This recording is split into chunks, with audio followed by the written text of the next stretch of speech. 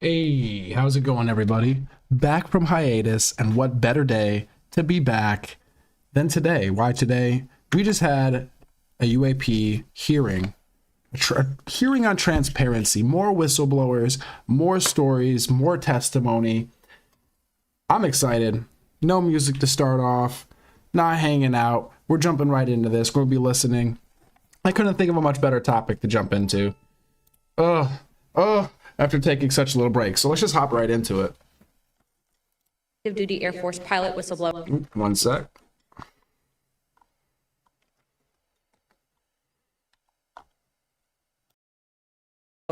That alleged that the United States Air Force was covering up UAP activity at Eglin Air Force Base. We have heard from a number of whistleblowers, specifically military pilots, that the reason for not coming forward publicly is out of fear that speaking out would cost them their flight status and potentially their careers. This is unacceptable. We cannot protect our airspaces if our best trained observers are silenced. We cannot advance science if we refuse to ask questions. And we cannot maintain trust in government if we keep the American people in the dark. Now, Congress has tried to fix this problem. Congress tried to create formal channels through the All-Domain Anomaly Resolution Office, also known as AARO, and the Intelligence Community Inspector General for service members and officials to make disclosures. But the reality, the reports come in are often to brush aside, slow-walked, or met with skepticism rather than serious investigation. Recently, the former AARO director, known as Sean Kilpatrick, attacked our witnesses and members on this committee. It should be noted that he's a documented liar and brings into question what his purpose at AARO really was if it was not to follow up on investigations and disclose his findings to members of Congress. A former Deputy Assistant Secretary of Defense for Intelligence, Chris Mellon, described a report published by AARO that found no evidence that any USG investigation, academic-sponsored research, or official review panel has confirmed any sighting of UAP-represented extraterrestrial technology. As the most error-ridden and unsatisfactory government report I can recall reading during after decades of government service. Mellon further noted that this was a first AARO report submitted to Congress without the Director of National Intelligence's sign-off and seemingly excluded input from any scholars or experts who have studied or written extensively about this topic, as would normally be in any other case in this field. Mellon determined that this report failed to fulfill the congressional mandate under which it was required, omitted entire agencies with known investigations or activities related to UAPs, and omitted any discussion of efforts to hide classified or unclassified information about UAP. Such efforts were unaddressed by the report, despite the existence of agency records and investigations concurring with them, including those at U.S. Customs and Border Protection. If we set up offices and oversight bodies only to let them become graveyards for testimony or, worse yet, ruses for pretending to investigate when in actuality there was no follow-up, then we are not doing our jobs. In recent months, Congress has also been presented with evidence that points to technologies that, to our knowledge, are beyond our current capabilities. It is our duty as elected representatives to follow the facts wherever they lead and to ensure that those facts are not buried under classification stamps or bureaucratic excuses. Let me be clear, whether UAPs represent adversarial technology, natural phenomena, or something beyond current human understanding, Congress has a responsibility to investigate. If these objects are foreign in origin, then they pose a direct threat to our national security. And if they represent something unknown, they demand rigorous scientific inquiry, not ridicule, not secrecy, and not silence. The stakes are very high. Adversarial nations are not waiting for us to catch up. They are studying these phenomena as well aggressively, as multiple nations have also announced their own parliamentary investigations into this very topic. If we are to continue to hide information from ourselves, we risk strategic surprise. If we continue to ignore our pilots and service members, as well as countless government whistleblowers, we risk losing their trust. And if we continue to shield the truth from the public, we risk eroding the very foundation of democratic accountability. This is why this hearing matters. This is not about fueling speculation. This is about demanding the basic transparency from the Department of Defense and the intelligence community and other military contractors. It is about asking the questions every American has the right to ask. What do we know? What don't we know? And why in a free society are we being told so little? A major barrier to this committee's inquiry into UAPs has been the lack of cooperation and transparency from the Department of Defense and the intelligence community. In preparation for previous UAP hearings, the committee repeatedly asked the Department of Defense to allow members to view videos and files related to UAP incidences. Unfortunately, the Department of Defense notified the committee staff that due to the department's Special Access Program rules, only members of the House Armed Services Committee, as well as the Defense Subcommittee on House Appropriations, also known as HAC-D, were allowed to be read in onto such programs. So what sent me down this rabbit hole tonight is, one, just seeing the hearing. I did not realize it was today, but if you guys haven't seen the video they released, it's like deeper in the hearing. But apparently we sent a rocket at one of the UAPs, like Hellfire rocket. And I don't know, I don't want to poison the well, but it appears as though it bounces off of the UAP and some of the debris is captured by the UAP and follows behind it. I don't know. It's kind of a grainy video, but we'll see it here in a bit. For a non-committee member to be allowed to view these documents and videos, individual members must be approved by the chairman and ranking member of both HASC and HAC-D. Independent SAP oversight has presented a consistent problem for Congress, as well as program budgets are classified. Additionally, oversight reporting to Congress is classified and only provided to the authorizing and appropriations committees of jurisdiction. The American people are not fragile. They do not need to be shielded like children from reality. What they cannot tolerate and what they will not forgive is a government that withholds the truth and punishes those who dare to speak up. I want to close with this. Future generations will look back at this moment and ask what we did when presented with the unknown. Did we look away, embarrassed or afraid, or did we pursue the truth with courage? I intend to be on the side of truth, transparency, and accountability, and I hope my colleagues on this task force will be able to do the same. To quote a few elected officials, Senator Schumer has stated, multiple credible sources allege a constitutional crisis over UFOs. Senator Rounds has stated that these are brilliant individuals and they are not making this stuff up. And our current Secretary of State, Marco Rubio, has stated very high clearances and high positions within our government in regards to these whistleblowers. Senator McConnell also described these whistleblowers as sane and credible. And the witnesses today are not alone. In fact, they're far from it. In fact, 34 senior military, government, and intelligence officials have broken their silence. This includes now Secretary of State Marco Rubio, Senator Rounds, Senator Gillibrand, General Jim Clapper, the former director of the government's UAP task force, the former head of aviation security for the White House National Security Council, the former Secretary of Defense, and many more. Again, to quote Secretary of State Rubio in an upcoming documentary known as The Age of Disclosure, even presidents have been operating on a need-to-know basis that begins to spin out of control. And to quote Senator Gillibrand, who also went public in this documentary, it's not acceptable to have secret parts of this government that no one ever sees. It's time for the fundamental truths of UAP to be revealed to our nation's leaders and the public. It's time for the U.S. government to exercise transparency. And with that, I yield to ranking.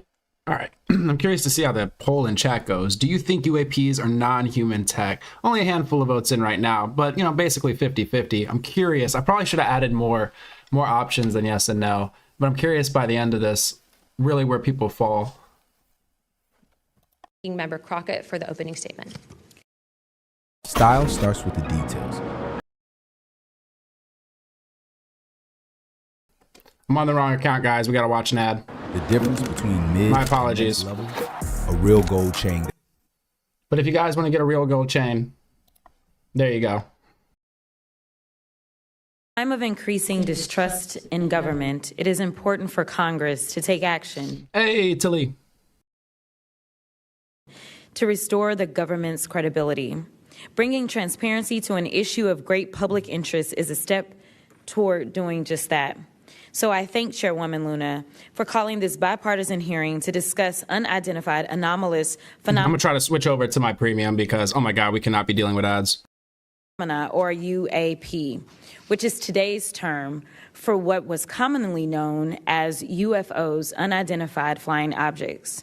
And while some people think of flying saucers when they hear these terms, it is vital that we focus on the real-world impact of UAPs on critical infrastructure, civilian safety, and national security.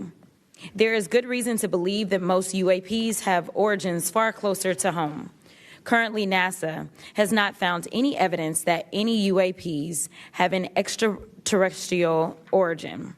Our adversaries are working to develop new capabilities to gain military advantages, and those efforts are likely explanation for the mysteries that we have observed.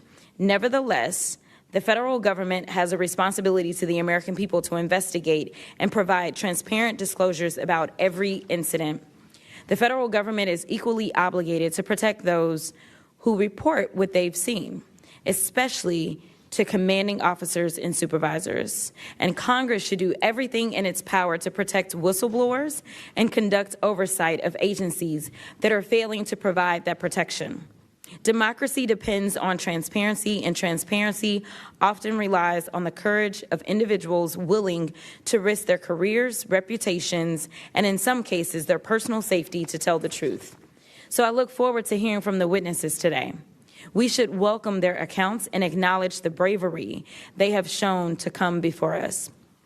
We must ensure that all whistleblowers feel that they can come to Congress to tell their stories without fear of retaliation or professional consequences. We need transparency not just to make better policy, but also to ensure that information flows between all those who need it. There are too many tragic examples in our history where information lapses and a lack of cross-agency coordination led to disaster. Just this year, failure to communicate between FAA and the Department of Defense led to tragedy over the Potomac. The Biden-Harris administration sought to eliminate some of these lapses when it established the All-Domain Anomaly Resolution Office at the Department of Defense. AARO can convene sources from all branches of military, the FAA, and NASA to combine forces to create a comprehensive picture of what is happening in our skies. Some UAP reports have perfectly normal explanations: satellites, consumer drones, weather balloons, even pranks. But we need to track down each and every single UAP. The United States has millions of eyes in the sky, both electronic and human. But only the combination of civilian, commercial, and military sources can begin to create a complete picture. So we need to ensure that people can come forward and report what they have seen to the relevant authorities. And they have to have the right to. All right. I think we're locked in. I think we're locked in here. FAA and NASA to combine forces to create a comprehensive picture of what is happening in our skies. Some UAP reports have perfectly normal explanations: satellites, consumer drones, weather balloons, even pranks. But we need to track down each and every single UAP. The United States has millions of eyes in the sky, both electronic and human. But only the combination of civilian, commercial, and military sources can begin to create a complete picture. So we need to ensure that people can come forward and report what they have seen to the relevant authorities. And they have to have the right to do so without fear of retaliation. This country has a history of dedicated public servants standing up for what is right, even in the face of potential consequences. From the Pentagon Papers to Watergate to torture programs, whistleblowers have not only informed the public, but also empowered Congress to fulfill its constitutional duty of oversight. Past Congresses have written laws to grant legal protection for whistleblowers, and it is up to us to work responsibly with all sources to hold the executive branch accountable. We are here today to listen to the stories of those who have witnessed events of interest to the American people, and to support the policies that cultivate an environment that welcomes and protects whistleblowers. I hope this hearing will be an example of the respect and protection whistleblowers deserve and the importance of conducting oversight of the federal government. I yield back. Yeah, definitely not my favorite politician, but I am glad that this is like bipartisan, right? So at the very least, I'm not really as interested in their statements as I am the whistleblowers and whatnot that are coming forward here. I am pleased to welcome the panel of witnesses for today's hearing. I'd first like to welcome Mr. Jeffrey Nucatelli. He's a United States Air Force veteran and a career federal employee with more than 20 years of experience in national security, law enforcement, and public administration. Next, we have Mr. Alexandra Wiggins. Mr. Wiggins is currently serving as a Senior Chief Operations Specialist in the United States Navy. Mr. Wiggins is testifying in his personal capacity today and not on behalf of the United States Navy. Next, I would like to recognize the gentlewoman from Nevada, Representative Titus. Thank you very much, Madam Chairman, ranking members, for allowing me to sit with you on this panel today. I'm honored to be able to introduce a witness here who is from my district, George Knapp, who has been the definitive expert and reporter on this topic that you're exploring today, UAPs or UFOs. George is a longtime friend, I would say that up front, but a very respected journalist and a recognized expert in this field nationally and internationally. Just a little something about George.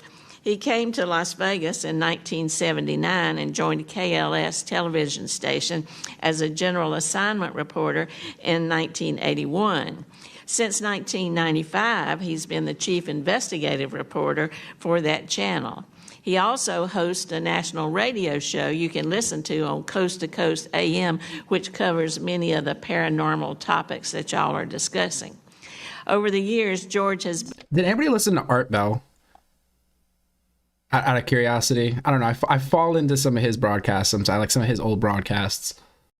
Been, as I said, recognized for his work. He's been honored with the Peabody Award, the DuPont Award, the Edward Murrow Award, and 27 different regional Emmys for his investigative reporting. Indeed, he has told Nevada's story with clarity, with objectivity, and with integrity. So I know that his testimony today is going to be of great interest and value to this committee. So thank you very much. Next, we have Mr. Dylan Borland. Mr. Borland is a United States Air Force veteran and has a long career in federal service. And finally, I'd like to introduce Mr. Joe Spielberger, a senior policy counsel at the Project of Government Oversight. Pursuant to Committee Rule 9G, the witnesses will please stand and raise their right hand.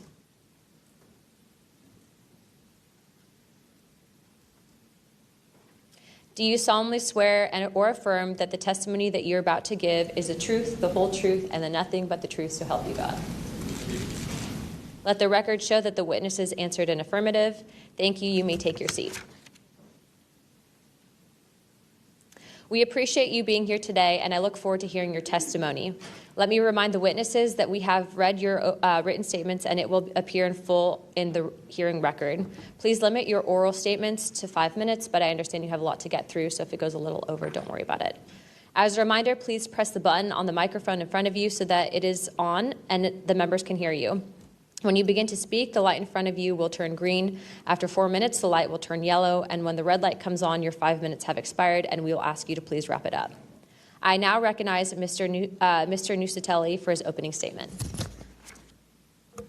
Good morning. Thank you, Chairwoman Luna, Ranking Member Crockett, and members of the task force for giving us the opportunity to testify today. My name is Jeffrey Nucatelli. I'm a former military police officer with 16 years of active duty service in the U.S. Air Force. I'm here today because the American people have both the right and the responsibility to know the truth about unidentified aerial phenomenon. That truth remains hidden, classified and silenced by fear, retaliation, stigma, and confusion. Today, we are here to help break that silence.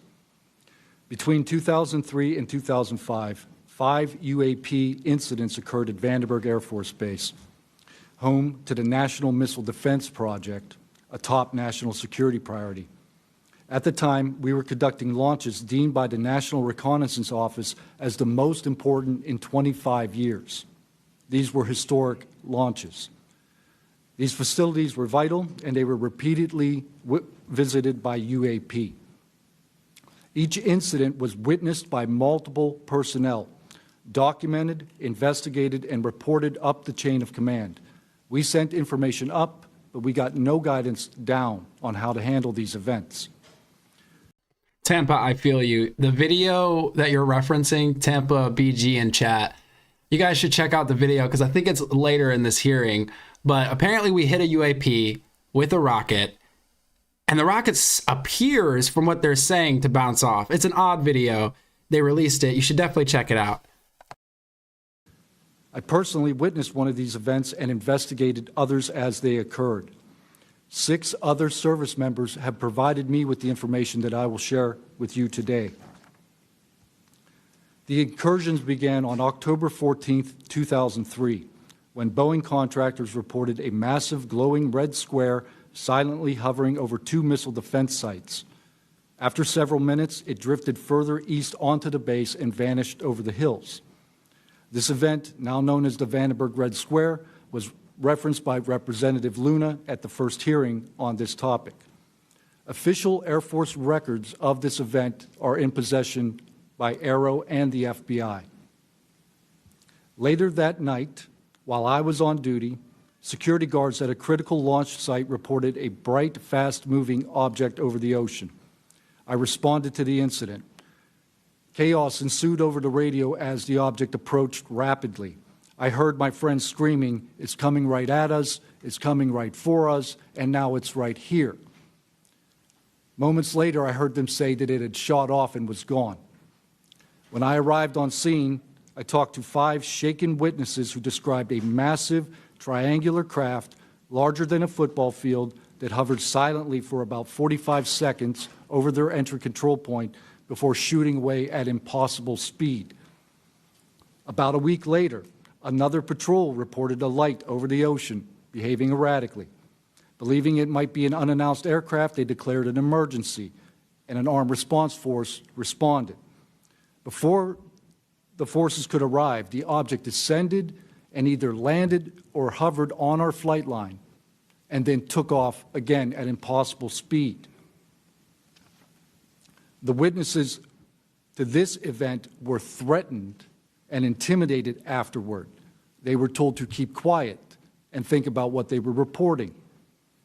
After that, things did get quiet until about 2005, when another patrol reported a massive triangular craft larger than a C-130 silently floating over the installation.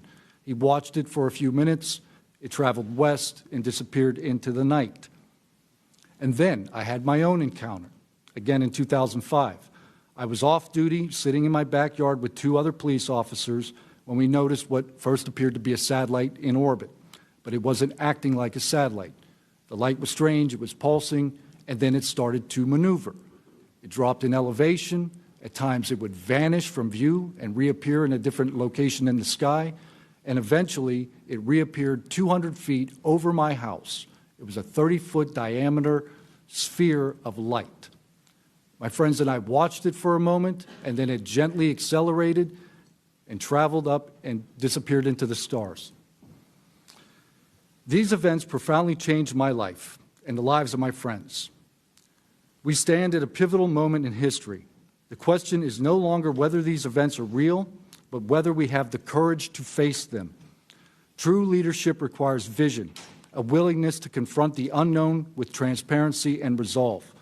So I ask the Congress to help we, the people, enact this vision. There are 3 goals. Fund independent research and treat UAP study with the same seriousness as we would any other scientific field. 2, end secrecy and overclassification. Transparency is the foundation of truth. Without it, witnesses like us are dismissed. 3, protect the witnesses. Many stay silent out of fear for their careers, reputations, and the safety of their families. Protect them, and you will embolden others to join this cause. These phenomena challenge our deepest assumptions about reality, consciousness, and our place in the universe. Exploring them can unlock transformative breakthroughs in technology, biology, and human understanding. Let this be the moment when America chooses courage over fear, transparency over secrecy, and progress over stagnation. Let's show the world that our nation leads not only through strength, but through fearless pursuit of the truth. Thank you. Thank you, Mr. Nucatelli.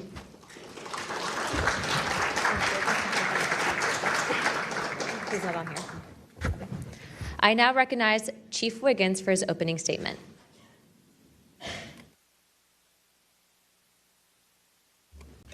Please press your button. Thank you. Good morning, Chairwoman Luna, Ranking Member Crockett, and members of the task force and the committee. Thank you for the opportunity to testify today.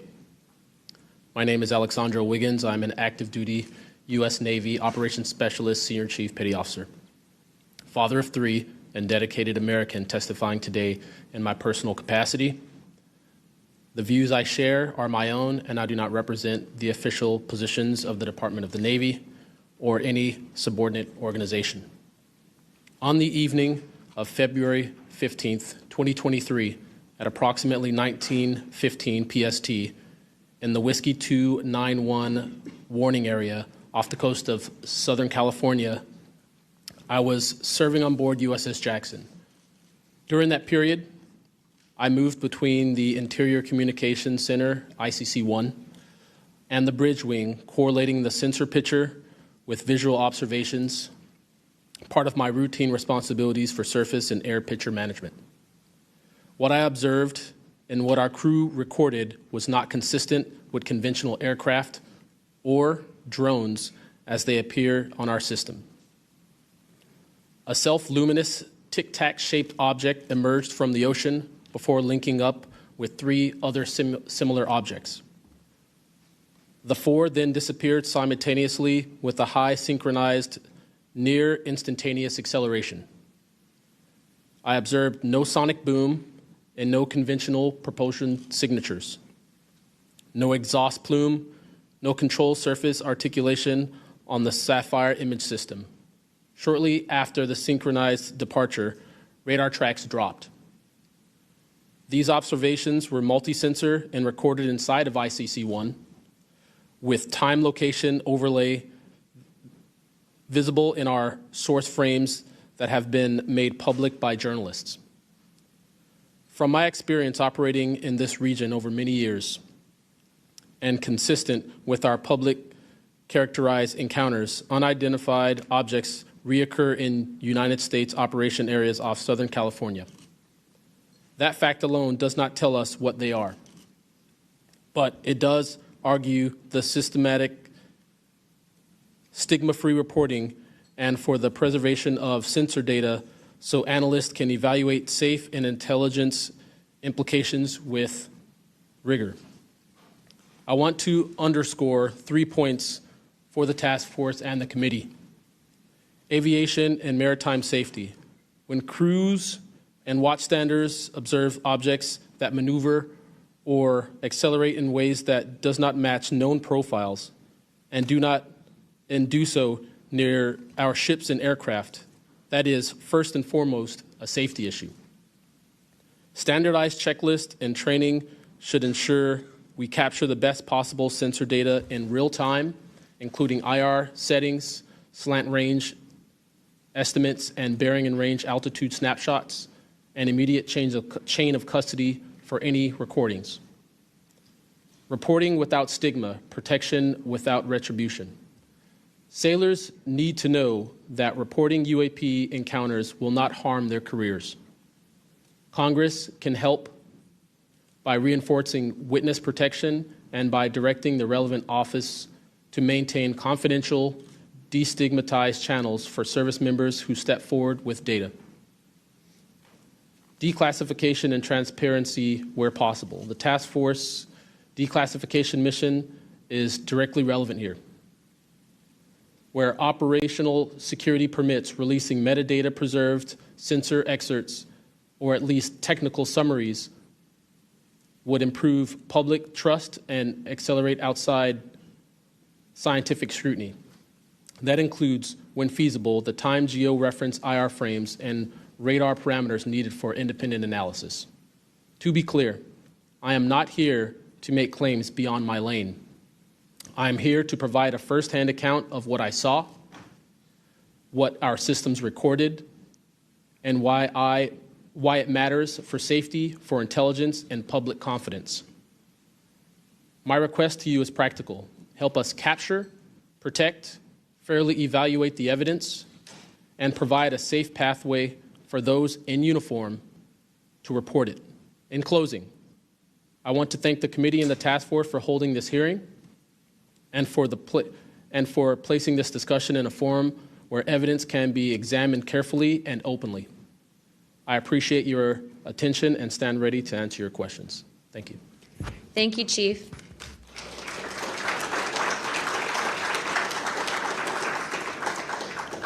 I now recognize Mr. Knapp for his opening statement.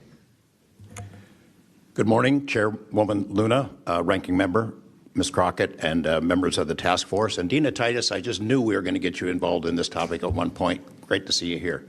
I'm George Knapp, Chief Investigative Reporter at KLAS TV in Las Vegas. I began my pursuit of this weird mystery way back in 1987, and for 38 years, I've always approached this as a news story. It's not a matter of faith or belief. To me, it's a story, and it's an important one. I'm proud to be here alongside these witnesses today, men who have seen strange things and stepped forward to tell the world about it. Whistleblowers and witnesses who step up are routinely insulted, belittled, or worse. They risk their reputations, their careers, their clearances, their livelihoods, and sometimes much worse than that, even their freedom. I know that one of the goals of the task force here is to figure out ways to protect whistleblowers and witnesses, and it's a tall order because so many of the things that happen to witnesses like these are extra-legal. They're carried out by persons unknown, as Mr. Dave Grush, sitting up at the top of the room, knows all too well, including events in recent days that have happened to him. I want to share a couple of things that I've learned along the way on this long journey, and I submitted most of that in written form because I estimate that my statement here today would take about 4.5 hours. So I'm going to try to jump over and touch on the more important salient points. I submitted a detailed written statement for the record, and we'll go into a lot of that here. But the public has been told over and over since the late 40s, there's nothing to worry about here. These mysterious craft seen by millions of people in the skies, in the oceans, over the land are not real. They're not a threat. The witnesses are wrong. They're crackpots. Don't believe it. That changed for me. What got me hooked is the paper trail. Documents that were squeezed out of the U.S. government after the FOIA, Freedom of Information Act, became the law of the land. And those documents paint a much different picture than what the public, the press, and Congress have been told over many years.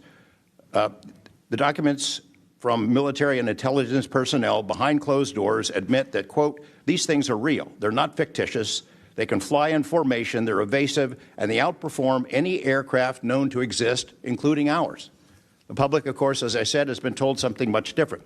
Back in 1989, I reported about a guy named Bob Lazar, who claimed that he worked at a facility dubbed S4 out in the Nevada desert, very near to Area 51. He said he was part of a reverse engineering program.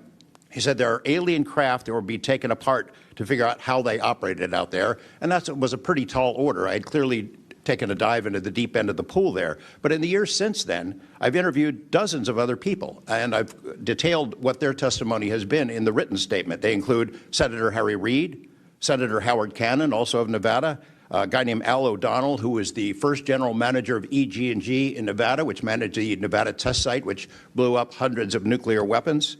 There's a guy named Dr. James Lakatsky, who was a career scientist with the Defense Intelligence Agency, who was the guy who initiated a program called AAWSAP, Advanced Aerospace Weapons Systems Application Program, which is, as far as we know, the largest acknowledged UFO program ever funded by the U.S. government, which put together an amazing pile of information that members of this committee and the world, most of which have never seen. The DIA still hasn't released 95% of what was prepared by that program at a cost of millions and millions of dollars.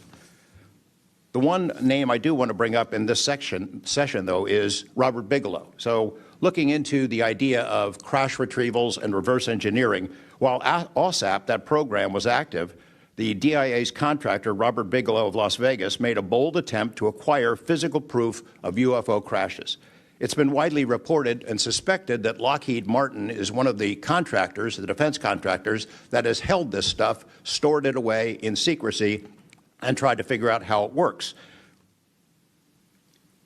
I have confirmed on the record that Robert Bigelow and a trusted colleague from OSAP met with and negotiated with senior executives at Lockheed Martin and hammered out a deal wherein Bigelow's company, Bass, would receive a quantity of unusual material that had been stashed away and protected at a facility in California. That material was not made here.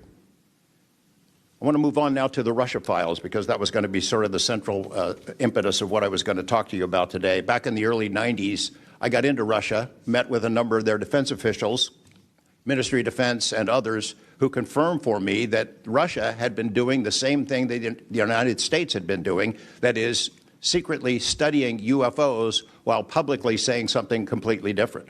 The documents and interviews that I obtained and have now shared with this task force show that the USSR launched what is almost certainly the largest UFO UAP investigation in the world. The first phase of that was an order was sent out to the entire USSR military empire that every unit, you see anything strange in the sky, a craft, an orb, something unusual, you had to gather all the evidence, collect testimony from the witnesses, look for physical evidence, and all of that information went into one program at the Ministry of Defense. Thousands and thousands of these reports came in. A lot of them were first routed to the KGB, but then back to another program that came after this collection effort called Thread 3. And Thread 3 was an analysis program. We have provided to the committee the documents of what they were trying to do, and essentially they were trying to build their own UFOs. They were using the information from their observations and studies to try to figure out the technology. The guy who was in charge of that program, Colonel Boris Sokolov, told me that their goal was to basically develop technology that would be superior to anything we had, based on what they learned from UFOs. Mr. Knapp, just in the name of time, Sure. to my understanding, did you have anything you wanted to submit for Congress to see in this committee? I have submitted those documents. Would you like to play any videos? Do you have a video that you would like to play? I don't think it's for me to play. No, that was for Alexander. Yeah, Alexander's video. Okay. You could play it. He could narrate it. Okay. We can, in the name of showing that video to everyone on task force, we'd like to play that video at this time. Sure. Sorry, I was fighting with getting the chat on the screen for you guys, but it looks like it's on the screen. It looks like, do you think UAPs are non-human tech? 345 votes in the chat here. 66% say yes. So chat seems to be leaning towards non-human tech. Still pretty early on, though. I'm curious to see. It's probably going to be a 50-50, it seems like.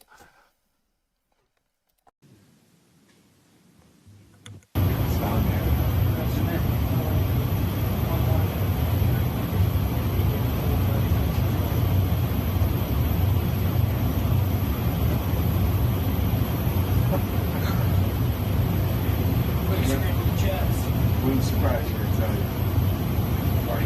You call it the VGSS team. Yeah, like 22,008. That shit took off earlier.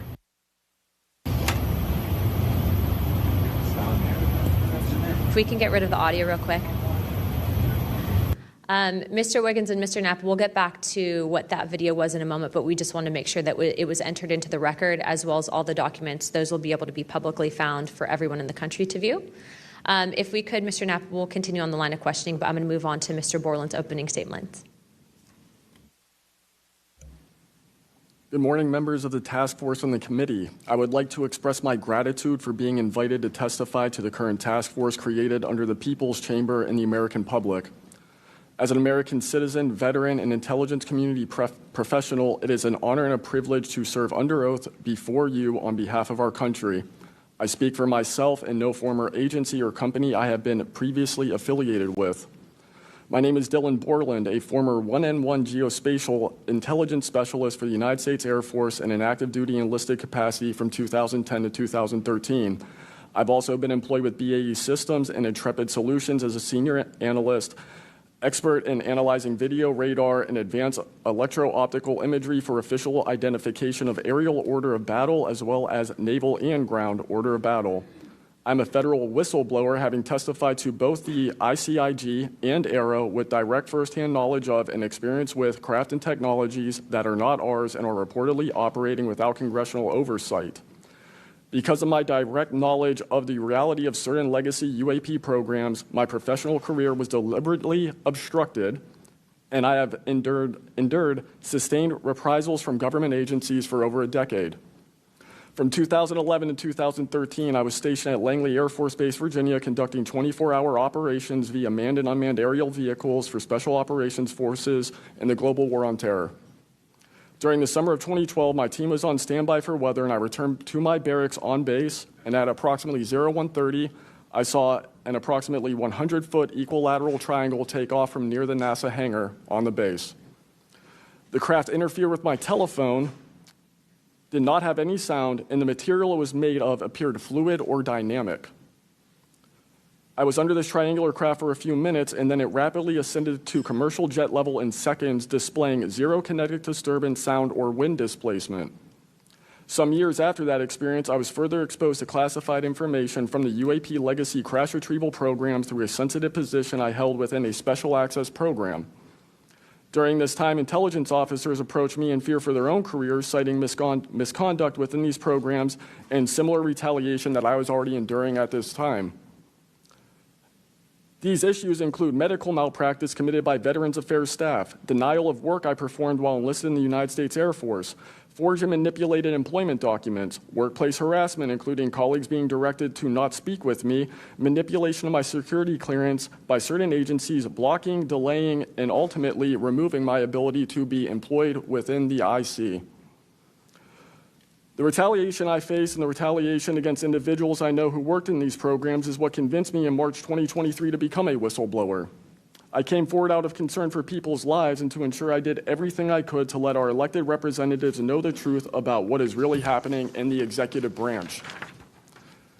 At the end of March 2023, I agreed to meet with AARO following the suggestion of other federal officials believing it was what our nation required of me. I had reservations with AARO due to assessments they were reporting publicly at the time as a misrepresentation of the truth. Because of these concerns, I did not share sources and methods information in order to protect current and former federal personnel who had firsthand exposure to technologies of unknown origin. I did not want anyone to face further retaliation beyond what they had already endured. And unfortunately, a staff member ended up getting in some trouble because of that. After David Grush testified under oath in the summer of 2023 and provided historic disclosure, I was then asked to go to the ICIG and did so in August 2023. It was very clear early on during my intake interview, which was video recorded under oath, that the objective was to solely assess how much I know and not move forward with an investigation with new information I provided them. The aftermath of that IG complaint still troubles me to this day. Since my ICIG complaint, I've been prevented from resuming prior employment and can confirm I'm still blacklisted from certain agencies within the intelligence community. In addition, multiple agencies attempted phishing attacks to assess what I had divulged to the Inspector General, including being asked to disclose details of my ICIG complaint during a CI polygraph for a position unrelated to UFO UAP matters as recently as November 2024.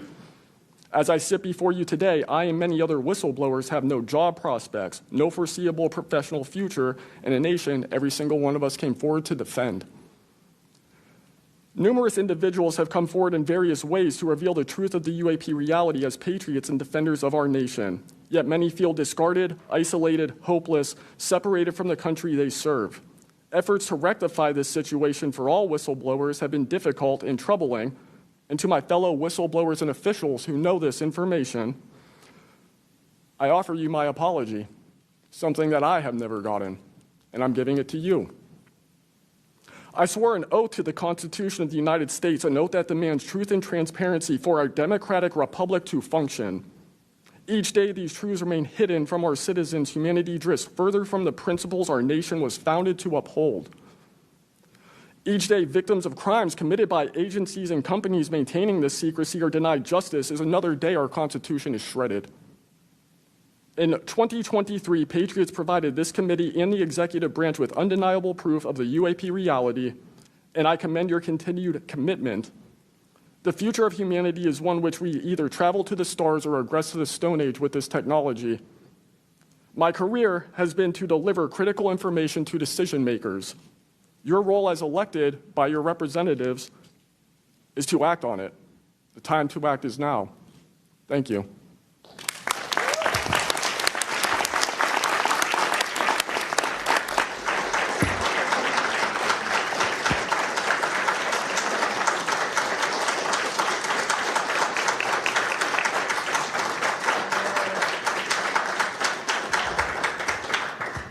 Mr. Borland, thank you for your service to our country, and we appreciate you. And we are sorry about how you've been treated, and we will make sure that we try to rectify that situation.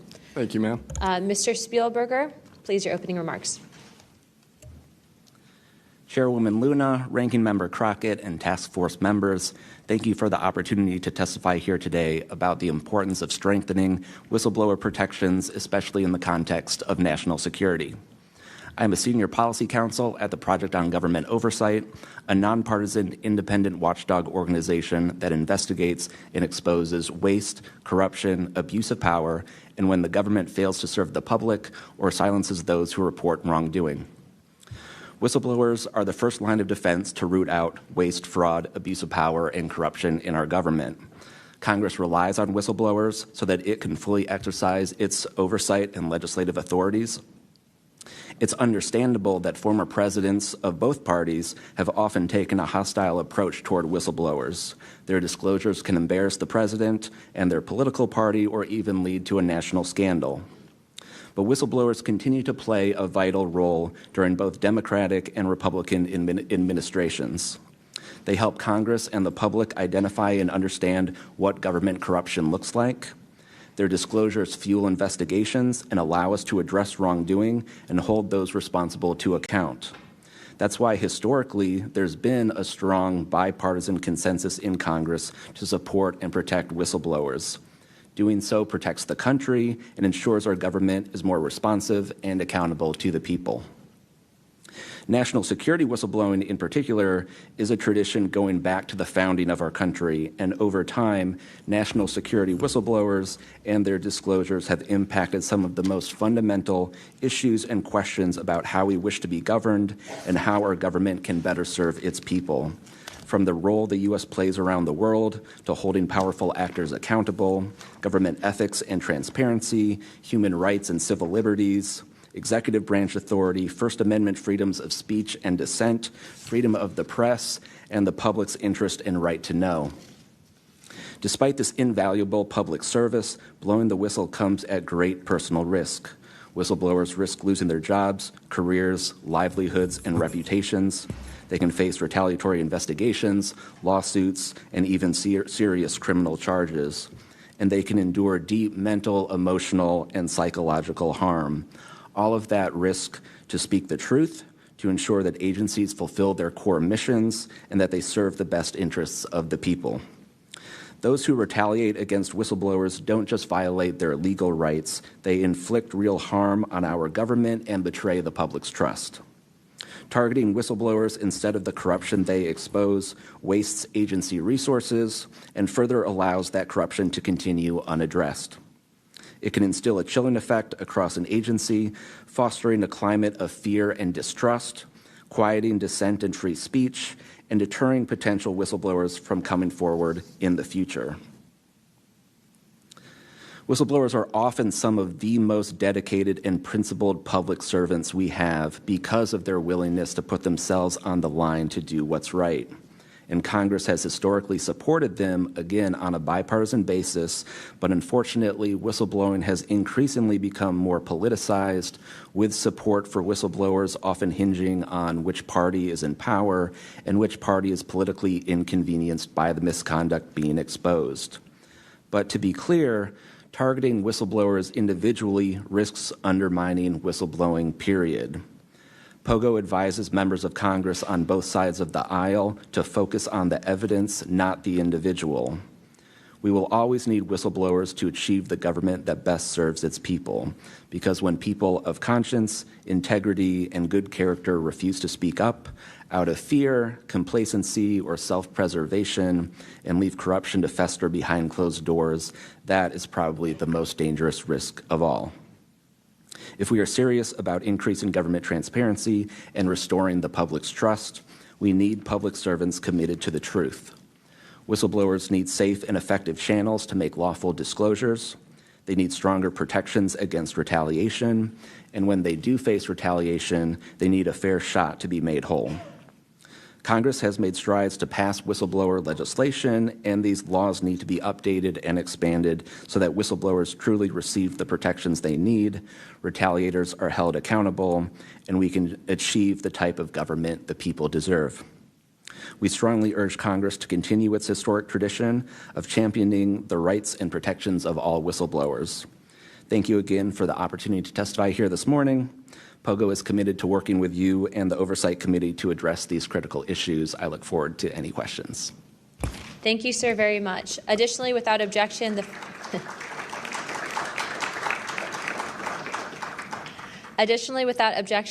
following members are waived onto the task force for the purpose of questioning witnesses at today's hearing: Representative Perry of Pennsylvania and Representative Grothman of Wisconsin. Sorry, what is it? Oh, Representative Biggs from Arizona. I already got you, but yeah, we're good. Without objection, so ordered. I now recognize myself for 5 minutes of questioning. Also, as my friend Mr. Moskowitz might have to go, would you like to go now? Okay, all right. Mr. Borland, in your testimony, you described witnessing large triangular craft while stationed at Langley Air Force Base in 2012. Can you explain what you observed in terms of size, behavior, and why you're confident it was not conventional technology? Great question, ma'am.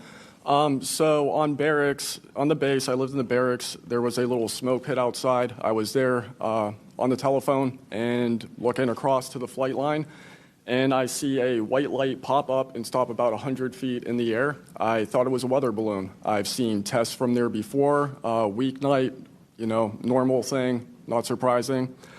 I actually finished my cigarette and I began walking up towards the flight line. There is a track, and because I was on 3 months of night work, I would walk the track at night when we were weathered down. And as I began walking towards the flight line and the track, the light then flies across the base, across the flight line, and as it flies to me, a triangle manifests around the light. I can't tell you if it's active camouflage. I can't tell you if it appeared around the light, but I can tell you that it was a white light, and then it was a triangle. It stopped about 100 feet in front of me and approximately 100 feet above me. My telephone got extremely hot, completely froze, dead. I remember how thick it was. It was between 1 to 2 stories thick, equilateral triangle. I could never see the top of it, and the edges were 90 degrees.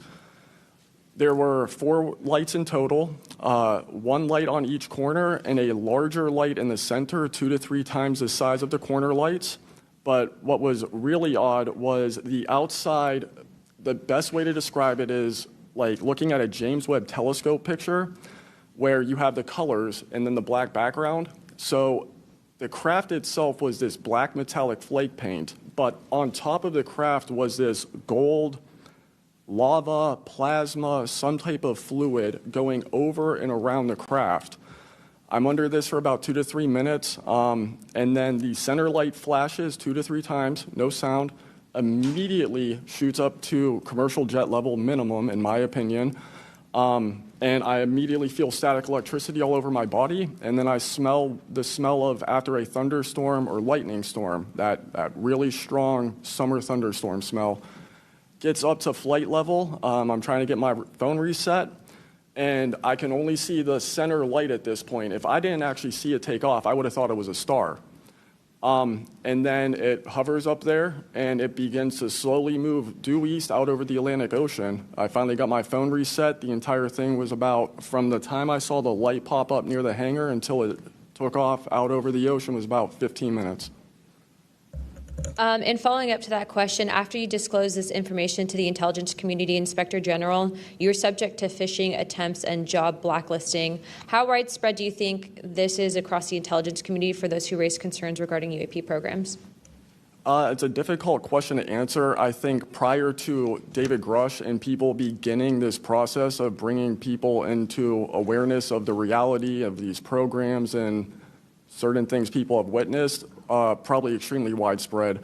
I think today there's still an issue, but because people are able to come before you and people are speaking out, I think it has been somewhat less.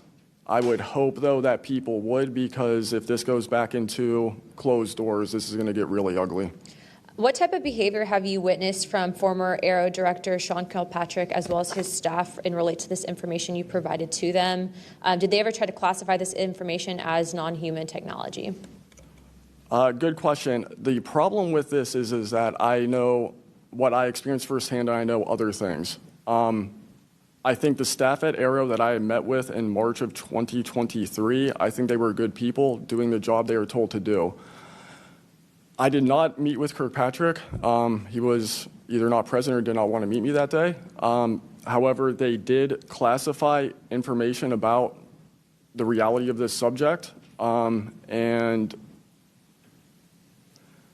it was very concerning because in my AARO MFR, they had actually referenced a former staff member that was the one who told me to go there, and they probably shouldn't have done that. And real quick before my time is up, and we might go to second round of questioning just so you're all aware, how important, given everything that you've seen and experienced, is the UAP Disclosure Act of 2025 in restoring both public accountability and trust? I think very important. I would hope, though, that the 7-year window could be shrunk, my opinion, but very important. The truth needs to be known. Thank you very much. I now recognize Jared Moskowitz of Florida. Thank you, Madam Chairwoman. Thank you for allowing me to wave on to the committee. I remember, the last committee when we had a bunch of former military personnel folks that either served on bases, were pilots, or were in different programs experiencing knowledge. It made me recognize that the narrative has changed, right? It's politically convenient for the government if you all weren't military folks in suits. It would be much better if you pulled up in Winnebagos and were wearing hats. And so the picture of this, because that's important for the American people on how you tell a story, what the message looks like, and who the messenger is. So this is now the second or third committee where we have former military folks with impeccable records, with information and knowledge. And it's definitely clear on a bipartisan basis that we have to protect our whistleblowers. There's no doubt. And in a day in which it's really hard to tell what's true or not from a political standpoint. And so I don't really know what is true. I don't know on this subject. But I do know when we're being lied to. And we are definitely being lied to. There's just no doubt about that. Mr. Wiggins, I want to talk to you. I find your background and testimony compelling. When you first saw what you were looking at, what were your first thoughts? My first thoughts were, I think everything that I was told and taught as a kid and as growing adult no longer, was applicable. If I'm able to see something that I thought defies gravity in such a way, then what else could be possible? That was my first thought. So did you think what you were looking at was a weapons program that you were unaware of, or did you think what you were looking at was obviously some extraterrestrial piece of technology? Neither one of those crossed my mind. It was just. How about now? What do you think it is now? I'm not the expert. I think it. I want to be as skeptical as everyone else and just hope to know the information. Anyone in the U.S. government tell you what you were looking at to try to dissuade you from what you thought it was? No. So no one was like, oh, there was some anomaly with the technology. No one from the government did that? No one. How do you think you were treated when you reported this information or have talked about, you know, the Tic Tac video is well out there. It's well reported. How were you treated? I've had no pushback at all. I haven't had anyone reach out to me or try to, you know, dissuade me in either direction, militarily speaking. So I was treated fair, and I appreciate the Navy itself with assisting me with coming here to being able to testify. That's good. So what do you think the American people should take away from watching your video, right? Because when we watch it, obviously, right, we've never seen anything like that. It defies what we know to be technologically possible. What are we supposed to think? Someone's lying about something. Someone's hiding something, right? That's not normal what you looked at. I think what the American people should think when seeing that video, along with others before me, is that there is something out there, and we should know as the people what it is. Right. And so let's eliminate possibilities. So they didn't come to you and say there was a technological error with what you were looking at. So we put that aside, right? They didn't say it was broken. So we look at that and we see something. So it's either a weapons program being reverse engineered by our governments or other governments, or it's nobody's government, and it's not from here. Those are it. You agree with that assessment? I agree. One or the other. Mr. Borland, when you first experienced what you were looking at, what did you do next? Like, what was your next step after it had passed and you were done? I actually kind of laughed to myself and said, okay, so this exists as well. Worked in enough programs, been exposed to enough that I was like, okay, so this is a real thing. I went back, walked the track, talked with a couple of my friends about it. I did talk with some of my coworkers, one in particular, which I thought was a joke, and it definitely wasn't, was like, you probably should never say this to anybody. And then what happened to me happened. So. What about you, Mr. How do you pronounce your last name? Nucatelli. Nucatelli. And sorry, I know I'm running out of time, Madam Chairwoman. So obviously your incident happened well before we could record things on cell phones and things of that nature, right? What did you do when you first experienced? Because what you saw, right, you saw it happen like right out of your base. Correct. So tell me what you did after you saw that. What was like your next move? And I want to hear what your experience was. My next move, I went into my house after it left. I made sure no one had been abducted, and I picked up the landline. I called the Security Forces Command Center. I reported it. I requested that they give me a call back and make notifications up the chain of command. I got a call back in about 15 minutes. They reported that the weather station reported no balloons or aircraft, nothing on radar, no aircraft inbound or outbound. So I got that notification. And then within the following day or two, me and the other witnesses wrote statements. We prepared a report, and then we filed all that information. Madam Chairman, thank you for your indulgence in my questioning, and thank you for continuing to lead on this subject. What do you and your friends think about it today? You all have talked about it. Yeah. I mean, so what do you think about your experience as a collective group? That'll be my last question, Madam Chairwoman. I mean, we've been talking about this for 20 years. We don't know what we saw. What we saw changed our lives in the way we think about everything. It was incredibly profound. The object I saw, I don't even know if it was an object. It was a light. It was an orb. It didn't look like a craft, but it did look solid. And that's what we talk about. We noticed the object, and this was a pattern across all the encounters. Someone would see a light. They would pay attention to the light. And then the object responds. It performs for you. And then they come down and they investigate you. So it's almost like they're curious. So that's the thing we primarily talk about. Why did it come? After we noticed it. Maybe it noticed us after we noticed it. You're welcome. I now recognize Representative Mace for 5 minutes. Thank you, Madam Chair, and I want to thank all of our witnesses for being here today. Mr. Borland, I'd like to start with you and ask a few questions. Were there any other witnesses when you saw the equilateral triangle? Were there other witnesses that saw the same thing? Not to my knowledge, ma'am. At that point, the only people that would be awake is those of us that were doing operations for the GWAT and then security forces. So not to my knowledge. And do you think that, in your opinion, that the equilateral triangle was the U.S. government's technology? I did once upon a time, but knowing what I know now, I'll have to answer that question in a skiff probably. Well, my next question is, you teased us, so knowing what you know now means what? I know enough to know that if you want an answer to that question, go to AARO. They Okay. have the answer. Do you think it was a foreign government?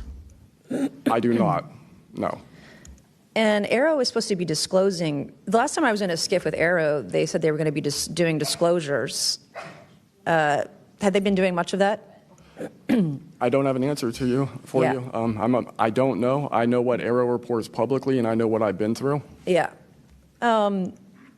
And some of this stuff can be, I think, debunked, right? Sometimes there are weather balloons that look kind of a little funky, or drones or whatever, depending on the angle, direction, speed, et cetera. Are you scared for your safety? That's a complicated question. So being here today, if I say the wrong word, technically I can be charged with espionage. Espionage is a death penalty. Whistleblowers have faced it. John Kiriakou, for example. I am not scared for my physical safety in the sense of an agency or company coming to kill me, but I have no job. My career has been tarnished. You know, I'm unemployed, living off of unemployment for the next 3-4 weeks until that's gone. So it's a complicated question. Have there been stories leaked about your life to try to discredit you in the public eye? As of now, I don't know. We know they did that to Mr. Grush. I am aware. Yes, ma'am. They leaked his private medical information, horrific things. It is. Okay, you said in your testimony earlier with the chairwoman, you know other things. I guess that has to be mentioned in a skiff. It would. The other things. It would, pending I'm even legally allowed to speak on it, and the people in the room are even legally allowed to hear it.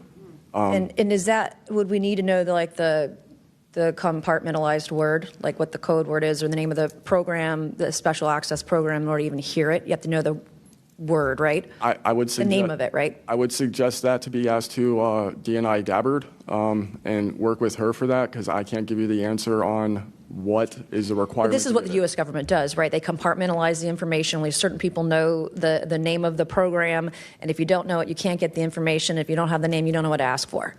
Even when we're reviewing the budget, we go into a skiff, we look at DOD budget and the budget of like black box programs, and we don't know what we're looking at because we don't know what these programs are. Is it a way for the government to hide from Congress what's really going on and where the money's going? In my opinion, absolutely, yes. You mentioned, too, in your testimony earlier that, quote, you went to speak with the government and they said somebody's name, a colleague's name, and you said they shouldn't have mentioned that staff person's name. What does that mean? A Senate staffer who is the one who helped me get to AARO recommended me I go there, gave me the email and the phone number because I could not find that information at all at the time. In fact, I believe you guys have talked about how AARO didn't even have a website for quite a period of time. We were told they were going to do disclosures, both what they've debunked, because some of it can be debunked, and then what they haven't been able to debunk. And to my knowledge, it hasn't been a thing. I only have 1 minute left. So, Mr. Knapp, we were definitely going to you. Watch every documentary. You guys have you and Jeremy have done a terrific job. I usually have more questions than I have answers. I think we all do, and you guys are doing a terrific job to bring information to the public. Do you think that any of this is a psyop by the U.S. government? Entirely possible. Now, that's a fantastic question. I mean, our government and other governments have admitted that they've tried to use UFOs to cover secret projects. But I think they also do some reverse engineering of those claims. So years after people start seeing UFOs over Area 51, for example, they come up with the story, oh, yeah, that was, we planted that story. So I read in a major newspaper just a couple of weeks ago, they planted this story. An Air Force colonel went out into the desert, went to a bar at Rachel, and gave them some fake UFO photos. And that's how the whole story about Area... A PSYOP is a psychological operation, essentially government-sanctioned gaslighting, more or less, right? A51 started, which is preposterous. Yeah, and I didn't even get to the crash retrieval program stuff yet, Ms. Chairwoman.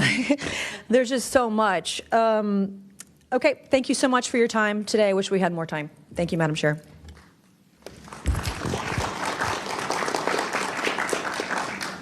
I now recognize Ms. Crockett for 5 minutes. Thank you so much, Madam Chair, and thank you so much to each of the witnesses that have come before us today.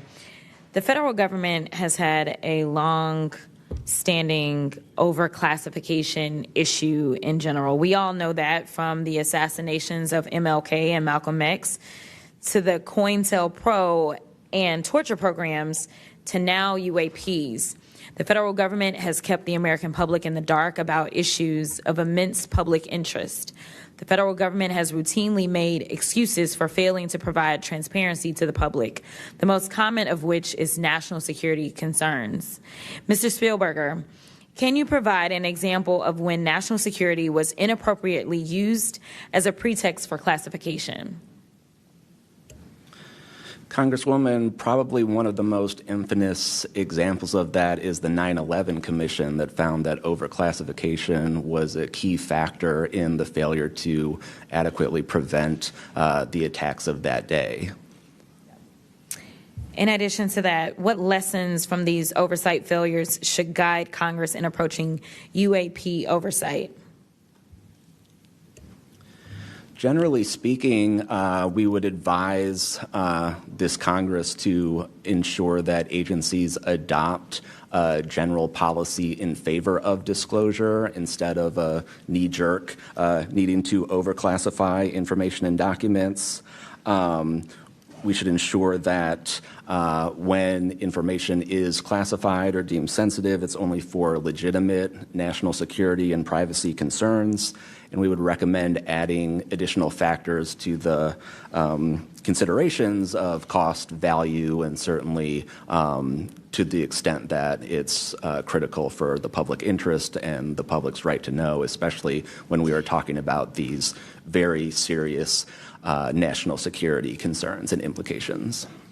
Can you speak to how whistleblowers have historically helped Congress uncover the truth in other areas and how that might apply here? Absolutely. So again, Congress has always relied on whistleblowers coming forward and making disclosures in a number of different issues across different agencies, anything from national security to airline safety, railway safety, environmental concerns, workplace health and safety, a lot of issues coming out of the COVID pandemic, for example. Whistleblowers have come forward with important disclosures on just about any critical issue affecting our government and affecting the American people, all of which have grave implications for the rights and protections that we have and how we live our lives in communities across the country. How important is it for whistleblowers to have strong protections when it comes to UAP-related disclosures or disclosures of other topics of excessive government secrecy?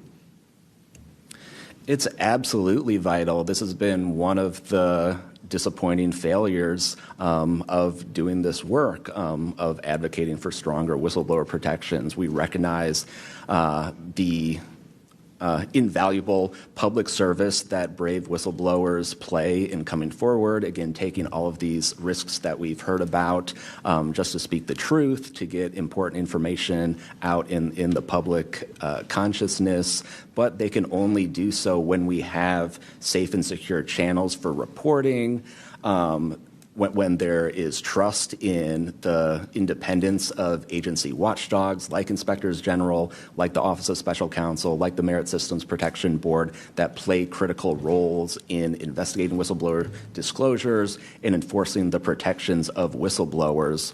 All of that is essential to allow whistleblowers to keep coming forward and playing these incredibly important public roles.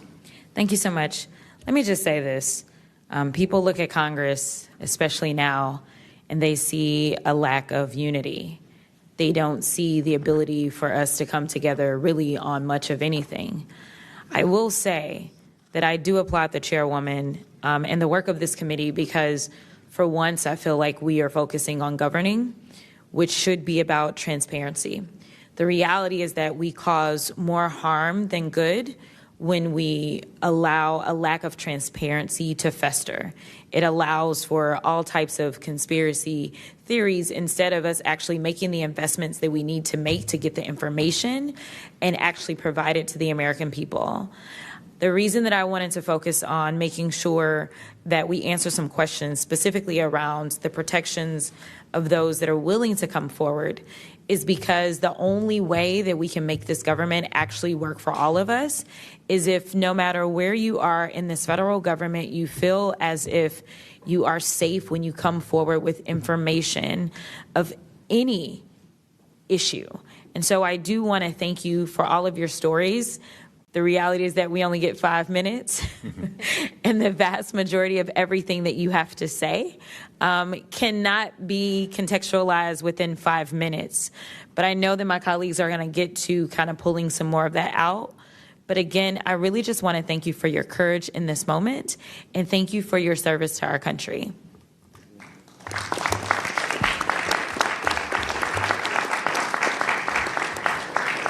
I now recognize Mr. Burchett from Tennessee for 5 minutes. Thank you, Chair Lady, and thank you, Ranking Member Crockett. I see a lot of friends out there, and I see a couple enemies, so I'll kind of remember that. But it's a pleasure being here. I want to remind people, too, this thing is an ongoing deal. We're not going to get this overnight. We've been fighting this battle, some of y'all, for 30 years and maybe longer. I hope we just keep focused on what we're trying to get to is total disclosure. We get a little wrapped up in a lot of things, but the government has something, and they need to turn it over to us. We pay their dadgum salary, you pay our salary, and you ought to get more out of us than you do. And that's what disgusts me about this whole thing. I think they're just trying to run the clock out on us, really. They'll poke us a little, and they'll make jokes to us and try to pull us off the target, but I think we know where we're at, and that's why they're firing at us, because we are over the target. My first question is, Mr. Knapp, I recently introduced the UAP Whistleblower Protection Act to help provide whistleblower protection to federal personnel for disclosing the use of federal taxpayer funds to investigate UFOs. I still don't want to say UAPs. How can Congress further increase whistleblower protections? I think you got to unleash the dogs and go track down the money and where it goes, because a lot of this stuff has been moved out of government. Sure. As you know, Rep. Burchett, it's been given to private contractors who've stashed it away. They've had it for so long that there's nobody left inside government, or very few, who know where it is. And they do that to keep us from FOIA, correct? Yeah, it's to keep it from FOIA. And I think that the contractors who've had this stuff for a very long time set their own standards about who is allowed to know what. And it's a very small group that ever cracks that. I think Representative Luna has been looking at the use of classifications to hide things.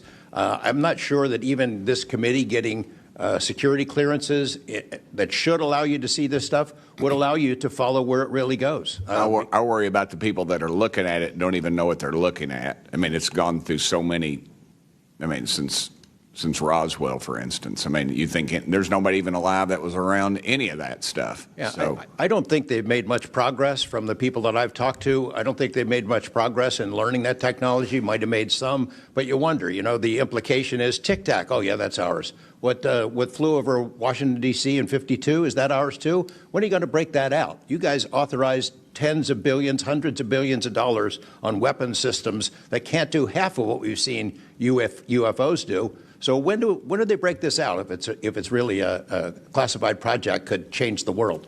I don't think they've made much progress, and I think they've been lying to us and to you and the rest of the world, and they're still doing it.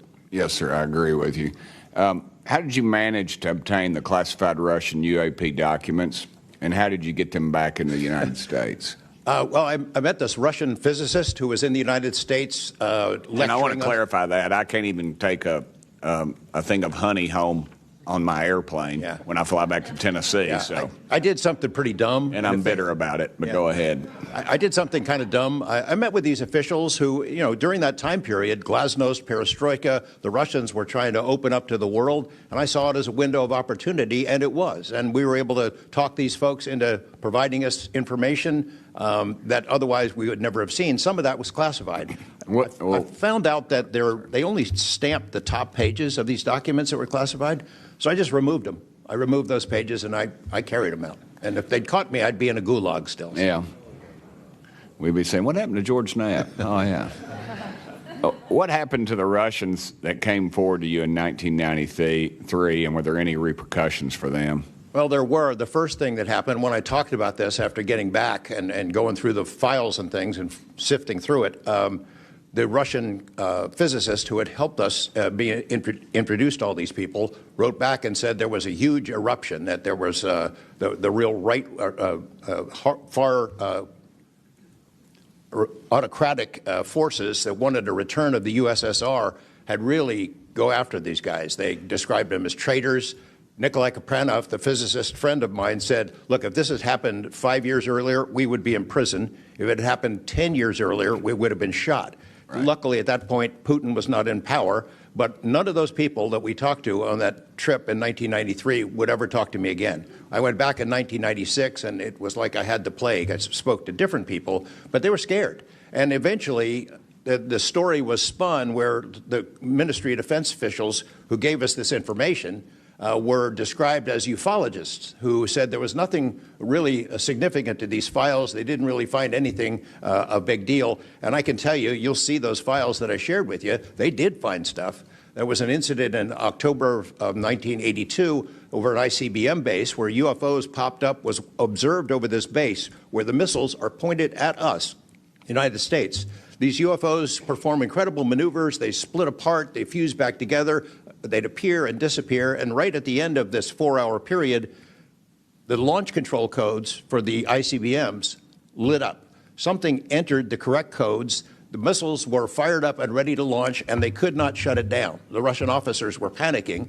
The UFOs they disappeared. The launch control system goes back to normal. Colonel Sokolov and his team came in, took the thing apart, could not figure out what it was. It wasn't a power surge or EMPs or some of the baloney excuses that our country has given for similar events involving our nuclear missiles. They thought it was a message from wherever the UFOs were from. And that's a chilling thing. I mean, we were a couple of seconds away from World War III starting, and the UFOs were responsible for it. All right, I'm out of time, but real quick, who are the contractors that have this material, the corporations? Well, one of them is Lockheed. And I'll tell you, I mean, I'm not saying Lockheed's the bad guys. They're doing what they were asked to do. Sure. They have lied about this because that's what they're supposed to do. But Lockheed would be one. There's a list I can give you, Congressman. Some of the big ones, the usual suspects. Okay, thank you. Yield back, Chair Lady. Sorry for going over. It's all good. It's all George Knapp's fault. I now recognize Ms. Boebert for 5 minutes. Thank you, Madam Chair. Chief Wiggins, based on your training and operational experience, could the behavior that you witnessed, a transmedium object vanishing without a sound, be explained by any known technology that we possess or other governments possess? It cannot. No. And has any government agency debriefed you or any of your shipmates regarding the EOIR and radar confirmed UAP encounter aboard USS Jackson? No one has, no, ma'am. What was that encounter like when you brought that up? If you want to briefly summarize that, when you brought that to their attention and then you were not provided any follow-up, who was told and how did you feel when there was no contact back to you? As far as the actual incident happening, yes, or sir. the reporting level? Yes, Chief. It was within the event happening. My duties are to report to the tactical action officer on watch while we're standing watch. So tactical action officer was there. I made my report. I've not had any discussion outside of that day. There's been no communication to me or requests from me within inside of the military. But speaking of that actual incident itself, once the report was made to the tactical action officer, that's when I made the decision to ask the individual watchstander that was controlling Sapphire to be able to slew into the location. And that's what you see in the video itself is when the watchstander is slewing in and kind of showing us what we're looking at. But outside of that, that's as far as the reporting went that I know of. Thank you, Chief. Just for the sake of time, Mr. Nucatelli, has AARO, the Air Force, or the FBI ever followed up with you personally about the Red Square event? I did have follow-up by AARO, nothing with the Air Force. The AARO office updated me, I think, at least 2 times. They let me know that they were unable to locate any records, that the records had been destroyed by the Air Force. The Air Force is destroying all their police records every 3 years on a schedule. So you were informed that these documents were destroyed. Well, I have a Freedom of Information Act from the Air Force that states clearly that they destroy all police records on a 3-year schedule. Okay. So they were sitting on documentation, destroyed it, refused to question any of the lead investigators, anything leading into this investigation? Yeah, basically they destroyed all the police records. So you couldn't even call the Air Force and ask them if there was a vehicle accident in that time frame. So that's a big problem. We're losing data in real time. So we'll never be able to go back and track. I think our federal government has a history of destroying records. Thank you very much, Mr. Nucatelli. Dr. Borland, as a geospatial intelligence officer, have you seen classified data indicating UAPs operate in restricted U.S. airspace, and has that information been withheld from Congress? I have not in U.S. airspace. That is intelligence oversight, so I did not have domestic authorities. After filing your Inspector General complaint over retaliation inside the Pentagon's UAP office, did you receive any kind of protection or just more retaliation? Within the IG or AARO, ma'am? Either. AARO, they went after the staff member and classified everything, shut that down. The IG, to this day, I don't even know if my complaint's active. I know my attorney that represented me was very, very, very concerned. And the best of my understanding, I was determined credible, not urgent. And do you think that experience would suggest that the internal UAP investigations may be compromised? Possibly. I mean, it's so hard because this goes back to people doing the job they're told to do, and very few people are going to want to give up their careers, 20, 30-year pension, get rid of their kids' health care, get rid of their house. It's possible, yes. Yes. Thank you very much, Dr. Borland. Mr. Spielberger, do national security whistleblowers currently have any external appeals processes to challenge retaliation, or are they just stuck relying on the same agencies that they're accusing? Congresswoman, this is one of the biggest concerns that we at POGO have, basically around the independence of investigations and accountability for retaliation. Basically, yes, national security whistleblowers have to rely on internal administrative processes that go through agency inspector generals. There are some differentiations, but the bottom line is that they are forced to rely on protection from the same agencies and people who they are alleging retaliated against them. Yes. Well, I thank you all for your bravery. We are out of time here. Thank you so much for coming forward, and we will do everything that we can to ensure that you are all protected. Thank you for trying to bring truth and transparency to the American people. Madam Chair, I yield. I now recognize Mr. Burleson for about 5 minutes.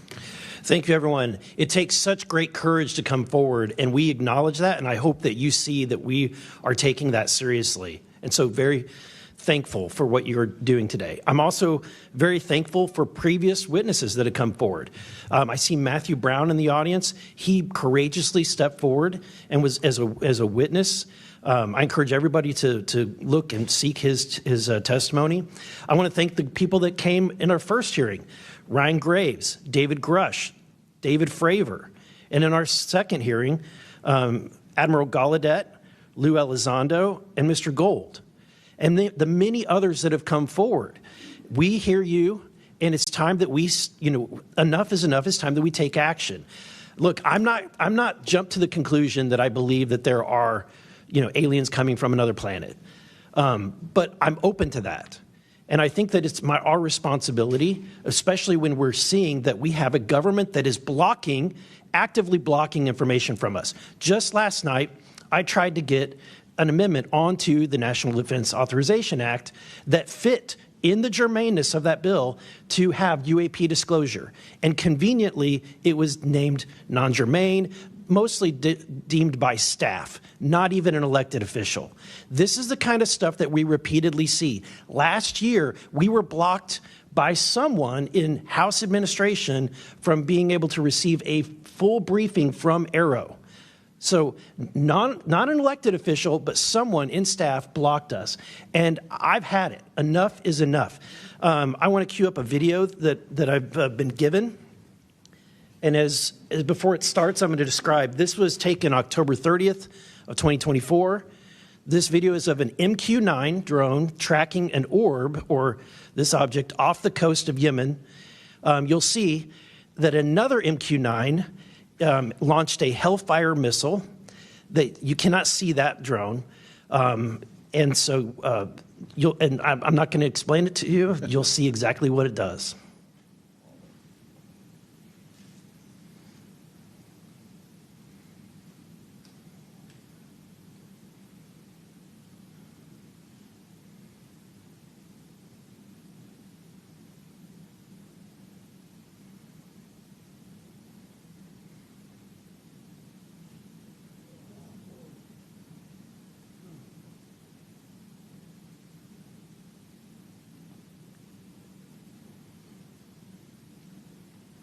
This is when it zoomed out, so you can still see it traveling.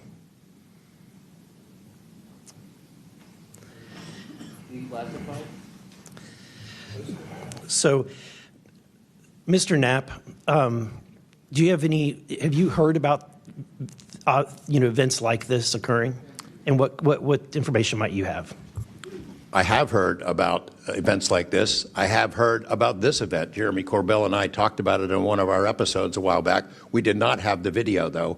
There are servers where there's a whole bank of these kind of videos that Congress has not been allowed to see, that the public hasn't been allowed to see. Occasionally, some of that stuff gets out in the wild, and it comes our way. It should be going to you. The public should be seeing this stuff. And why you're not allowed to, I don't know. But that's a Hellfire missile smacking into that UFO and just bounced right off. And it kept going. It kept going, and it looks like the debris was taken with it. Yeah. What the hell is that? What flies like that? Again, I'm not going to speculate what it is, but the question is, why are we being blocked from this information consistently? I want to ask this just question. How in the world, this is the document, I want to enter this in for the record if it hasn't already been entered, Madam Chair. The document that you provided on thread 3, this is a huge file. How in the world did you smuggle this out of Russia? Carefully. In your socks? I don't think I want to be really specific about it because I might have to go back there and get some more sometime. Although, no, that'd be crazy to do that. Well, I took the top pages off that were stamped with the security signature, and I carried them out on my person, but the rest of them I just threw in my suitcase and threw some caviar in there as a distraction as well, and hoped for the best. Otherwise, I'd be a citizen of Siberia right now. And you had you reported James Lukatsky came to you with government possession of NHI craft and how they ultimately gained entry. Can you testify to the veracity of that claim? Dr. Lukatsky is an honorable man who served most of his career with the DIA, a very trusted, high-level rocket scientist and intelligence analyst who inspired the OSAP program, as I said earlier. And in full disclosure, I've co-written 2 books with him. He dropped this on myself and our other co-author out of the blue. And it took 14 months for us to get DOPSR approval for him to release 2 sentences on that. He said this craft, we had managed to get inside of it. It had no wings, no rotor, no tail. It had no fuel tanks. They didn't know how it flew or how it was operated. It clearly looked like it was aerodynamic, but he would not go further. He's a by-the-book guy, and until he gets clearance to say more about that, I don't think we're going to hear much more. But it's not ours. It wasn't ours. We didn't make it. We didn't know who made it and how it was built and how it operated. We've got at least one, and I don't know. I think that's enough confirmation that we do have recovered discs and materials. Lastly, Mr. Borland, in the classified realm, have you been exposed to undeniable confirmation of NHI technology? And then my second question is Base Systems involved in any way with reverse engineering exploitation of non-human intelligence craft? Yeah, we're gonna have to have a conversation this Skip for that. Whether I'm legally even allowed to answer that, and whether you're even allowed to hear it, sir. Okay. Again, you can sense our frustration. And so I just want to thank you for coming forward. We will continue to fight because, look, this is about making sure that this government belongs to the people and restoring the republic the way it was intended to be. Madam Chair, I also have further witnesses of courageous individuals.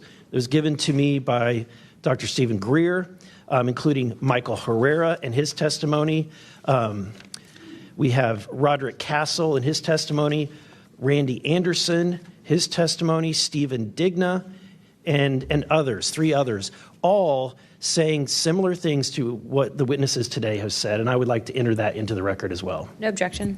Thank you. I now recognize Representative Lee for 5 minutes. Thank you, Madam Chair. I think we need to make sure that we don't get distracted by sensational stories only of unidentified anomalous phenomena and lose track of what the core of this hearing is about. This is all a perfect example of why whistleblowers are so important and why it's so important that we step up and protect them. With Trump, RFK Jr., EPA Administrator Lee Zeldin, and others committed to dismantling government and firing professionals who do dare to speak out against the threats this administration's disastrous policies create, we have to focus on protecting all whistleblowers, not only the ones who are reporting on UAP. I'd like to thank the whistleblowers who have agreed to come before the committee today and speak their truth. This administration's claims to care about waste, fraud, and abuse, and so often it is the whistleblowers who care and who are the tip of the sword fighting against the real waste, fraud, and abuse. One study found that whistleblowers expose fraud at more than twice the rate of third-party auditors. So, Mr. Spielberger, what are some of the best examples of whistleblowers exposing fraud and abuse in the federal government? Thank you, Congresswoman. Again, whistleblowers have played such a vital role across so many different issues. One prominent example goes back to the 2014 VA waitlist scandal. POGO actually played a very instrumental role coordinating with Iraq and Afghanistan Veterans of America. At that time, we received tips and whistleblower disclosures from over 800 different individuals talking about the VA subjecting veterans to extensive wait times in order to get the basic standard of care that they deserve. It's certainly prolonged serious illnesses, even contributing to hastened deaths, and we were able to help shed more light on that issue, which I think just emphasizes the importance, even outside of the national security context. We are often still talking about serious issues and even life and death concerns. And unfortunately, whistleblowing can lead to serious repercussions and retaliation, especially in this vindictive and lawless administration. Mr. Spielberger, in the past, what kinds of retaliation have they faced, and what are we seeing today under the Trump administration? So we've certainly heard about a number of different examples of retaliation. One that I'd like to highlight that Mr. Borland referenced previously is retaliation through abuse of the security clearance process. That can have grave implications not just for a whistleblower, but also their ability to seek legal counsel and defend themselves against retaliation. And when we look at the past several months of this administration, unfortunately, we've seen a really systematic approach toward dismantling the nonpartisan civil service. We've seen the mass firings. We've seen undermining of independent agency watchdogs, mass firings of inspectors general, undermining the Office of Special Counsel, the Merit Systems Protection Board. Again, these entities that are meant to be independent and play a critical role in investigating whistleblower disclosures and ensuring that their rights are protected. Yeah. Thank you. In 1989, Congress passed the Whistleblower Protection Act and then broadened it again in 2012 to ensure that federal workers could feel free to come forward to their elected officials. And it's a good thing we did because whistleblowers have played a more important role than ever since Trump has taken office. It was thanks to a whistleblower that we learned that DOJ allegedly put every single American's personal security information at risk by bypassing safeguards and copying all this data to an unsecure server. I ask unanimous consent to enter into the record a New York Times article titled, quote, DOJ put critical Social Security data at risk, whistleblower says. Good to go. Thanks. We've had whistleblowers at the National Labor Relations Board reveal that DOJ minions may have shipped case files outside of the agency, possibly to help then co-president Elon Musk continue to exploit his workers. And last week, whistleblowers at the National Institute of Health came forward to say that RFK Jr.'s vaccine misinformation campaign had pervaded even the highest levels of the agency. Typically, whistleblowers have an inspector general they can rely on to investigate their claims and register issues with agency leadership. But President Trump has fired or demoted over 20 inspectors general. If I may ask one more question. Mr. Spielberger, can you explain how eroding the independence and capabilities of inspectors general further endanger these whistleblowers? Absolutely. So again, whistleblowers already face incredibly great challenges in coming forward under normal circumstances. And when we erode these entities that are expected and required to enforce whistleblower protections, fairly investigate their disclosures, it calls into question the integrity of their investigations and findings, whether they'll take whistleblowers seriously when they come forward, and whether we can trust that they will use their authority to enforce the protections of whistleblowers who do come forward, essentially whether they will continue in their role as an independent watchdog or basically become a lapdog for a current or future president. Thank you. And I will take no more liberties. I yield back. Thank you. I now recognize Mr. Crane for 5 minutes. Thank you, Ms. Chairwoman, for holding this hearing. Thank you to the witnesses for appearing. In the effort of transparency here, I got to admit to the witnesses that, growing up, I really never believed in UFOs or any of this stuff. I always thought it was a little kooky and whatnot. But, after hearing, your testimony from honorable service members, watching videos like my colleague, Mr. Burleson, just presented, I got to admit, I've become a believer. Not that I know where these things come from or, what they really are up to, but I'd like to start with asking the witnesses. Mr. Nucatelli, you were in the Air Force, right?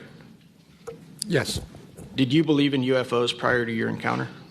I've always been interested. Okay. Yes. Chief Wiggins, you're currently in the Navy, is that correct? Correct. Did you believe in UFOs before your encounter?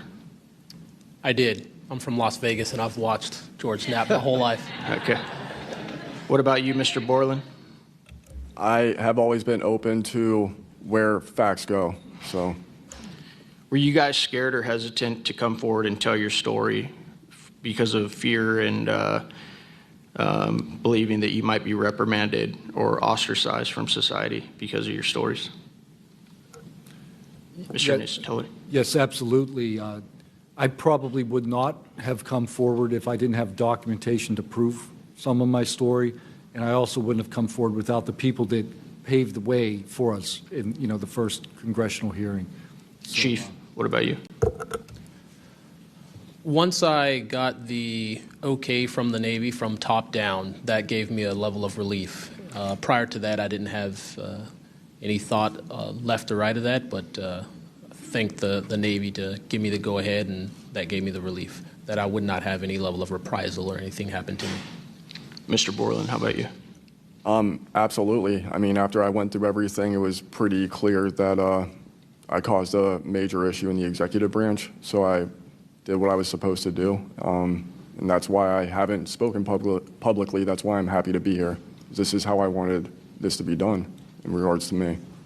Mr. Borland, why do you think that you faced reprimand and discipline for your effort to come forward and be transparent about what you saw? About what I saw is the reason why I got into what I know and has been disclosed to AARO and the IG. And I think that information, well, it was labeled an extremely sensitive national security issue. Thank you. Mr. Knapp, I've watched many of your videos on Joe Rogan and other places. One of the big questions, I think, for many of us is why do you believe that the federal government refuses to be transparent about this issue? I think there's probably multiple reasons. At the start, when these things first started invading our skies in large numbers, we were scared. It was right after World War II, and we didn't know what they were, and they didn't want to panic the public, and that was probably a good call. Over time, I think the lying sort of became institutionalized, you know. Flights over Washington, D.C. in 1952, they're seen, they're captured on radar, jets are chased after these objects, and then we get an explanation it was a temperature inversion. And those kind of lies have been told for a long time. What was told to me by an investigator from Congress, a guy named Richard D'Amato, who was sent after this story by Robert Byrd and Harry Reid, he came out to Nevada, tried to get into Area 51, did get in there, looked around, talked to people, trying to get to the bottom of it. He believed that this program, reverse engineering, et cetera, was inside, had been moved inside these corporations. And he said, when this comes out, people are going to go to prison. And he meant people who were basically misusing legitimate national security funds, tens of billions of dollars, in order to keep this cover-up going. I also believe there's a legitimate reason for the cover-up in that there is undeniable connection of national security involved in this technology. If we are racing for it to master that technology against the Russians and the Chinese, which is what I have been told by Senator Reid and many others, then it is a race that's critical to our survival. There could be a form of disclosure, I think. Yes, it's real. It's from somewhere else, without revealing all the details that would allow someone else to have an advantage in the race for this technology. Thank you. Finally, I'd like to enter into the testimony a letter I sent to the DoD regarding the case of Major David Charles Grush, a UAP whistleblower who's been extremely helpful to this committee.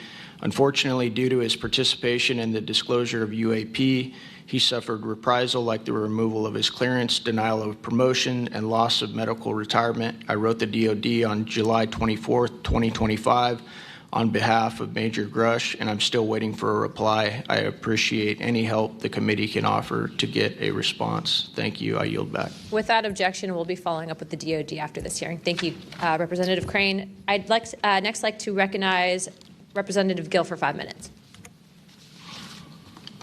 Thank you, Chairwoman Luna, for holding this hearing, and I'd like to yield a minute of my time to you.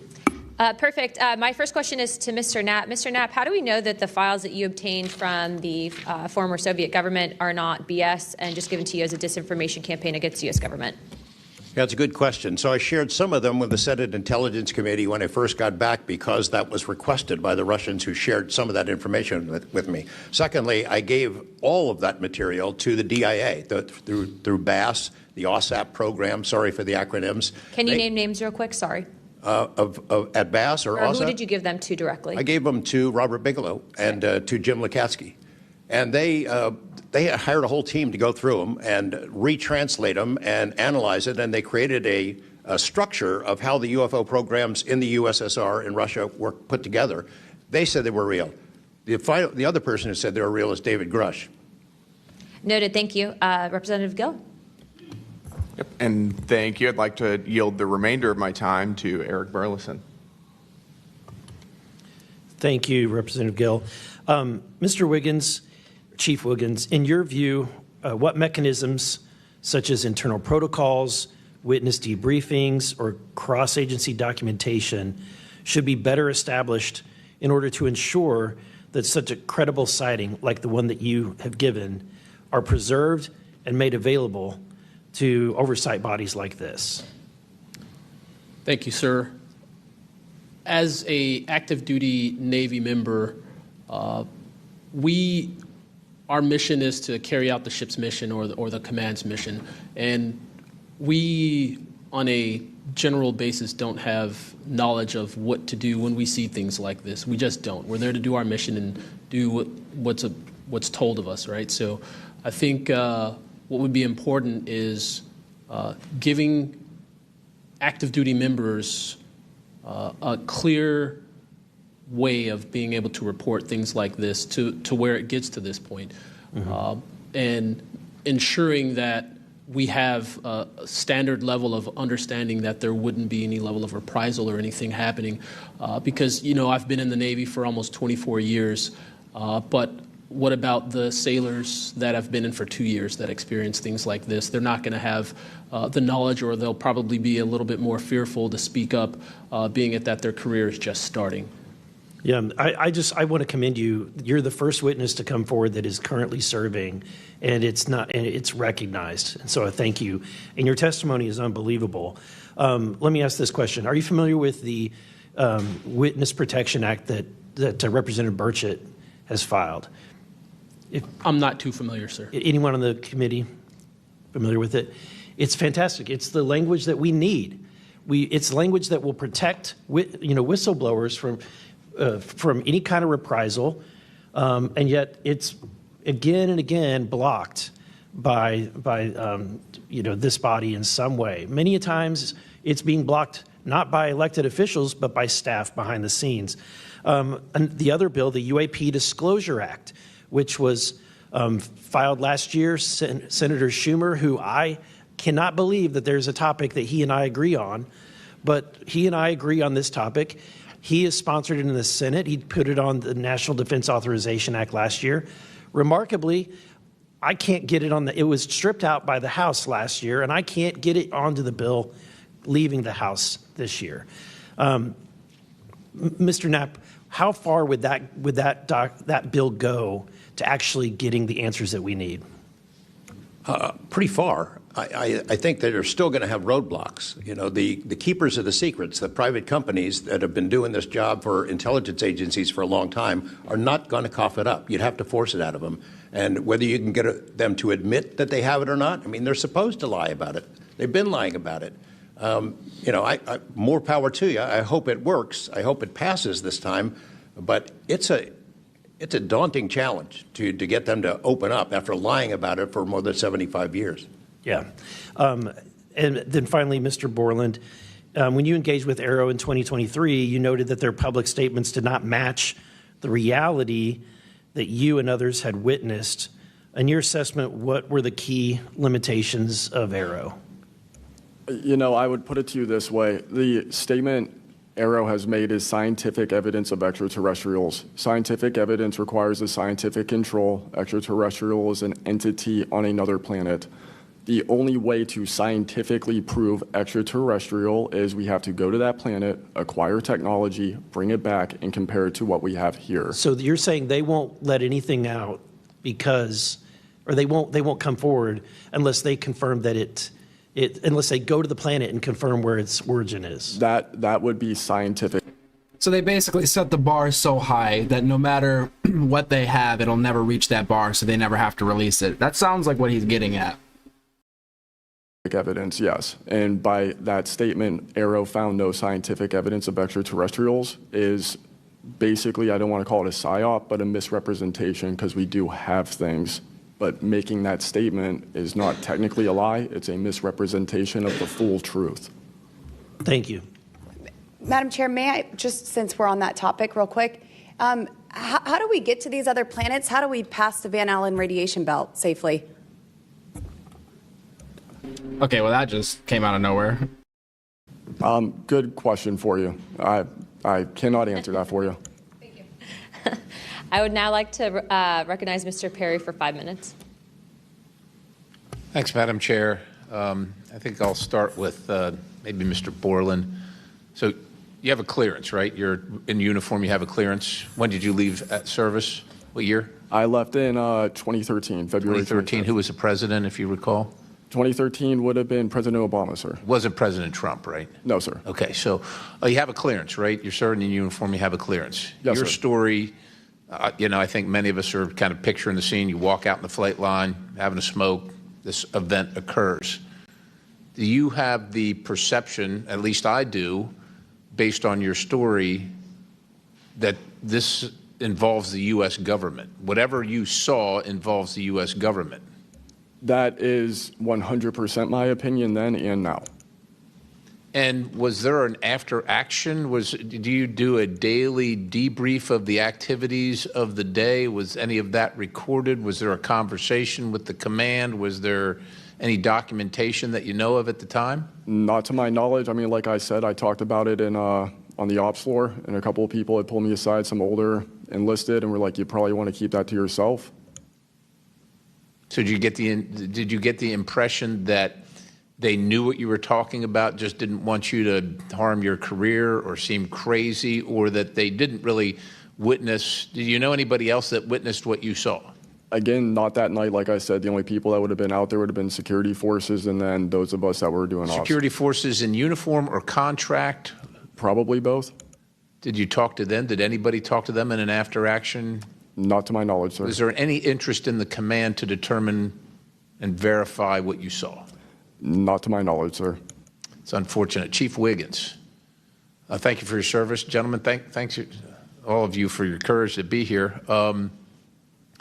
Your story's a little bit different. Sounds like it, well, for both of you guys, and also Mr. Nucatelli, if this were sanctioned by the U.S. government, even though you have a clearance, but it's classified above the clearance level, do you see any reason why they would allow you access, being present, viewing it,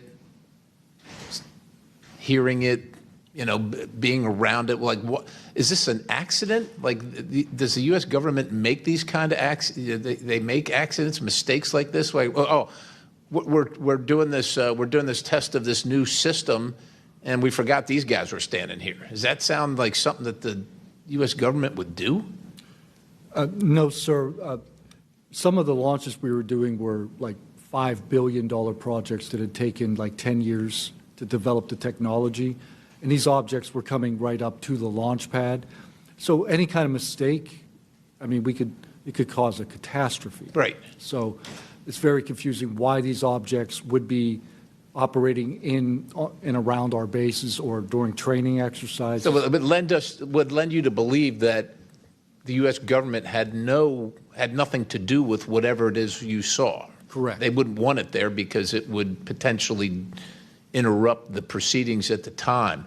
Was there an after action? Was there a discussion by your command? Was there an investigation? It's pretty significant activities that you were involved in. Was there an investigation that you know of? We conducted investigations in real time. Right. And we document all the evidence. But as far as anything from higher up, I don't know if there was an investigation done. No information came down on what we should do. Were you ever interviewed at someone else's request? About that incident? Yeah, about the incident. I don't believe so. Do you think you find that odd? If something happens, you're around multi-million, maybe billion-dollar operations and launches of national security interests, very sensitive. There's an anomaly in the operation. The only person witnessed it, saw a UAP at Vandenberg at that time frame, that was interviewed was the one that witnessed the thing land. Why wouldn't, well, I don't know why I'm asking you, but it seems to me that we would want to interview everybody associated, even not associated, to find out if they were associated. Chief Wiggins, how about you? Was there an investigation? Was there an after action? Was there documentation on the incident that you were privy to? No, sir, not that I know of. And in my previous experience as an operations specialist, all operations that I've been a part of have been deliberate. So yeah. There And deliberate operations, after the operations, you conduct an after-action review, or that's what the Army calls it. I don't know what I imagine the Navy has something similar to determine your weaknesses, your successes. Do you do that in regard to this incident? No, sir. The Navy calls it after-action reports, and not to my knowledge was there an after-action report of this incident, sir. It's unfortunate. Thank you, Chair. I yield. I now recognize Mr. Biggs for 5 minutes. Thank you, Madam Chair. Thank you to the witnesses for being here today. I'll tell you that today's testimony should alarm every American, no matter their views on UAPs. This isn't simply about UAPs. It's about government integrity, responsible use of taxpayer funds, and Congress's constitutional duty to oversee the executive branch.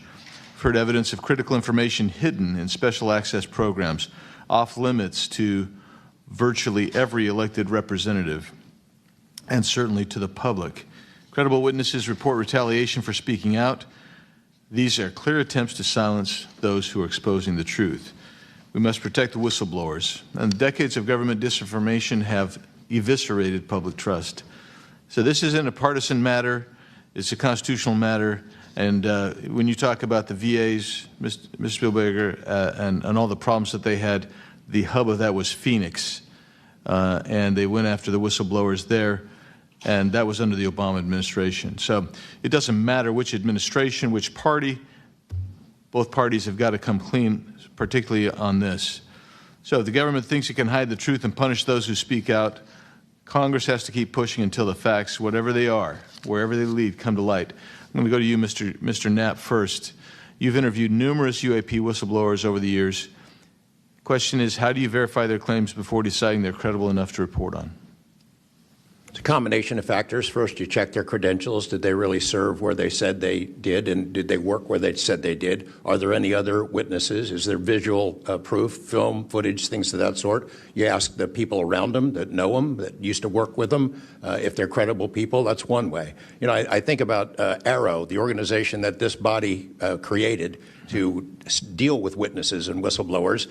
I hope I'm not taking too much of your time here, but they invited people to come forward, service members who knew, saw things and had experiences. And I can tell you that the people that I have talked to who went through that are deeply disappointed. There was a guy named Bob Jacobs who was a lieutenant attached to Vandenberg in 1964. His unit would record missile tests. They recorded all of them.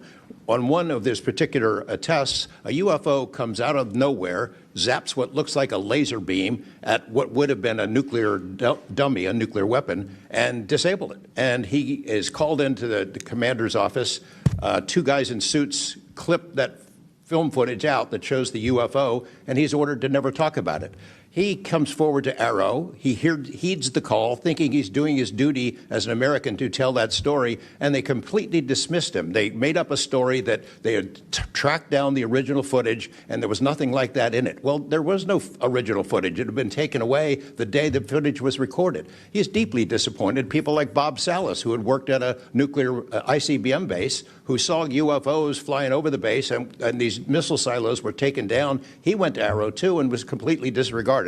It almost looks like AARO operated as a counterintelligence operation to get people to come in, tell their stories, and then discredit all of them. It almost feels like AARO is Project Blue Book. That's really what it feels like. When David Grush said he didn't speak to the head of AARO during his investigation and they didn't talk to each other, I thought that was the oddest thing.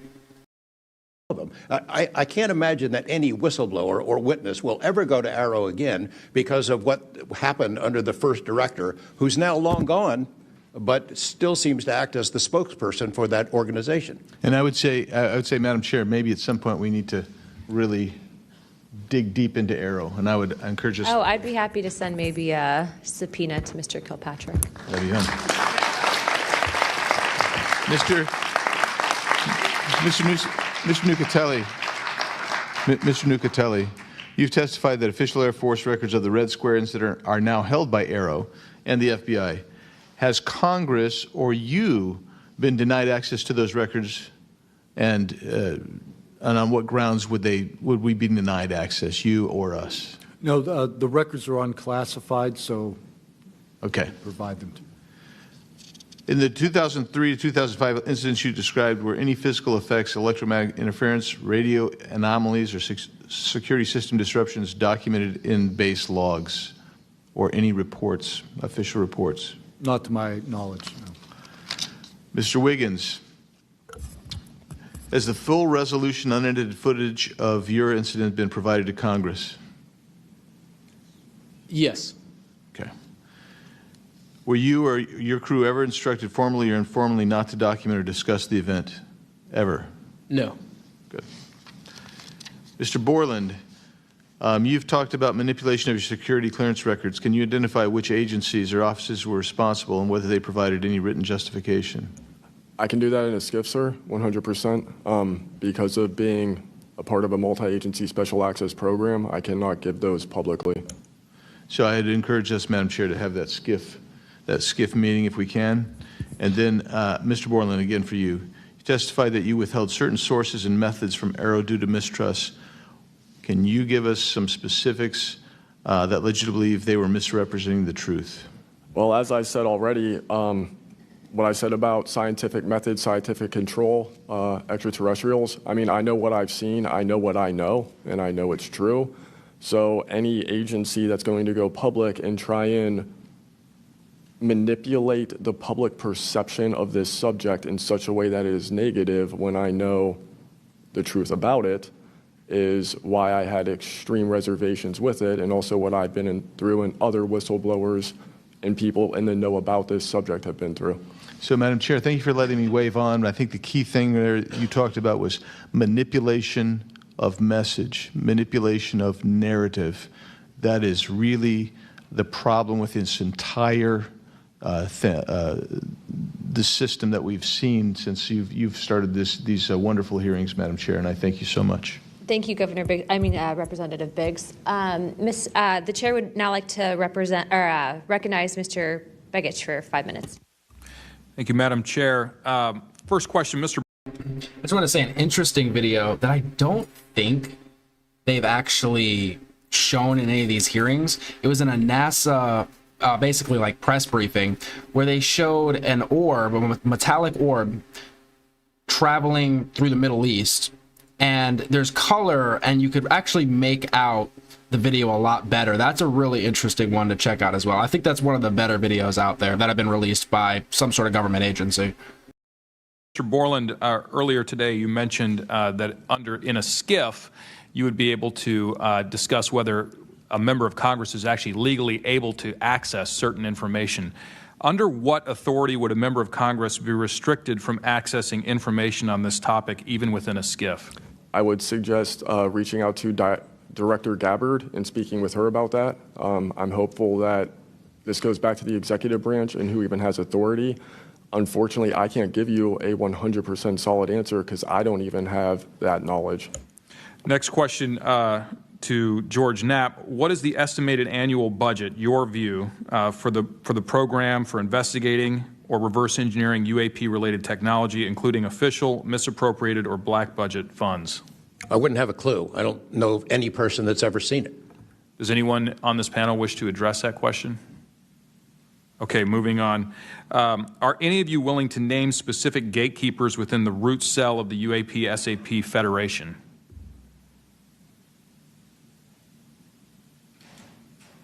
I hope you guys are joking about putting the tip into the black hole. I advise against it. You will be sucked in. You mean specific people and contractors that have dealt with this and kept the secret? Specific individuals. Well, one of them was named Dr. James Ryder at Lockheed. But, you know, again, to emphasize, I don't fault these contractors for doing what they were asked to do by our government. They're supposed to lie if people ask about it. And the intelligence agencies who gave this stuff to them, CIA, I think primarily, told them to keep it quiet. And they've done that. And I suspect that they'd like an off-ramp, that they'd like some help with figuring out this technology at some point. And this is, again, available to anyone, is there a security classification guide for UAP or NHI?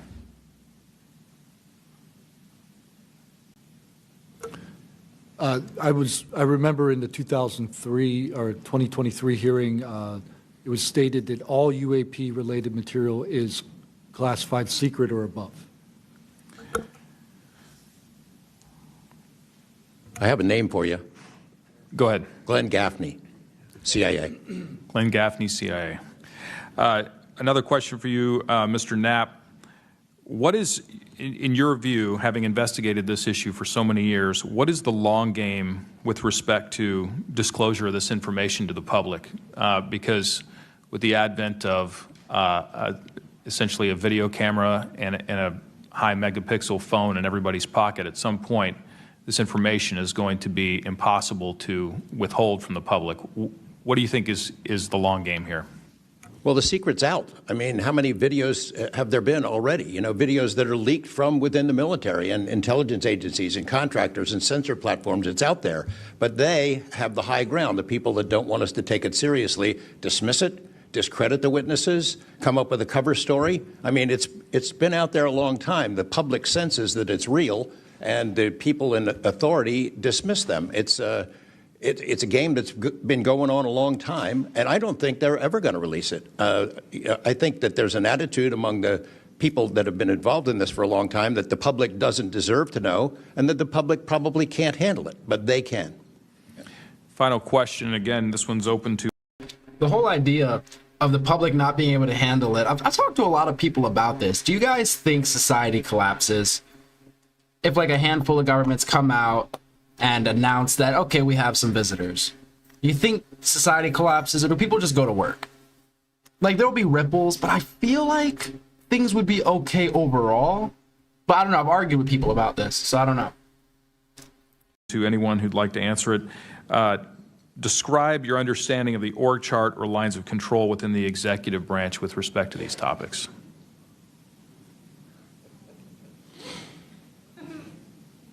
And if you'd like to address that in a skiff, feel free to say so. That could work as long as I'm legally allowed to and you are legally allowed to receive it. I think these programs are in the executive branch, the National Security Council, and over on that side. And that seems to be what some of our witnesses have told us over the years. So you can, Congress can file all kinds of requests. The FOIAs can be filed with the Department of Defense, Department of War now, and they can honestly say, well, we don't have it, because they don't have it. Thank you. Is there anything in my remaining 30 seconds that you'd like to share on any of these questions that I've asked you today?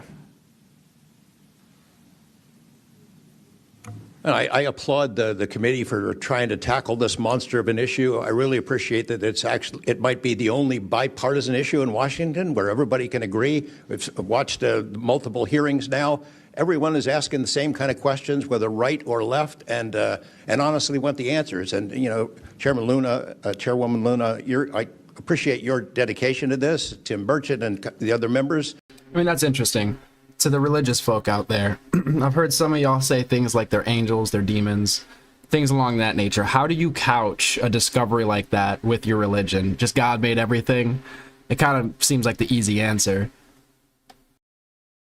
For sticking with it, because, it's come up in Congress before, and they had hearings, and then they dropped it for 50 years. So it's going to take a lot of time to get to the bottom of this, and I applaud your commitment to getting to the truth. Yo, Ben, exactly. Now think about that for a second. Why is that? I'm just playing. Thank you, Mr. Knapp. Pursuant to Committee Rule 9C. Madam Chair, can I ask a parliamentary question of you? Yeah, sure. Does this subcommittee have the authority to do subpoenas? Task force. So the task force, to answer that question, has to do it through full committee. Okay. So, and also in regards to immunity, which to Mr. Borland's point, we are going to be doing a motion to ask for immunity for you and a few other people to come into a skiff and tell us what you know without being subject to the Espionage Act, et cetera. Thank you, ma'am. So that's just kind of an update. But as a task force, because... Do y'all think the president comes out and says something about this tomorrow, or I guess later today or something? Or do you think a journalist is going to ask him about it? I kind of want the least notorious person to kind of come out and be the announcer of it. I don't know if Trump is the best one, because if Trump comes out and says it, I feel like half the people are just going to disagree because it's Trump. I feel like we need somebody down the middle.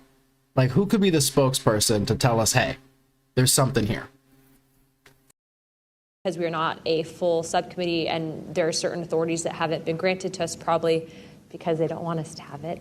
But there are ways to work around it, so we're kind of figuring that out. Pursuant to Committee Rule 9C, the majority and minority will have an additional 30 minutes each to ask questions of the witnesses without objection. So ordered.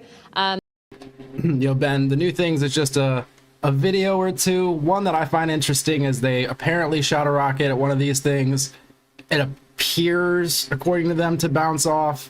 And maybe we could like zoom in on it, but it's really weird. If you guys watch the video, it looks like it either hits it or little lights coming out the back of it, almost like debris, I'm assuming. But the debris follows along behind the UAP without like falling. You know, it's not as if it like broke off and it's falling into the ocean, but it's following along at the same speed, which I find really odd.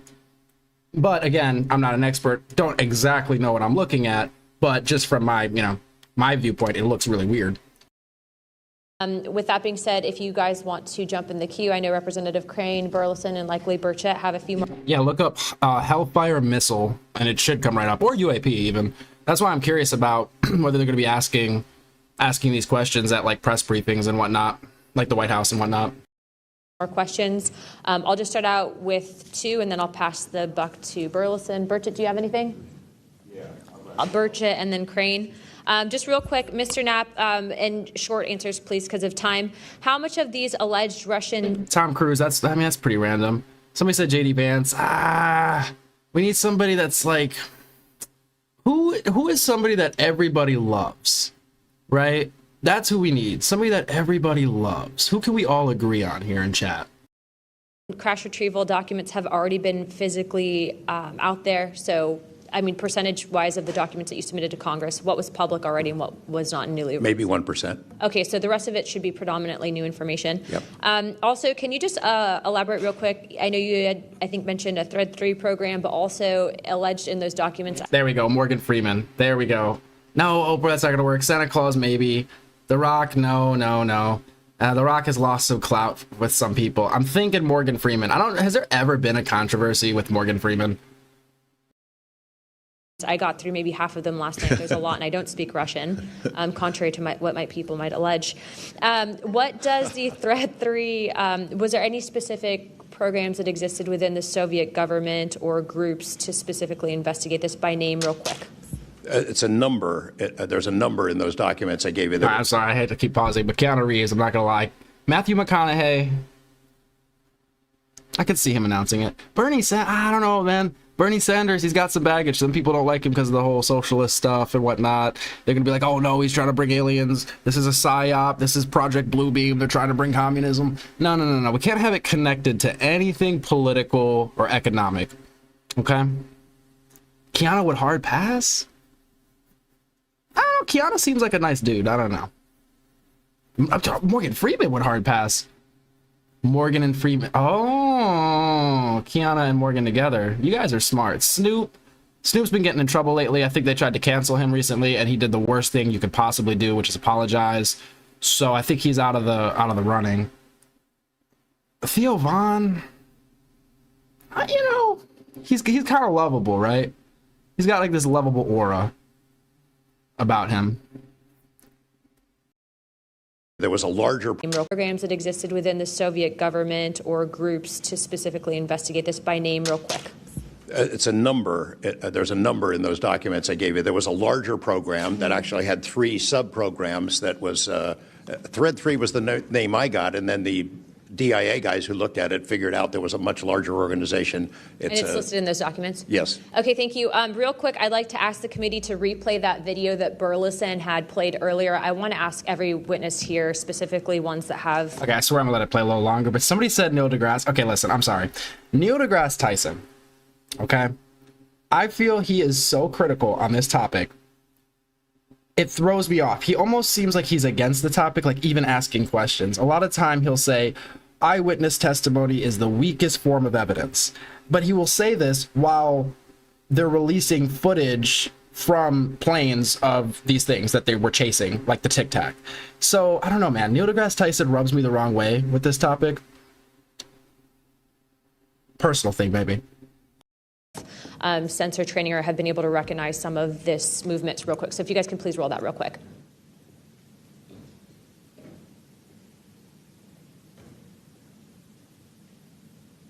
Here's that video.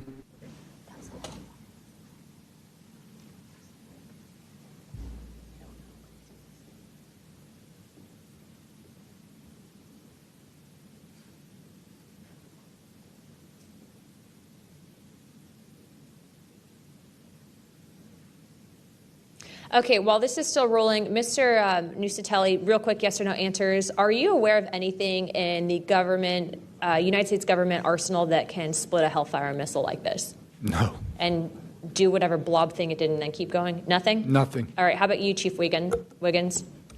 Nothing to my knowledge, ma'am. Okay, and how about you, Mr. Borland? I prefer to answer that in a skiff.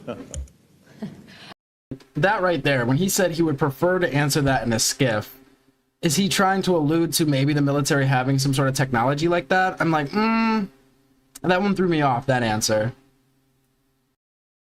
Okay, does this video scare you guys? Yes or no? Yes. Wiggins? Yes. Nat? I had a different reaction. I was really happy that it got out. Thanks for providing Curiosity that, kills the Congressman. cat. All right, Mr. Borland? Yes, for... Okay. All right, that is the end of my questioning. I'd like to now recognize Mr. Crane. Thank you. Right quick. One of the things that really sets me off is, do you guys remember when there was like the whole China spy balloon incident and they were all freaking out? They're like, oh, we got to shoot him down. Where do we shoot him down? Oh my gosh, China. So they freak out over, well, a spy balloon, supposedly, okay? A balloon, right? However, the stories that are coming out here is that there's craft outmaneuvering our craft and messing with our military installations, yet their reaction to that seems so much less than the reaction to the spy balloon, right? It's just looking at how the government reacts to certain things, it's odd that they don't have a stronger reaction to this. That's what throws me off. Chief, I was on a ship for a little bit. I was a gunner's mate on the USS Gettysburg for a couple years. My question to you is, when you had your encounter and you saw it on the screen, you were in the CIC, is that correct? That's correct. On an LCS ship, the CIC is on the bridge, so it's called ICC-1, but yes, same. Did a bunch of the other folks in the CIC come and check out what you were looking at? Yes, we all did. The tactical action officer, myself, the RCO, and two others that were on watch. We were all in the same space, so we were all looking at the Sapphire screen all at the same time. Because in the other couple instances with the witnesses, you guys just saw it by yourself. Is that correct? Mr. Borland, you saw it by yourself? For me, yes, sir. Mr. Nucatelli, you saw this by yourself? No, there were multiple witnesses in every case at Vandenberg. Okay. So, Chief, did that spread like wildfire throughout the ship in the next day or two, what you guys had seen? No, sir. It didn't spread throughout the ship, but it spread throughout ICC-1 conversation. As you do your turnover, we talk about it. But it didn't go further than just the watchstanders that stood watch on the bridge and in ICC-1. So it did move around there throughout a few days. I'm kind of surprised. Stuff usually spreads around the ship pretty fast. Why do you think the rest of your fellow sailors on the boat didn't hear about it? Potentially uninterest, possibly, with engineers or combat systems like yourself, don't make their way up to the bridge enough to get within sight of the circle of talk about the incident. Was it hard for you to get permission from the Navy to bring that video? I myself didn't bring the video. I just saw the video. When I saw the video, I got in touch with Admiral Gallaudet. That's how I wind up knowing about the video itself when I first talked to the Admiral. And you can hear my voice at the back end of the video, and I was like, hey, that's my voice, and I wanted to talk about it. How long did that encounter take place, Chief? So the encounter itself, from the time I recognized on my radar to the time after the video ends, was probably about 5 to 7 minutes. What speed was the object moving at? When I first witnessed off the port bridge wing the object moving out of the water, what I thought was originally just a light on the water, something on the horizon, and surfacing and going into the air, I then knew it was an air contact. But as an air controller myself, I started thinking and going through kind of like my checklist in my mind. Could it be a helo? But it's not blinking lights. So I then realized this is something I've never seen before. So the speed itself, just going from the horizon to about maybe 4,000 feet in the air, was very slow, slowly rising. And then it sped up. I'm not an expert at knowing specific speeds of aircraft just by visual eye, but I would say probably 1-2 Mach instantly into the rest of the formation. I didn't notice visually with my own eyes the other 3 objects until I went back to my radar and also utilized Sapphire to see that, in fact, there were 4 total. And then again, when they all left after a certain amount of time, it was nearly instantaneous. So you spotted it? My only issue is, because some of you are like, well, it's just new tech, it's just military tech. It's the fact that this goes back decades. Some of their experiences were from the early 2000s. The Tic Tac incident was from the early 2000s. We generally hear about these things happening years or decades later. The video they just released was from October 30th, 2024, so that one was kind of fresh with the rocket, they supposedly hit the UAP with.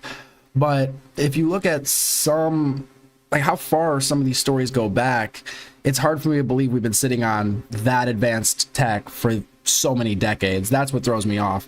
The stories kind of line up with older stories that have been told. And yeah, there's crazy people, but is every person that comes out that flies $1 million or $1 billion jet crazy that says they see these things? It's at a certain point, it's hard for me to believe that everybody's just hallucinating. It's possible, or it's a psyop or whatever. It just seems unlikely. Visually first, Chief, and then went back to your radar, or did you guys spot it on radar first? Radar first, because that was my watch station. And then you went out to the port bridge wing, is that correct? Correct, to verify what I saw on my radar. What range was... Oof. Yo, Diego Lopez, you said Neil says that it couldn't be kept secret. The thing about this conspiracy that bothers me is it seems like it would have to be a global conspiracy, multiple governments and agencies all working together to suppress it. It sounds extremely expensive, and if anybody in that chain were to decide, okay, we're going to release it and make the other countries look stupid or look like they've been lying to their people, the whole thing falls apart. So it throws me off to believe it's possible to keep this under wraps for so long, especially with mass communication and everything. Was it at, Chief, when you were able to see it visibly? I would say about 7 nautical miles, 7 to 8 nautical miles of a light from the ship. Wow. Thank you. I yield back. I now recognize Mr. Burleson. Thank you, Madam Chair. Mr. Chief Wiggins, you said that it emerged from the ocean. Is that right? Yes, sir. And before it did, it was glowing. It was a glowing object under the water. That part I couldn't tell because it was nighttime at 1915 approximately, and it was also at a distance. So it's very hard to tell the difference between something on the horizon and something surfacing from the water. My personal thoughts after seeing what I saw is that it did in fact come from the water, but I don't have visual evidence showing exactly that it did in fact come from the water. But I had to go through my process of elimination and try to figure out, was this a ship on the horizon just showing its lights at night, but to see it surface, then it made me question, okay. And there have been other cases of them being reported to go on the water. I don't know if it was the Nimitz, but there was a naval vessel, I think it was surrounded, and one of the ones they caught a video of, it looks as though it splashes into the water, like it goes into the water. The Tic Tac, they said when they approached it, it was right above the water, almost bouncing back and forth like a ping pong ball, right above the water. There's been and there's one other one that was released. You can go to the AARO website. I believe it's on the AARO website, where it appears a UAP is flying, they're tracking it, and it goes into the water and comes out at the same velocity. Now, they've argued a lot about that video, so you have to like do a deeper search. They say it didn't actually go in the water. It's just an illusion. But again, it's an interesting one to check out. Where did this come from? If it's flying and it's not a drone or anything like that, where was its origin? Where did it start? Ooh, really funny. If I'm not mistaken, Christopher Columbus in his ship's log reported on his voyage over seeing glowing lights in the ocean that came out of the ocean and shot into the sky. I mean, take that with a grain of salt, Google it, whatever, but I don't know. He just made me think of that when he was talking. Mm-hmm. Mr. Knapp, in your testimony and in this document, you detail an event that happened in Russia where their nuclear missiles were activated, and we were close to a World War III at that time, which is startling to hear. It's also good to know that as we have investigated the JFK files as well, that we're learning that that there was a document that was sent between Russia. There was an agreement between Russia and the United States that if they were to see some unidentified objects over sensitive sites, that they would report it to each other. Are you familiar with that document? Yes, I'm also familiar with the rhetoric, public rhetoric between President Reagan and Gorbachev at the time, too, that they traded statements about wouldn't it be something if we were threatened by something from way outside, how we might work together. I know for sure that they had conversations about it, and I know we did reach an agreement to try to lessen the possibility that us detecting a UFO or group of UFOs would not be mistaken for a bunch of Russian missiles. There were exchanges of that sort that went back and forth. Yeah, and I can imagine this is, to me, the validity of this document. Yeah, some of the old things that you guys are bringing up from like hundreds of years ago are very interesting, because how would people have explained it and recorded it back then? They didn't have like the same language, or, you know, they couldn't say like a plane or like a drone. You know, a shield in the sky, right? Is underscored by the fact that Russia would not want. There's some Bible verses. I can't think of them off the top of my head that people point to, and they say they were describing essentially UFOs or UAPs. I can't think of them, but some of you guys I know. Oh, correct me if I'm wrong, right? This to be known. They absolutely would not want to know, the public to know, or the United States to know, that there was a vulnerability in their missile systems. Would you agree? Absolutely. And, you know, and we had many similar incidents at our nuclear weapons facilities here that have all been sort of swept up. All right, I'm sorry. Last pause. Ezekiel's wheel, exactly. And then, where are you? Yo, Cubby Bear, you said there are multiple explanations for the Columbus claims. I'm curious if you could just shoot some out, I guess. A town in Germany, 1500, saw weird shapes fighting in the sky. All right, back to it. Sorry. That there was a vulnerability in their missile systems. Would you agree? Absolutely. And, you know, and we had many similar incidents at our nuclear weapons facilities here that have all been sort of swept under the rug. But it's pretty scary when you take down 10 missile silos during tense times, and you don't have a better explanation for it than it was a special test of security mechanisms or using EMPs, which is a preposterous explanation. Real quick, we're going to cut to Mr. Ogles. He just got back. So we're in a special kind of lightning round, so 5 minutes, and then we'll go back to our line of questioning. Thank you, Madam Chair. You know, at this point, I think it's clear from the hearing that there's advanced technologies that are taking place in our airspace. You know, the question is, and I posed it in one of the previous hearings, is it ours, is it theirs, or is it other? Talk about like Jinn or Genie, you said. I'm about to check that out. I've never heard them in reference to like aliens or anything. You said bioluminescent ocean creatures or natural gas emissions, fire on land. All right, I'm gonna like look it up, see if we could pull up the excerpt, and I don't know, see if it sounds like bioluminescent fish or gas, I guess. Worldly. There may not be a silver bullet at the moment, but when you look back through the hearing and the evidence that's been presented, if you're going to point the American people to one piece of evidence to start their journey on this topic, what would you suggest, sir? One piece of evidence, I would start with this hearing, in the first hearing. There is no evidence. But is there a specific, exactly, but is there a specific evidence or footage or document that you think lends extreme credibility to what we're discussing today? I would say this new video we're seeing today is exceptional evidence that we're dealing with something. With the kinetic? Yes. Mr. Wiggins? Sir, I'd have to say that if just the average person here in America looked at absolutely everything that has come across television, the internet, etc., you can't tell yourself that 100% of what's being recorded is fake or false. You have to, at some point, understand that there's something else out there. Well, I mean, and you bring an interesting point. You know, in the law enforcement community, anytime you're conducting an investigation, you're always looking at the totality of the circumstances. You're looking at all the evidence and how they piece together. And so that would be my, advice to the American people, that this is a journey that is just beginning from a congressional perspective, but you have decades of data, some of it not real, much of it is, but thanks to Chairwoman Luna, we're now presenting this to the American people. And I think this latest video from Mr. Burleson is something that should get everyone pause. When you see the 3 orbs that drop, was that in a defensive posture or was that in an offensive posture? And what capabilities did those orbs have that we, quite frankly, may not have? Mr. Knapp?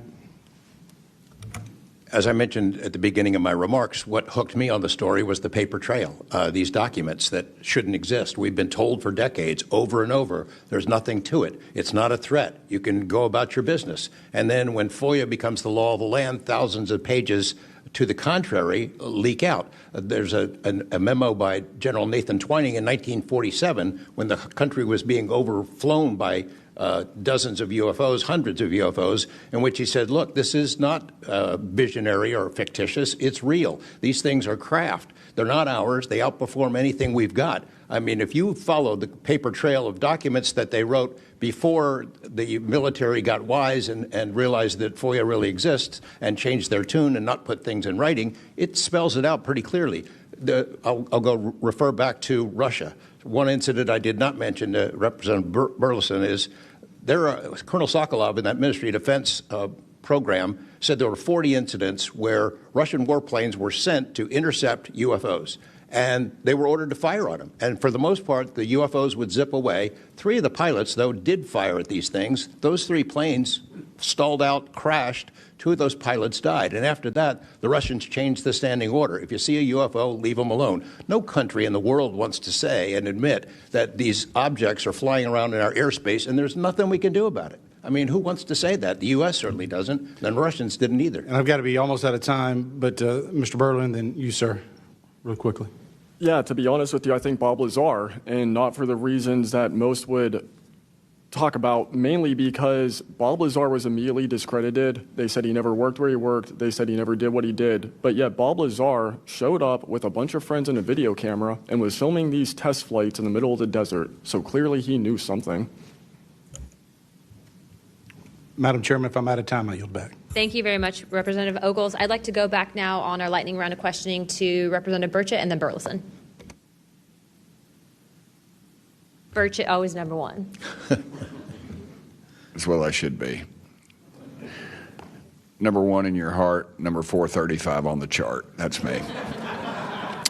Dylan, knowing you testified to AARO, are they obfuscating when they claim to have discovered no evidence of extraterrestrial beings, activity, or technology? And are they... Okay, right quick. I just went down a whole damn rabbit hole with this Christopher Columbus thing. So, contested. Some people are saying bioluminescent fireworms mating dance, okay? I'll have to pull up a picture of that to see what that looks like. But apparently he wrote in his log diaries about erratic compass readings, strange lights in the distance, patches of white water, and even a large fire, or a large ball of fire crashing into the sea. Guys, am I crazy? What is the, what's the effect, or whatever it's called, like Berenstein Bears? It's like spelt differently. People remember things being spelt differently or remember like history differently. because I am like searching, and I swear I remember reading that the lights were spinning, came out of the water, and flew away. And now, searching for it, I cannot find this. Now, maybe it's just a false memory. I forget what that's called. Mandela, yes, the Mandela effect. Mandela?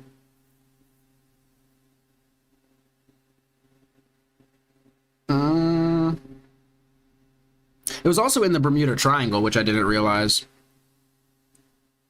Simulator theory.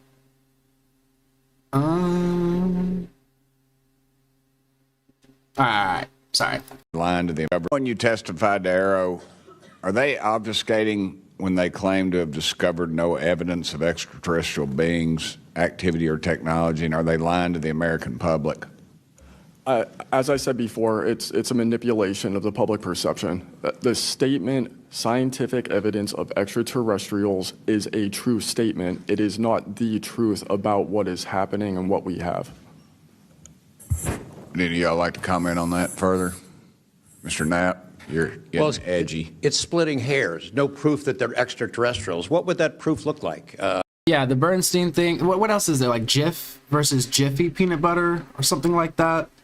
There are some that have gotten me. Is it like Fruit of the Loom, their logo? Lately, I've been looking up stuff that I swear I've read before, and then I struggle to find it. And I don't know if it's just the algorithms are different or what's going on, but I'm like, am I just remembering a bunch of false things? The date of this meeting was today or yesterday, so September 9th, 2025. This is the freshest meeting, guys. If you haven't already, be sure to check out, we already passed it in this, but the video that they released of the supposed UAP being hit by a missile. Definitely interesting to check out.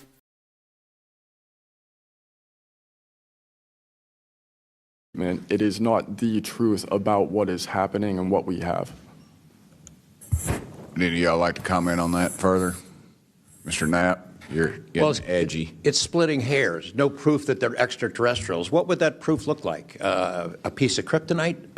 What would it be? I mean, we could be talking about different forms of non-human intelligence. I think the dominant paradigm is that they come from outer space, somewhere else, and they have some way that they can cross those vast distances that we can't even imagine doing. But not necessarily, that's not necessarily the answer. So asking for proof of extraterrestrials might not be the answer at all. It's splitting hairs. We don't know where they're from. I don't know. Yeah, saying extraterrestrial, you're jumping ahead. Let's just ascertain that this is a real phenomena and then go from there. But somebody said, Grant said, what do you say to any guest that has seen and published evidence of unexplainable events? I was 200 feet away from an event that lasted over half an hour. If you published it, if it's out, I'll look it up. I'm curious. I'd love to set up a page for people to just drop their stories, because I am very interested in them. It seems like a lot of people have either UAP stories or paranormal stories. Just like going about life, I chit-chat with people, and it does seem like a lot of people have at least one event in their life that is just weird and unexplained. Make Christopher a mod. Christopher's pretty cool. I like Christopher. Yeah, he's actually at the top for becoming the next mod. Actually, you know what? Yeah, Christopher, yeah, you've been promoted to mod, actually. I think I saw you drop in the Discord earlier, so I'll go ahead and promote you. I gotta change screens, but... know anyone who knows the answer for sure. They call them aliens just... Oh, real quick, though. So, the mod rules are just basically no spamming, but it's all freedom of speech here, right? So as long as people aren't making, like, death threats and breaking YouTube TOS... and just kind of filling the page, the whole screen with spam, it's pretty much cool, and we kind of just figure it out from there. That's where I'm at with that. Just as a placekeeper kind of a word, but no one in all these programs who've studied this stuff for years, people with much bigger brains than mine, knows the answer for sure. I've talked to Navy folks that some of the deep sea areas, they think there might be something there that they're here, and I don't know when they got here. Another point that needs to be made is every time we say we're going to back engineer or whatever you want to call it, these craft. I was distracted. I am going to have to run it back a little bit. I get too caught up with chat here because I see y'all talk about a brown dwarf, and I must have completely missed that. Unless y'all want to talk about something else. Would any of y'all like to comment on that further? Mr. Knapp, you're getting edgy. It's splitting hairs. No proof that they're extraterrestrials. What would that proof look like? A piece of kryptonite? What would it be? I mean, we could be talking about different forms of non-human intelligence. I think the dominant paradigm is that they come from outer space, somewhere else, and they have some way that they can cross those vast distances that we can't even imagine doing. But not necessarily, that's not necessarily the answer. So asking for proof of extraterrestrials might not be the answer at all. It's splitting hairs. We don't know where they're from. I don't know anyone who knows the answer for sure. They call them aliens just as a placekeeper kind of a word, but no one in all these programs who've studied this stuff for years. Yes, everybody. I need an excuse to use this soundboard. So, for Christopher's promotion here. All right. I got to get some use out of this at some point. People with much bigger brains than mine knows the answer for sure. I've talked to Navy folks that some of the deep sea areas, they think there might be something there that they're here, and I don't know when they got here. Another point that needs to be made is every time, Appreciate y'all, but there's much better channels. Check it out, guys. The Y Files, if you're into this type of stuff, they do amazing production on that channel. The Y Files, definitely highly recommend that. Top tier content over there. We say we're going to back engineer or whatever you want to call it, these craft. I always say, like, it'd be like if you took I ride motorcycles, but if you took like an Indian or a Harley to the people that came over here on the Mayflower, they'd see a bright, shiny object. They might polish it. They might get it started. I doubt they could. They couldn't work on it. They couldn't put fuel. They wouldn't be able to have the capability of putting fuel in it. I just think that's we're scratching at something that we don't have any knowledge of. And that's why it's just taken so dadgum long. But they do know the first one that cracks that code, it's over. I mean, it's... Redfish, okay? You can't hate the fish. You're redfish, for one. Two, I feel the same. Oh, what's the fish's name? Oh, my gosh.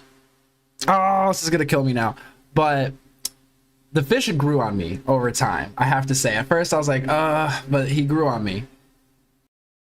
It's energy, it's power, it's everything. And I worry, too, that in the wrong hands that they do that, they keep it from the rest of us because they're so invested in whatever energy sources we have. See, you have to understand, the fish is, oh, man, I can't remember the damn host's name. It's the host's way of saying things that are, let's say, politically incorrect and being able to get away with it, right? I look at it as, what's the movie where Robert Downey Jr.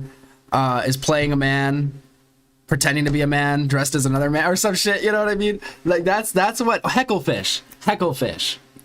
Yes, that's what that is. So I do appreciate the artistry there. Have here that their billionaire buddies are going to profit, and they can't retool because they know once it's out on the internet, it's over. And so I think there's a lot of things going after it, and I think that's why the move to discredit folks is so rapid too. I think, they point to them and they put the dogs on them, and it disgusts me. There's a price to be paid for that, too. The Russians and Chinese are trying to figure this out as well, but they don't have the same kind of stigma. They tell their best scientists and engineers, get in there and work on it. And they've been doing it for a very long time, might have a head start on us. Here, we don't have our best scientists and engineers working on it because they've been told it's nonsense. The stigma is very real for people like that. I agree. Yield back, Chair Lady. Thank you. I'd now like to recognize Representative Burleson. Mr. Nucatelli, when you heard the testimony of Mr. Knapp talking about these missiles were shut down or turned on in Russia, does that remind you, when you hear these stories, it's got to remind you of the event that happened on your base? Absolutely. There are many accounts of incursions of this type taking place. I believe in the 60s we had a similar incursion in New England, and the same thing happened. There were these objects coming over the base at low altitude, 200 feet over the base security police, and they were scrambling fighters, and then the objects would just fly off, and that went on for weeks. So the historical record has laid out that there's a pattern, that our installations are visited by these craft They come in and do whatever they're doing, and then they leave. And we don't know how to respond. We don't know how to protect the installation. So that's why we're here. When you first heard, and we're having to report on these incidents that were being witnessed by other individuals, did you believe them? Did you yourself believe it would be true until you saw it? Yeah, these are people I've worked with for years, deployed with. I was in some of their weddings. These are people that I worked with every day of my life. Usually when the events were occurring, we were all together. There'd be 40, 60, 100 people on duty during these encounters. Really? Yeah. All seeing it at the same time? Yes, these encounters were playing out while we were on duty, and we were responding and investigating in real time as they occurred. And as you said, the importance of your operation was highly important because they said it's the most important in 25 years. The research that you were conducting. For that particular launch, we had 500 Air Force police officers guarding the launch. 500 people. It was that critical. Wow. But had this thing showed up, we wouldn't have been able to do anything to prevent it showing up. Real quickly, can you just re-describe size and whether or not you heard anything? It was how big, wise? The two square objects were at least as large as a football field. The second encounter, they think it was much larger than a football field. We're talking like flying buildings. The object I saw was about 30 feet in diameter. And to confirm, you were not the only person that saw this. Correct. I think I was also told that there was also reports of this in a police blotter in the area. Can you confirm that? Yes, that's the documentation that I maintain. So one of the things I always hear is, okay, everybody has a phone, everybody has a camera now. Why aren't we getting a bunch of this footage? And something I found interesting in one of the earlier testimonies is one of the gentlemen said their phone wasn't working. And then in the Tic Tac incident, I believe the pilots said their systems were jammed. So I'm curious if this is like a repeated occurrence, maybe that's why we don't have any footage. Like, is it possibly just jamming any, devices in the area maybe? Is that possible? Because you would think so many people come here and they say, I have this story, and you think to yourself, why didn't you take your phone out and record it? Maybe it happened too fast. I don't know. Obtained from the original event and turned into AARO and the FBI. Okay. Do you have any more, Burleson? No, Madam Chair, I just want to... Yo, somebody asked, has anybody been probed by an alien? I'm going to have to tell you in a skiff, all right? I want to reiterate to the American people that if you're frustrated, so are we. We're extremely frustrated. We've been, the 2-3 years. I can only imagine how frustrated Mr. Knapp is or Danny Sheehan is, and the amount of time that you guys have poured into this to try to get answers. Jaime Masson is back there. He's been pouring to try to get answers into this. I hope that you all see that we're committed to this. And we're going to be scrappy about it. We may not have the direct authority, but I can assure you Representative Luna is about as scrappy as it gets. I wouldn't want to scrap with her.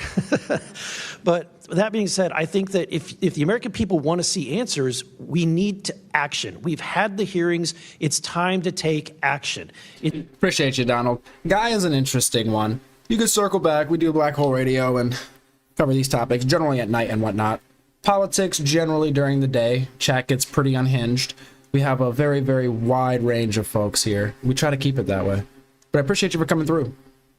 It's time that we pass Tim Burchett's Whistleblower Act. It's time that we pass the UAP Disclosure Act. And I think that we've had a lot of talk about this. It's time for action. Thank you, Burleson.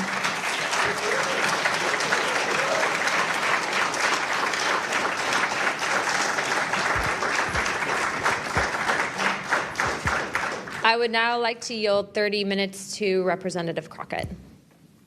I'll reserve. Thank you.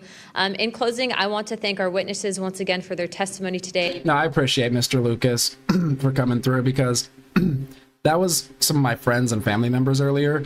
Because when I realized this came out, I started just going off and watching the clips and just talking their ears off.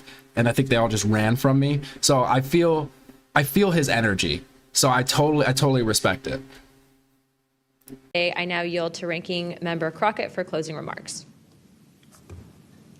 I'll pass. No, I just want to say thank you so much to each and every one of you for being here today, for staying committed to this, and for your courage.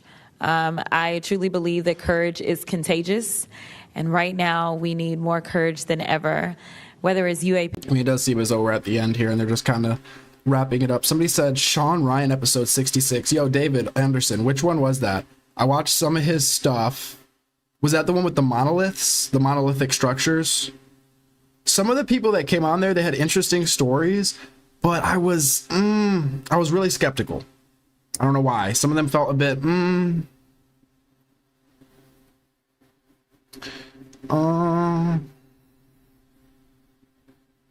yeah, I think I did really good today, not going off topic. Generally, oh my gosh, I get really distracted by chat, and it's very hard to get through anything. That's why I was just being quiet this time. I was like, let's just actually get through this hearing. This was going to be like a 10-hour hearing if I was talking. So, yeah, he's been on the case for years. Yeah, George Knapp is the OG. Is he the one that broke the Bob Lazar story? Which, if I can find a way to react to Joe Rogan without YouTube nuking me from space, I would love to do the Bob Lazar episode. I don't know how other people react to Joe, but it is such a coin flip. Like, it either goes really smooth or I get basically blocked worldwide. So it's a coin flip there. They did not like when I tried to do the Terrence Howard, Joe Rogan, Eric Weinstein, I believe. They did not like when I did that one. So, and I was talking throughout the whole damn thing, so it's rather frustrating.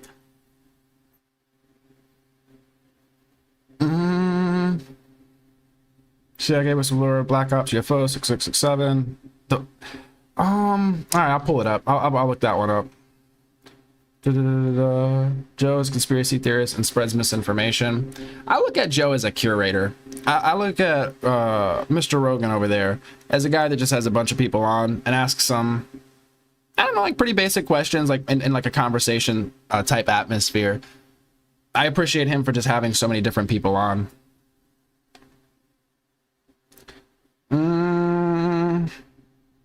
If anything, I mean, Joe used to be, I feel like, a lot more fun in the past when he used to have like Eddie Bravo on, Alex Jones, and they would talk like crazy conspiracies, and it was a lot of fun, but I think he's been way more careful.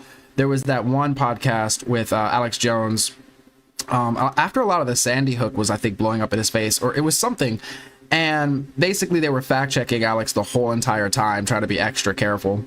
I think they're very careful now. You say the curator of misinformation is still spreading misinformation. I mean, I feel you. But I don't know. He has such a wide range of guests on. I have a feeling he probably has people that you agree with on his podcast, and he probably has people that you disagree with on his podcast. So, they're making the frogs. Bro, oh my gosh, dude. Alex Jones, he is, and he's still doing his thing. I thought he was done. But no, he still actually has a show. I thought he had to get rid of, I think he did get rid of InfoWars. He was forced to sell it to pay restitution to the Sandy Hook families, if I'm not mistaken. But he is still broadcasting, and he had like a whole crash out the other day, I think because of the Epstein stuff. Maybe we'll get around to that at some point. We've done Epstein, but maybe Alex Jones Epstein situation. And what I mean by that is not to say that he had any connection, but basically, I think what people are saying is that the Trump administration may be tapping on content creators and trying to get them to downplay the Epstein stuff, and that Alex was basically trying to downplay it while his employee was trying to amplify it. If I'm not mistaken, take that with a grain of salt.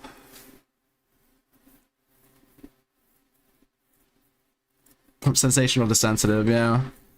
There's really, really good podcasts that he has. And I feel like you could find those regardless of your views. So I want to throw out the baby with the bathwater on that one, but I mean, to each their own. Wait, InfoWars is still up? Whether I agree with his... Okay, thanks for the correction. I'm going to double check that one here. Whether I agree with this guest or not is irrelevant. If even 10% of his guests are spreading misinformation, he's spreading misinformation. I think that's a weird way of looking at it. In like a really technical sense, I suppose you're onto something.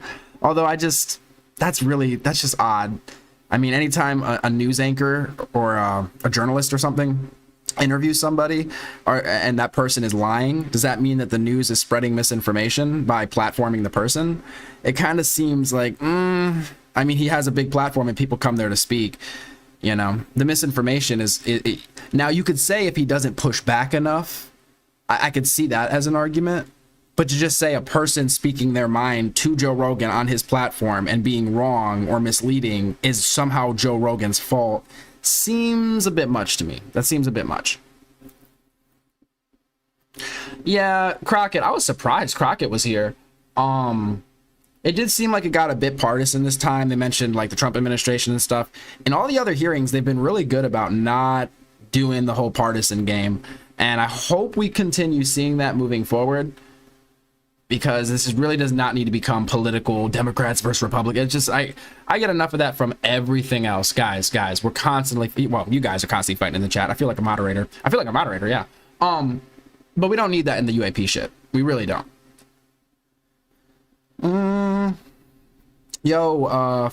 This is about the UAP hearing that happened today/yesterday.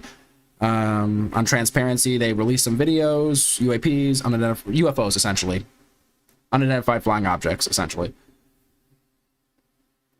I know, Pointy, you don't like Rogan. Wait, Brian themselves deep. Are you talking about Callan? Did they have like a falling out recently or something?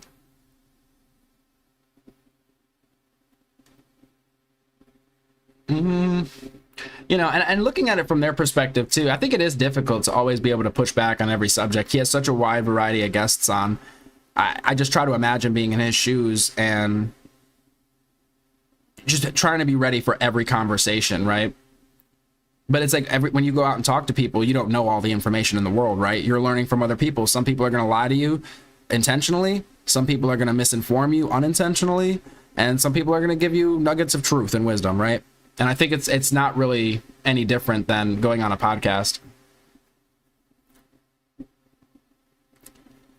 Rogan is a grifter, always has been. These days I'm a little, I didn't like the Luna, when Representative Luna went on there, what is that, like 2 weeks ago maybe? I did not like that podcast, at least around the UAP topic. Felt kind of BS-y. Though what can they say, I suppose.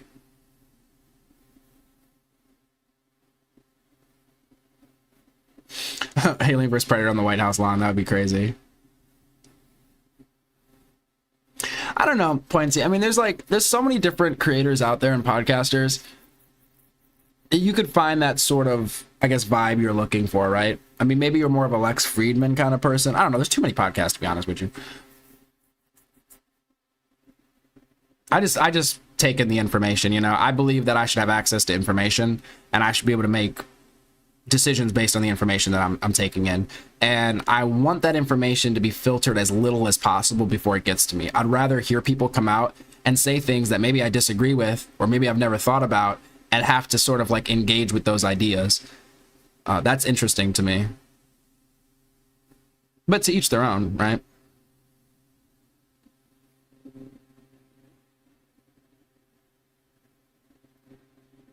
Well, anyway, I'm not going to sit here and like defend Rogan. I mean, because I don't think he's necessarily a journalist. It's kind of crazy. It's just like, I don't know if he ever thought he was going to be as big as and influential as he is.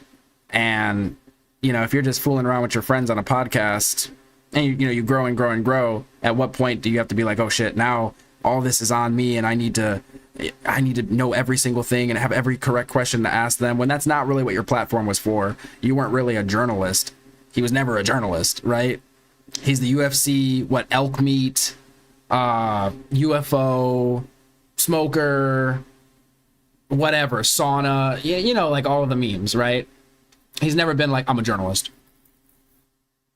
Allegedly a comedian. No, I'm playing. But,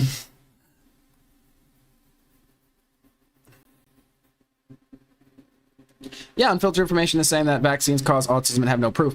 Yeah, but to me that's fine because people will push back on it. I know it kind of sucks. It's just, I guess my fear is it's all good and fine and dandy when the people that control the information are in agreement with you. However, if you cede that control, if you say, okay, guys, I want you to filter things to keep me safe, and then all of a sudden somebody gets behind the controls that doesn't agree with you, and they start filtering things that maybe you don't want them to filter, well, now you don't really, you have no control. I feel like it's kind of one way or the other. It's going to go bad eventually for you if you kind of give up that power. I'd rather just have the information and be able to like hear the different points of view and make my own decisions. I just think that's the best. It's really weird. It's like this infantilization, because it's almost like, well, adults can't handle this. They can't hear these ideas. These ideas are so toxic and so bad, they will warp their perception. They will be hypnotized. It's like, you know, if you're that stupid, I mean, I'm sorry. I don't know if we should cater the whole entire world to the lowest common denominator. I just don't, you know, I don't think that's the way to be. You know, I hate euphemistic language. The fact that there's so much stuff I can't say on YouTube. It's like you bleep things even though you know what the person is saying. You have to use, you have to say PDF because you can't say the other word. You have to say self-end because you can't say the other thing. But we all know what we're talking about. It's just making speech and communication harder. So I don't know. It's just, that's how I feel towards it personally.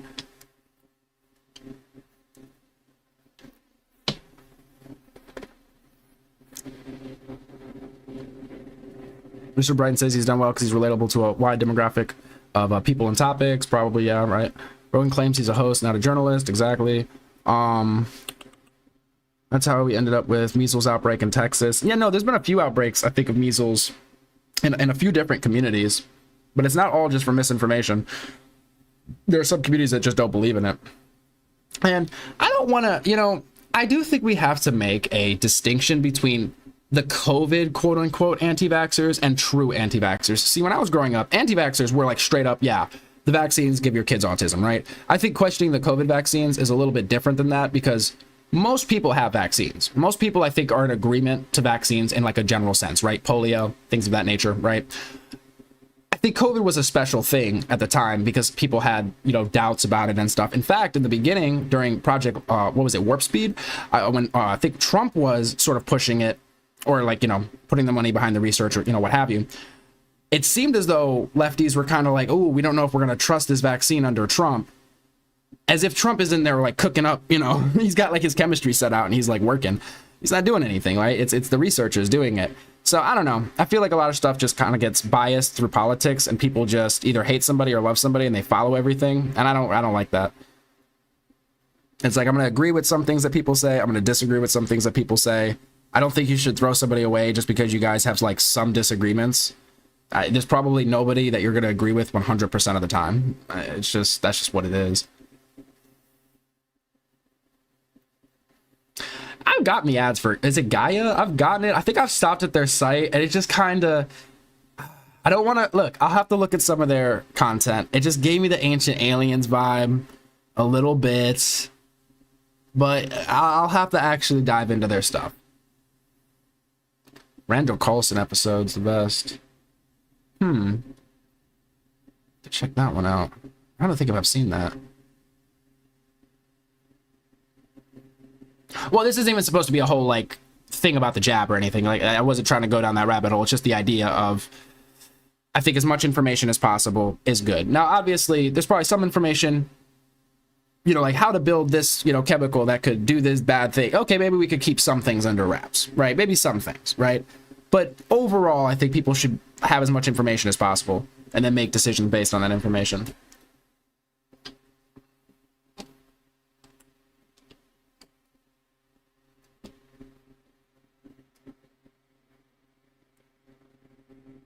The fact that it had to be called the jab for so long because they censored that word. So it's just, I don't know. I don't like censorship in general. It's just, it rubs me the wrong way. But anyway, aliens. Well, UAPs. We can't say aliens. We're not that far yet. Although they have mentioned extra-dimensional beings. I think we are at the end of this. I don't know that there's much more to gain. Any other form of government where people are afraid to come out and speak their truth. The American people are relying on... Cuddy Bear, I missed your message. You said the criticism for warp speed was not the science, it was the speed. Yeah, but a lot of people that were hesitant or against getting the jab, you know, after it came out and everything, cited the same concerns. They cited the speed. So it seems like both people were citing the same thing, but one kind of gets tossed out as, oh, you guys are anti-science or something, and it's like, I don't know, you can just hear them out and stuff. But I understand everybody was really afraid. They wanted everybody to get the jab so people stopped dying. You know, we could go out again and all that kind of stuff. I understand the reasoning behind it. But don't think the silencing was the smartest thing to do. A third leg, holy shit. Oh, Sterling, calm down, calm down. This is a UAP hearing. They didn't get too political in it. So that's nice. It could very well explain everything. Well, hey, if you could help me understand how that's going to explain everything, be my guest. USA are terrorist filth. I mean, I don't know where you're coming from. I'm curious. A lot of people hate us. I don't know.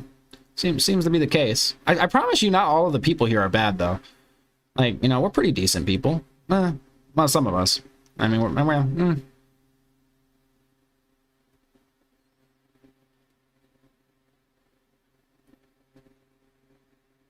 So no one was silenced. They were just ridiculed for lack of science, as they should be.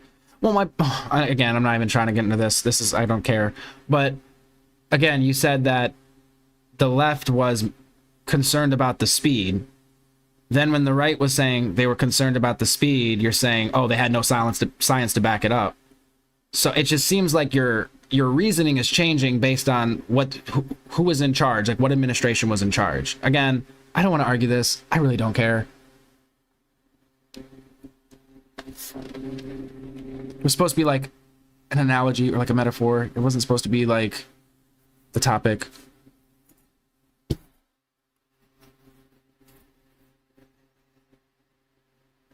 Well, yes, there was the mRNA part as well.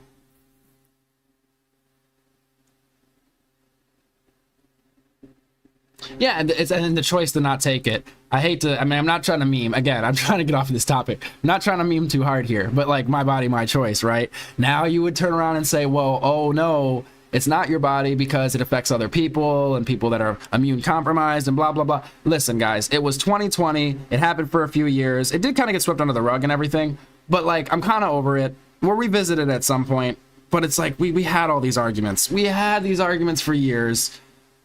I'm done.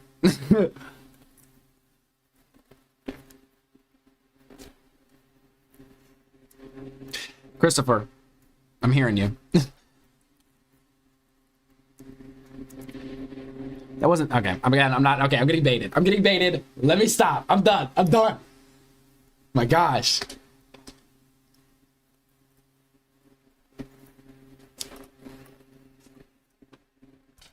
Maybe one day we'll do like a deep dive on COVID. I don't know. I think I'm COVID out, like completely out.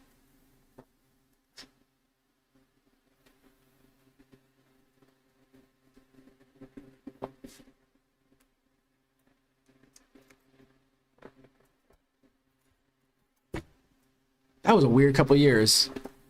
That was weird. I mean, I feel like things have just gotten so much worse, so much faster since COVID. Like the prices of things, insanity. Anyway. It's a bioweapon, plain and simple. Okay, you know, that's an interesting one.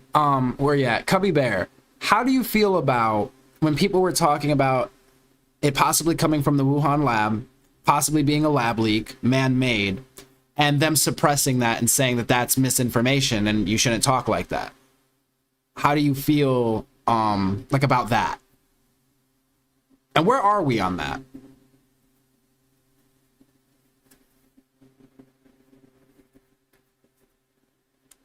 Oh shit, hold up. Oh, my bad. Jesus. Okay. I think y'all have been hearing my fan this whole time. My fault.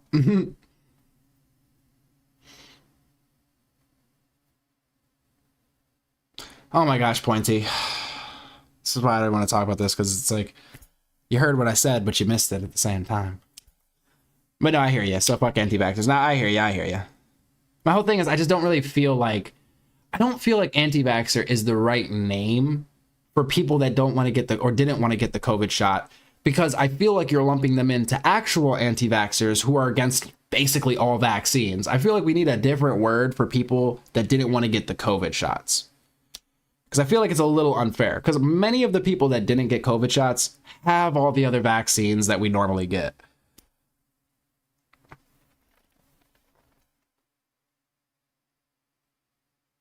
Were there a lot of Asians beaten up because of it? I remember the whole Stop Asian Hate thing. I remember that.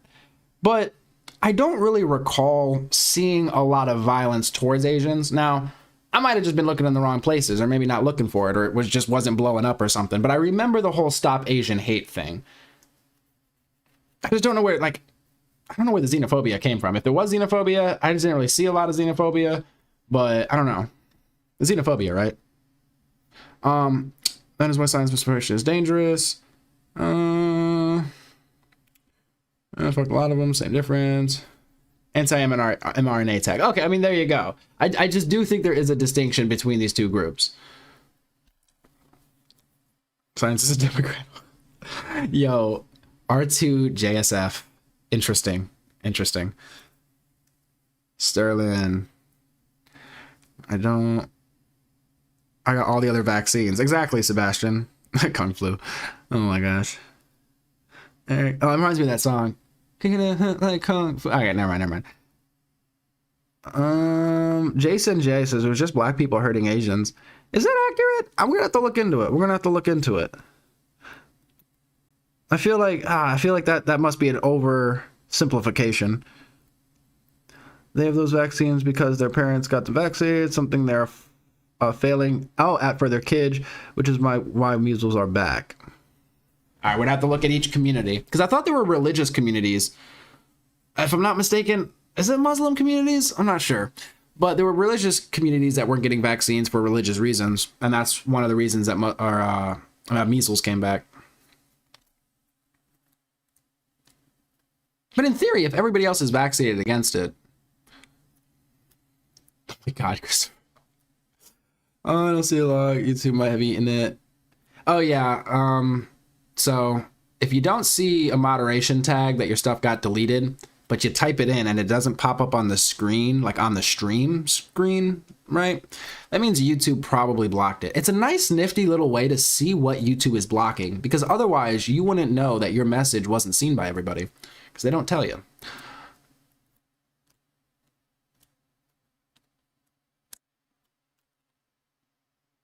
Yeah, I don't know about immigrants per se. Heathens, I don't know, man. There's all sorts of people that are diseased.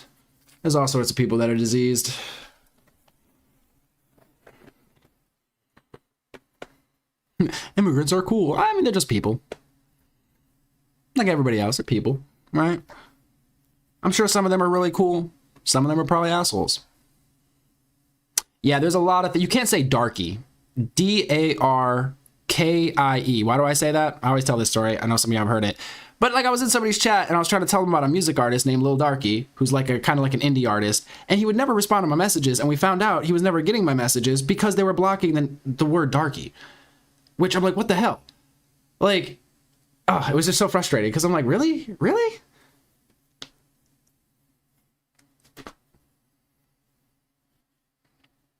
Yeah. The rage baiting. We do have a lot of rage baiters.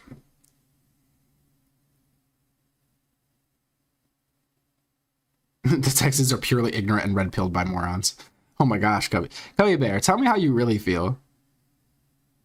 I just hate anti-vet. It's cool when they do it. It's a problem when I do it.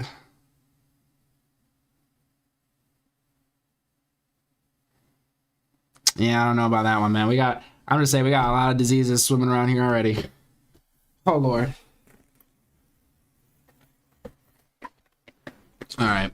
On amazing public servants like you to speak up on their behalf, to be the watchdog, and to make sure that we are as safe as possible. And so thank you so much again for conducting a bipartisan hearing on such an important matter. Thank you. I'd now like to recognize myself for some closing remarks. This is obviously something that doesn't just affect everyone in this room. I can tell you that specifically for where I represent in Pinellas County, Tampa Bay, and Florida as a whole, there's many sightings, many questions, people reporting this, but I'm not the only one. I was also told by Representative Biggs, as well as our great representative from Alaska, that these are not isolated instances, and so it does give us reasoning to provide investigative inquiry into these topics, but also I would also like Mr. Spielberger, if you could actually review and see if your organization would endorse the Whistleblower Protection Act that Representative Burchett has. I can tell you that I will be signing on to a letter, as well as I'm sure many other members of this task force, and we hope that the ranking chairwoman or my colleague here, Representative Crockett, as well as our Democrats that were here today, consider also signing on to that, as we do feel that it is time to ensure that our whistleblowers are given adequate protections and that people like Mr. Borland are not facing retribution in the way that they have been. With that being said, with all that and without objection, all members have 5 legislative days within to submit materials and additional written questions for the witnesses, and which will be also forwarded to those witnesses. If there are no further business, without objection, I'd like to now recognize Representative Burchett for closing remarks. I would just like to thank the ranking member and the chair lady for their courage. This is a tough issue. We all catch hell for it, and but it's gratifying that we're here in a bipartisan nature and the way this meeting was conducted. And I want to thank you. I don't know if it's the timbre of his voice, but there's something there. I need to work on my Tim Burchett accent because there's something there. Y'all for your courage. Thank y'all. And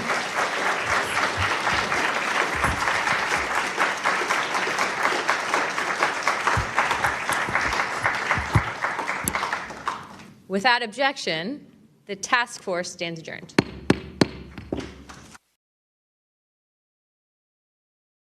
So, really didn't get too much more information, but I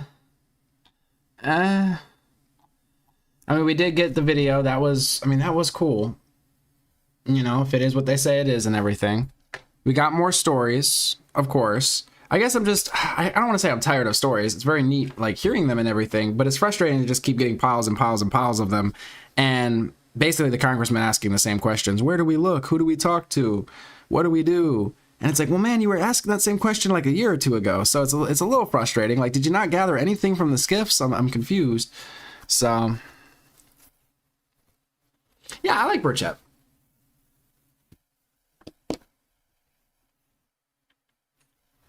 (1980) in England, seen by military personnel. I mean, there's so many all over the world. A lot of people will say, oh my gosh, it only happens in America. And I'm like, it does not seem to be the case. If you type in like any country and just type in like UFO or, you know, what have you, a lot of times something comes up. There's like a history. You said England.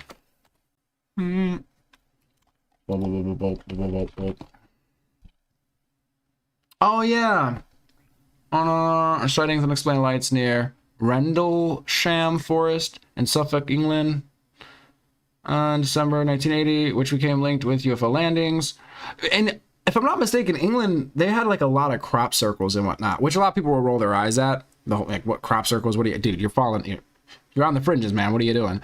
No, there's actually an interesting history behind crop circles. They tried to do, I believe it was in England, a test with the military to see if crop circles were real or if they're just man-made, if, you know, crop circles are some sort of anomalous phenomena, right? So they basically cordoned off a part of a field for researchers to like run their experiment, right? So nobody could enter, nobody could mess with the experiment. However, basically it seemed as though somebody came in and did a man-made crop circle, like crushed the plants in such a way that is not like other crop circles. Like, in other crop circles, the plants don't actually break and like they just kind of bend and fall over. And a lot of times crop circles, the plants will stand back up and grow normally. So it looked man-made, and they also left an astrology chart in the middle of the crop circle. So basically this ruined the researchers' careers, but at the same time, the military was conducting another test a few miles away in secret on crop circles that they never disclosed to the public, at least at the time. So I found it a really interesting story. Not to mention, I don't know, just the thought of people just going out and making crop circles just seems kind of weird. It's just like, oh, I'm just going to go out in the field today and just make a make a giant design. It just seems a little... I mean, but people do... I don't know, people do weird things, so it's possible, I suppose. But it was just an interesting little story, a little rabbit hole to fall down. But still sounds kooky, right? Burchett is a kook. Unknown Forest. Extra-dimensional tomfoolery. The extra-dimensional part, I really wish they would explain that a little bit, because they've thrown that out there. They've thrown the term out there, but what do they mean by extra-dimensional? Are they just saying it moves in a weird way that we can't explain, so we're going to call it extra-dimensional? Or do they have some sort of information that points them to that? And again, what does that mean?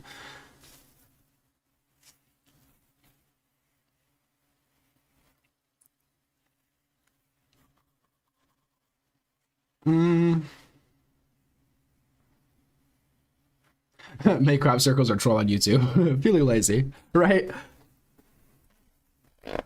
Oh yeah, the Y files are crop circles. Shit, I might check that one out next. Fringe. Not familiar. They pull up a little, I don't know, a little background ambiance here because it's so quiet. I could hear my thoughts screaming. They need to be quieted. So a little lo-fi or something in the background. Plus, guys, I gotta drain the main vein. All right. And maybe get some coffee. I don't know. I'm trying to decide if I'm gonna sleep tonight. Should I go to sleep?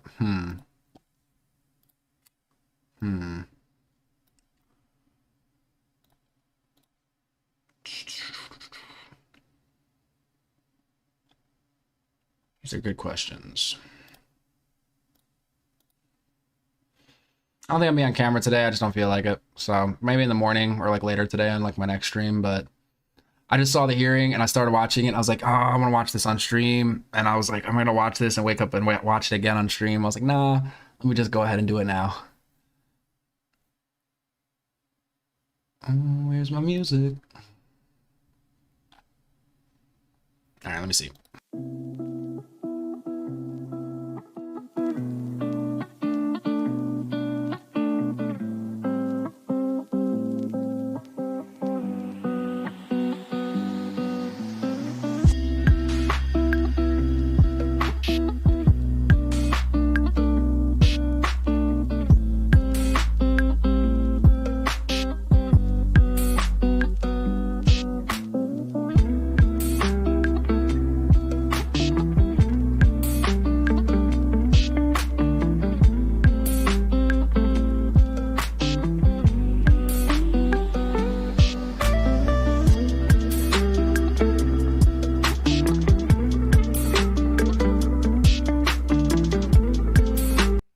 On this screen. All right, I don't know if I have a Luna. Let me see what I got here. I think I've got something for you. Oh, I gotta remap it. I had like a little pop-up of Sideshow Bob. People said I look like Sideshow Bob, but it's not working right now. That's what I was gonna give you. It's not a Luna, but it's close, right? I mean, it's something.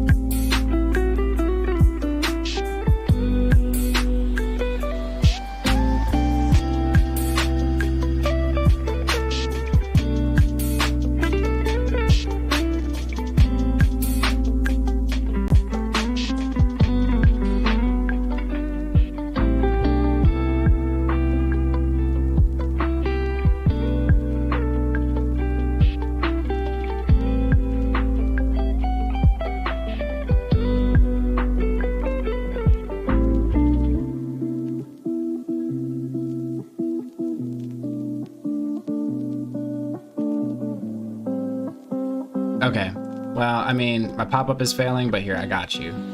Bam. That's all I've got for you. I don't think I'm as yellow, but, you know.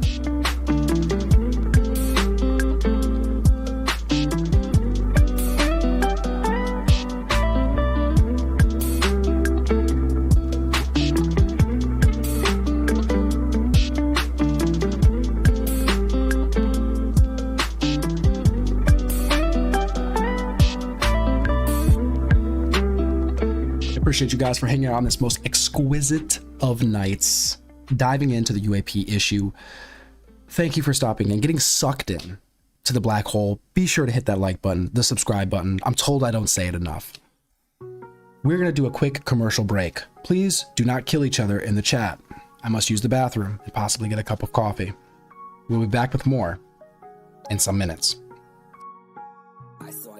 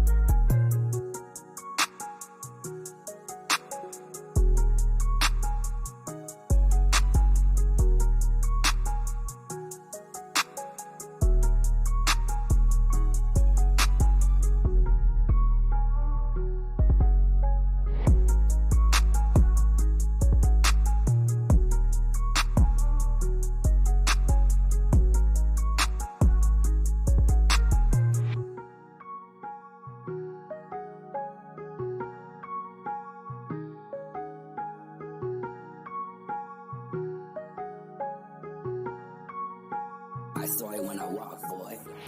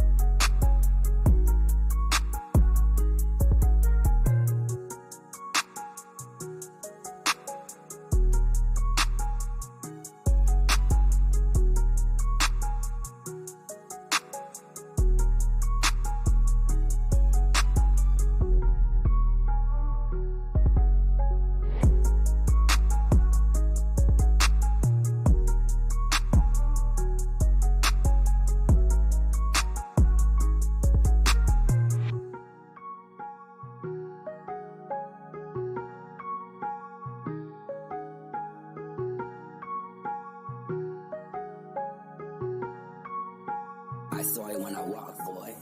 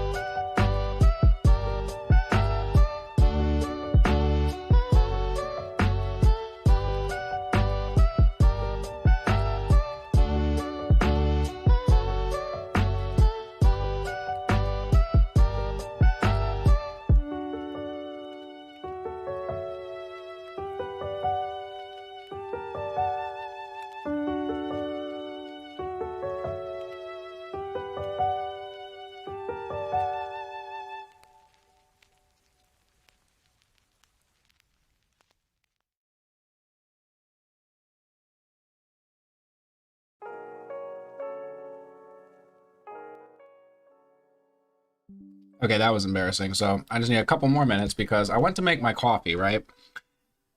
And apparently I grabbed, I was going to make some instant coffee. And I grabbed this container that looked like the instant coffee container, but apparently it's chicken bouillon. And I'm looking at the color of the coffee and I'm like, well, that's so weird. Why is it coming out like that? And I take a sip. It was like I was drinking the strongest, most saltiest soup ever. I don't know. I've never done that before. So that was embarrassing. I'm trying attempt number 2 at my cup of coffee. It is brewing right now. Anyway, just wanted to give you guys an update. When we reach type 1 civilization? Good question. Maybe 100 years? Maybe 1,000? Stepping on a rake. Oh my gosh. I need to get a little video of me stepping on a rake. That would actually be funny. Oh, crop circles are pretty. I'm glad. Okay, Cuddy Bear. There we go. Or Cubby Bear. Cubby. I'll call you Cubby. We can agree on that. Crop circles are pretty. Better than hot dog flavor? Hot dog flavor? What do you mean? Have you like made hot dog coffee before? I can't believe I just did that though. I can't believe they make the containers look so similar. I've never had this issue. Somebody rearranged my cabinets or something. Hot dog flavored water.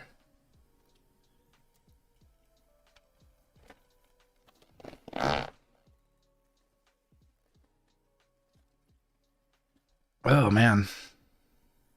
Just the water?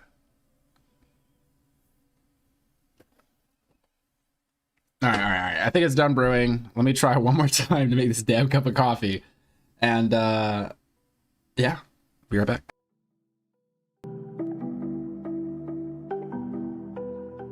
I saw it when I walked, boy.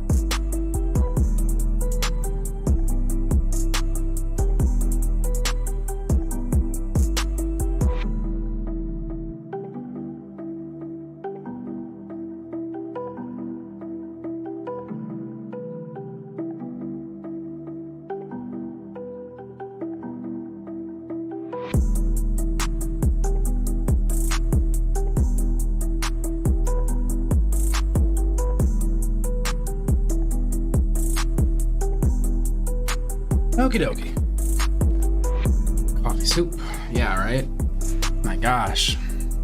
You guys ever feel like just getting in your spaceship and going for a drive or a fly? I low-key want to go to the store for no reason. No reason at all. Now, we're over at a black hole. I don't think any of you guys have universal clocks. So I go off at Eastern Standard Time just to keep things simple so we can all keep track of time and everything. So I feel like going for a 4 a.m. drive to the store for no reason. I'm like, what do I need? What do I need? Nothing. Nothing at all. I have everything I need right here. Oh, Limp Bizkit. Wait, what? Not all the UAPs are human made. A great controversy. All right, we'll get a quick synopsis. Hold up. Quick synopsis here. The great controversy.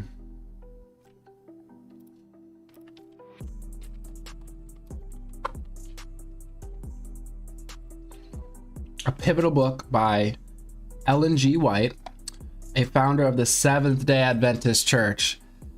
I have some family members that are into that. Used to go to very, very long Bible studies when I was young. That outlines the cosmic battle between Christ and Satan, beginning with Lucifer's rebellion in heaven and continuing through human history to the final purification of earth. Very interesting. I don't hear people mention Seventh-day Adventists very often.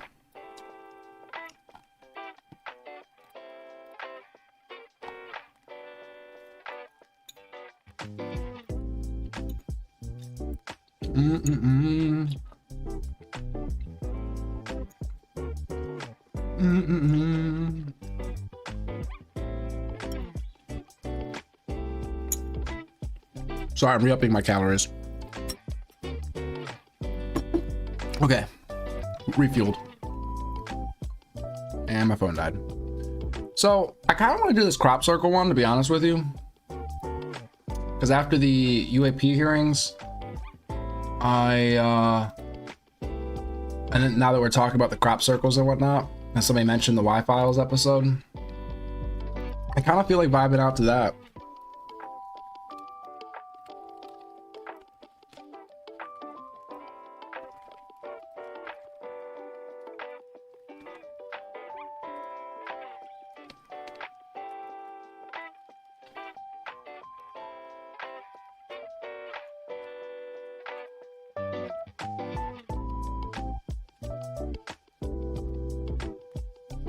Hold up. In this clip, Joe and AJ from the UAP Files get deep into the mystery surrounding crop circles. Check it out.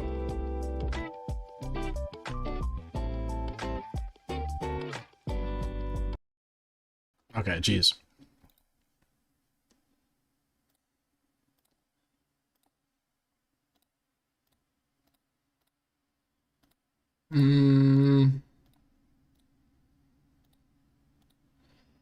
This is not very compelling.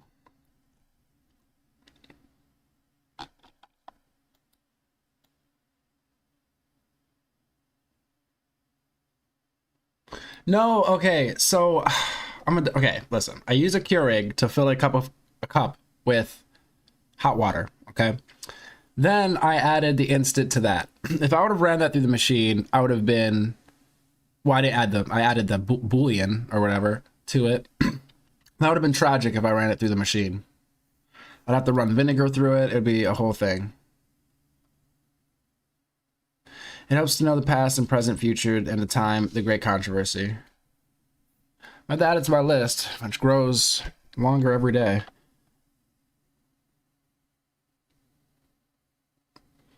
I know there's 157 very quiet people here, but I appreciate them. They might have fallen asleep. Some people be doing stuff while they're listening. I don't know. Some people are just freaks. I don't know, man. Lurkers.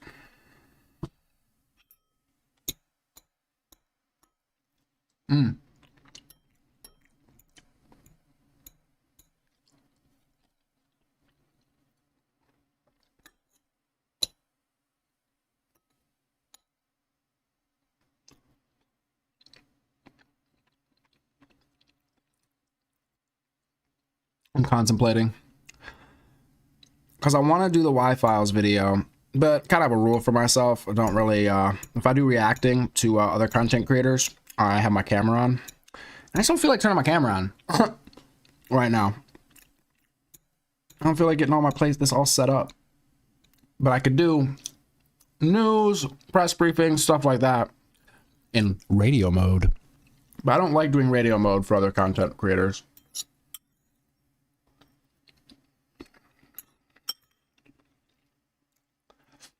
A great benefit, you say. How will it help me if I read that book, out of curiosity?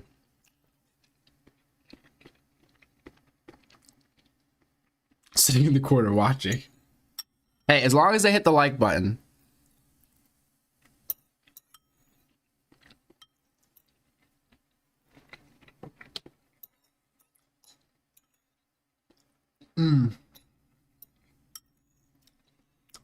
I'm might end up having to just fluff out my hair. Turn on the camera here in a bit. Pointing to you, Mom, you have hailed Satan in here so many times. I'm going to set up Nightbot to fight you. I need to figure out something for Nightbot to say when you say hail Satan.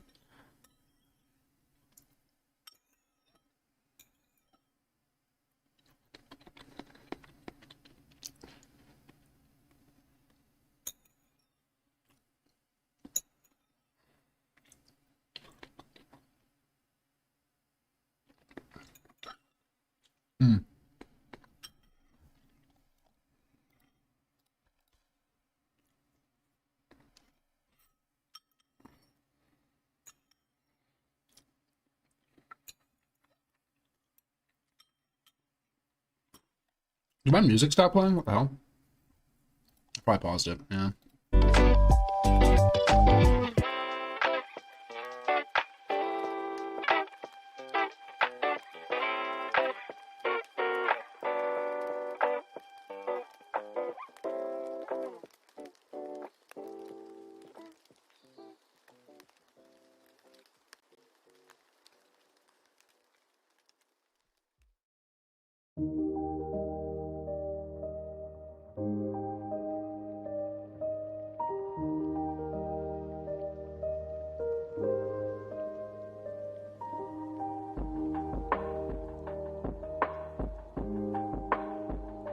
Yo, Tilly, you're coming out of Canada, right? I know I have to ask you at least every stream. You've told me 1,000 times, but if you are coming out of Canada, you're gonna like, I got something. I got something, and I think you're going to appreciate. All my Canadians in chat, if there are any left. I got something for when I get on camera that I think you guys will enjoy. I picked it up 2 days ago or so. I'm working on a collection. And I've gotten my piece from Canada.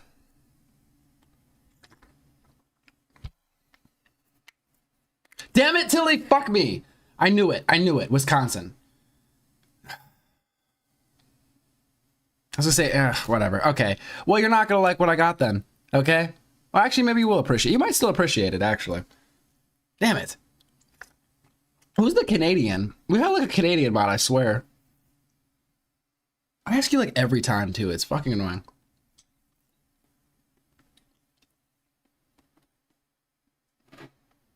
Well, I didn't get anything for Wisconsin. I have no idea what to get for Wisconsin, but you'll see what I mean when I show.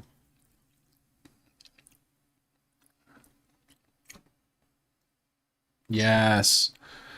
We could just make all of North America, America, call it a day. Everybody gets along. We all share. I think it'd be awesome.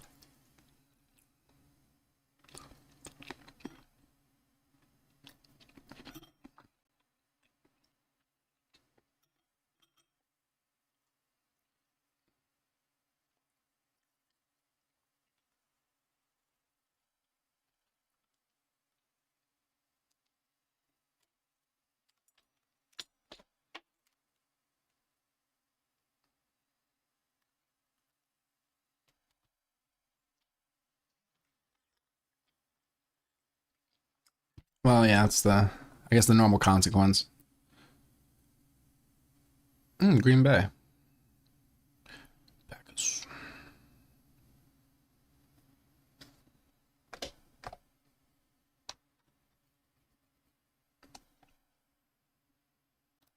don't know why I keep pausing it.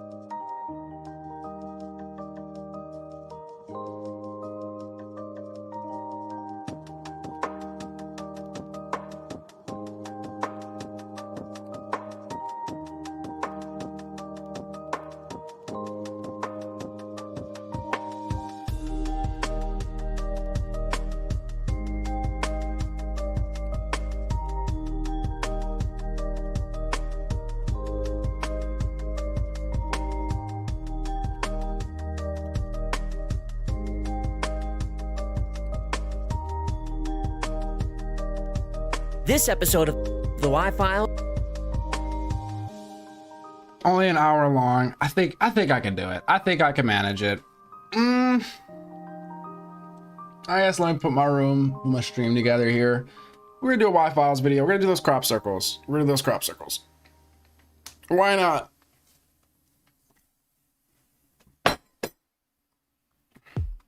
That, or I'll have a video on basically, I don't know how else to put it, Filipino ladyboys. I think it was a Tyler Oliveira episode or video. Check out Tyler Oliveira. He went to Thailand and actually interviewed a bunch of ladyboys. It was very interesting, and I've been meaning to cover it on stream. Along with a lot of his other videos, he just does a lot of interesting stuff. He interviews people all around the world. I don't know which one's more interesting, crop circles or that. I feel like staying with the theme.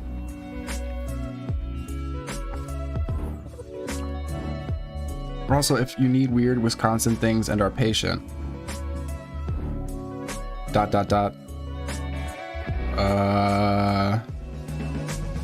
I supposed to fill in the blank? Am I supposed to know this? Hold up.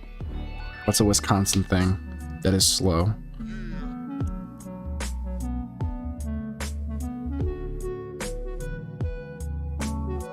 I don't know.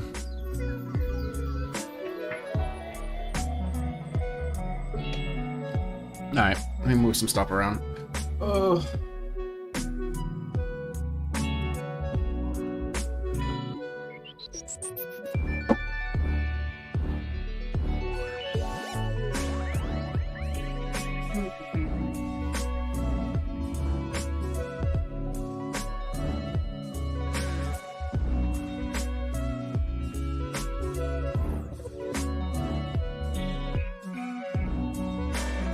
You know, if I just kept my place in order, this would not be an issue. I don't know what happened. I don't know what happened this week. I need to stop socializing. I need to stop having people over. I think that would help.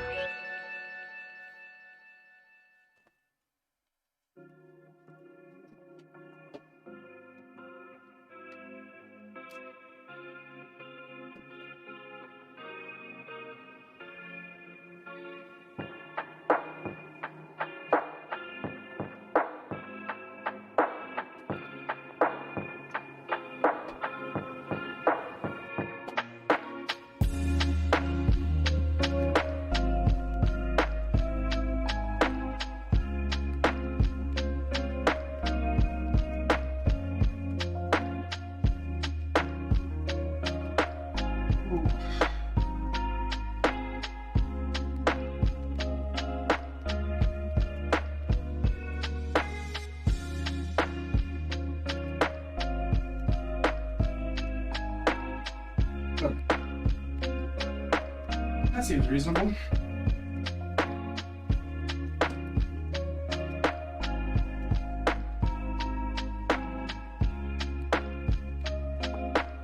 Man, nobody takes UFO seriously. It's frustrating.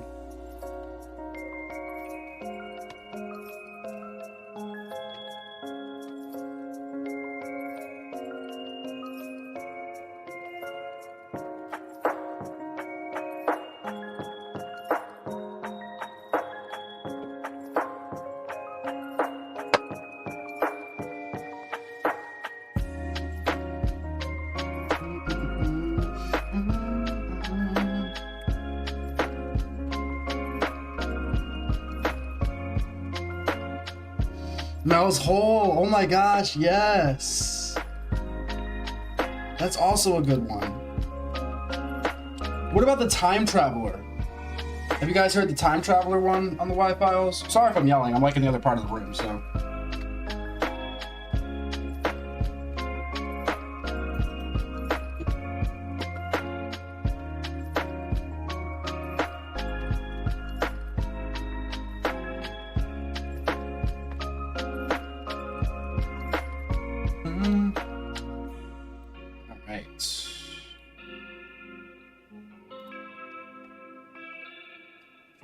Let me pull up. you guys are unfamiliar, this is the channel that we're about to check out. Boom, the Y Files. Definitely check them out if you haven't heard of them, or I mean, if you like them, definitely go subscribe. We're about to watch that. I'm about to pull my human face on, and we'll get started.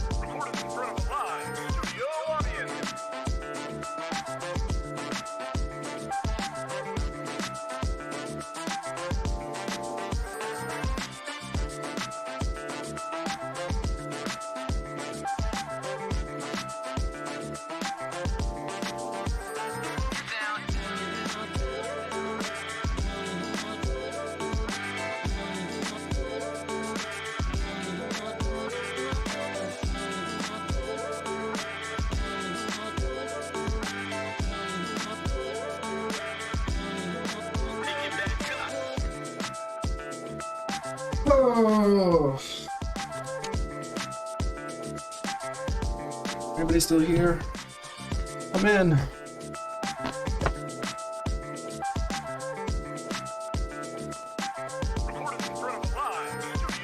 What do you call a lesbian dinosaur? Ah! Ha. Oh shit! Don't spam, but I mean, it was all right. It was all right. It was all right. Don't spam, but it was a good joke. Let's be honest, that was a good joke. But anyway, Tilly might disagree. I think it was clever at the very least.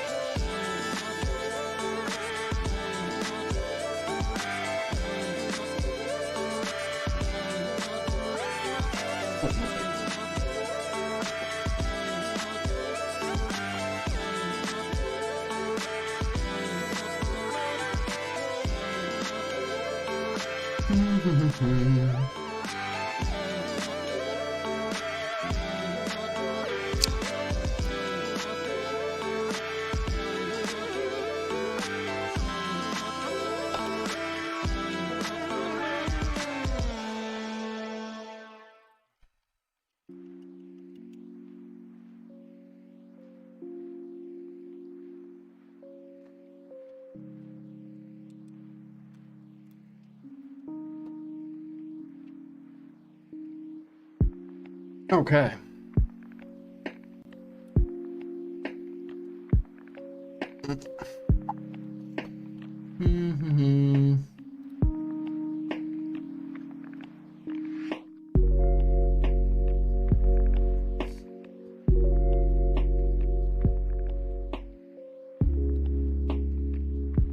Sec while I get my camera not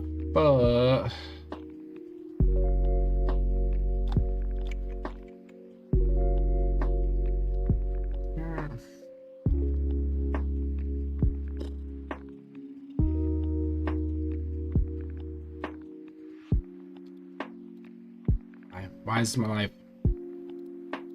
Here we go.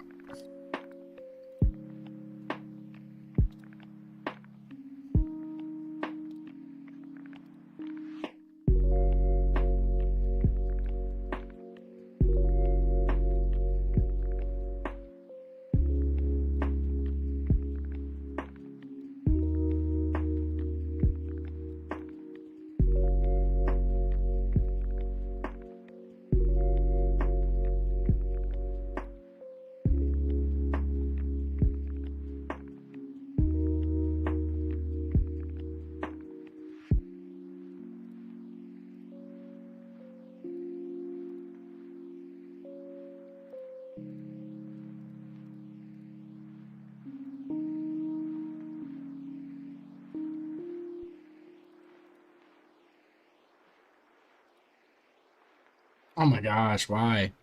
Why?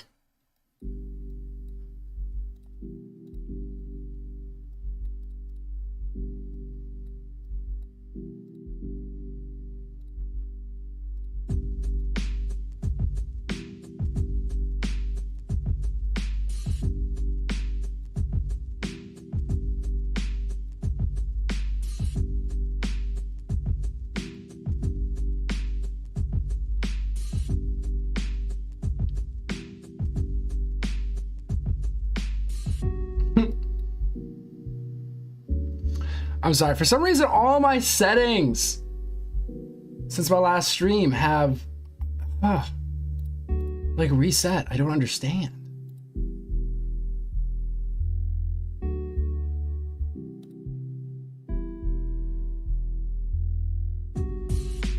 It's very confusing. Oh, actually, I think I know what it is. Hold up. I'm so dumb. Damn, I know what I did.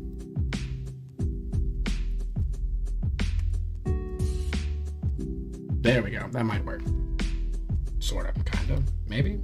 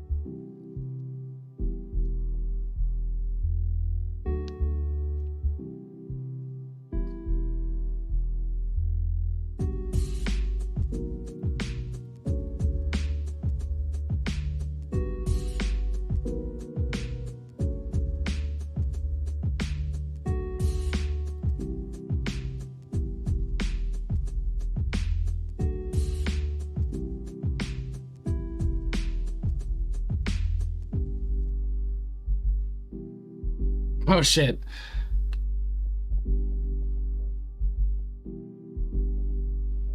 Okay, sometimes the playlist goes like wacky. And I'm like, oh my gosh, please tell me it's not like a horrible song.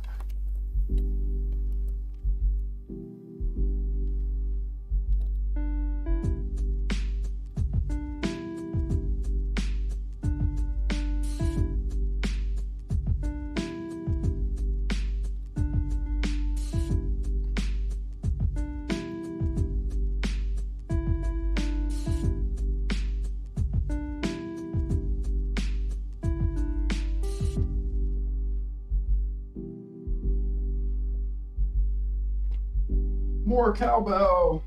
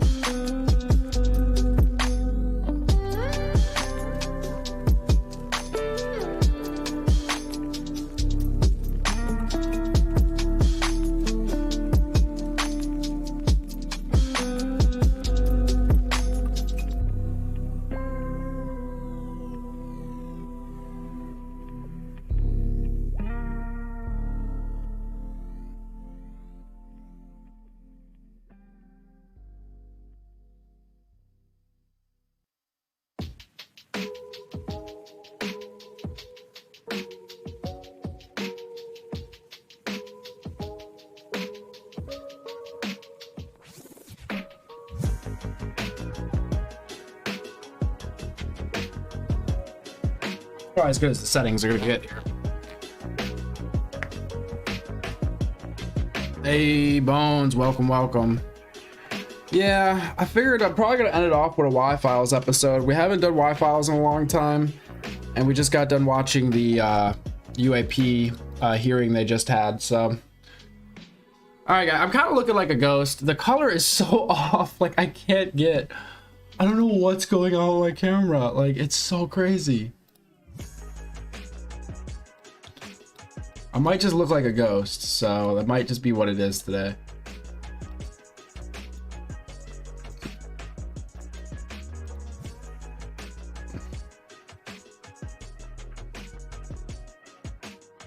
It's actually kind of a cool effect.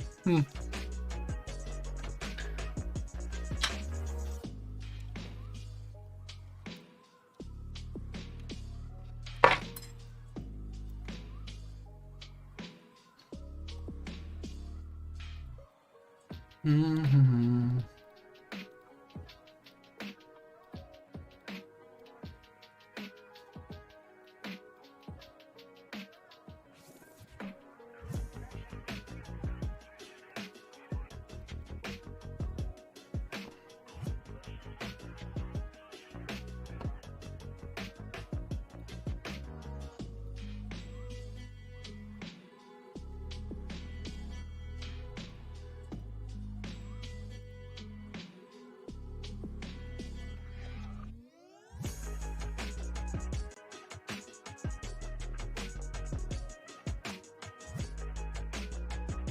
All right, look, this is where we're at. I'm a ghost today, all right? I'm a ghost. Yo, Tilly, you still here? I was saying for my Canadians, so I've been getting a bunch of different glasses. Lots and lots of different glasses. So for today, what I should have been wearing during the hearing.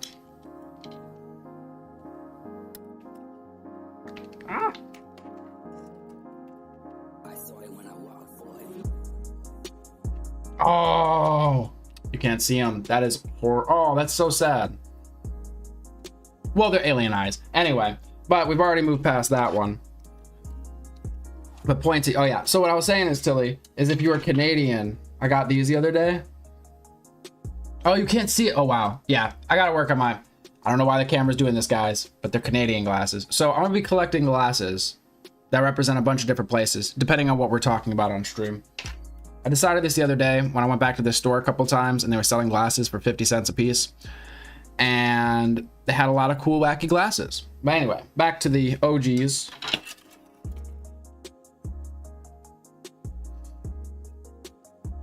Christopher, I get roasted every day on here. Go crazy. Go stupid. Let's get it. Let's get it. Get it out of your systems. Oh, here we go. Oh, guys. Oh my gosh, you can't even see it. Oh my gosh. Oh my gosh. I'm gonna fix my settings for the next stream. I don't really feel like fighting with them anymore. You can't see the damn cup. That is so annoying. Well, it's a black hole radio mug, guys.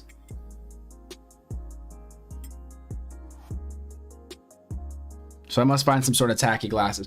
Pretty much. I need some Wisconsin glasses, okay, to represent.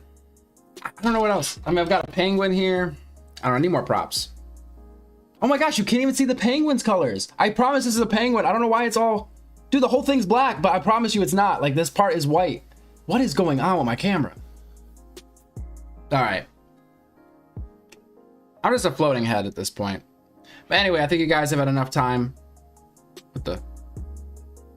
Hold on. Something's not right.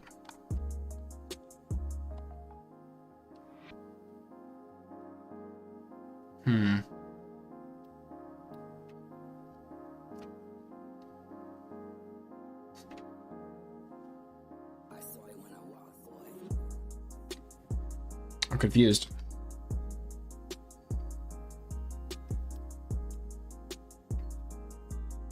Nope, still not working. This is crazy. I see what's wrong. Oh no, I don't want to be giant. You know what? Forget it. This is good enough, guys. All right, let's roast. Where are we at?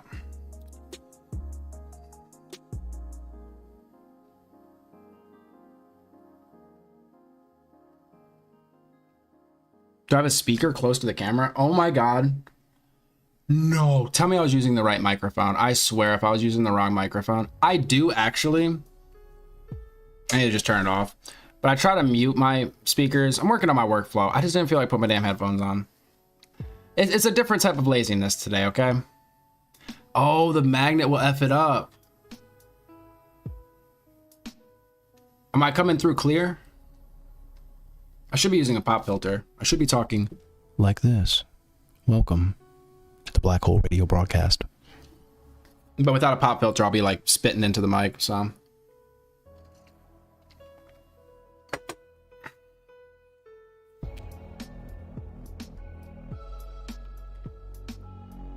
I know I'm taking forever, but I mean, bear with me. I have no stamina. I don't know what happened to my stamina streaming. I need to work on my stamina. We need like a pill for streaming stamina.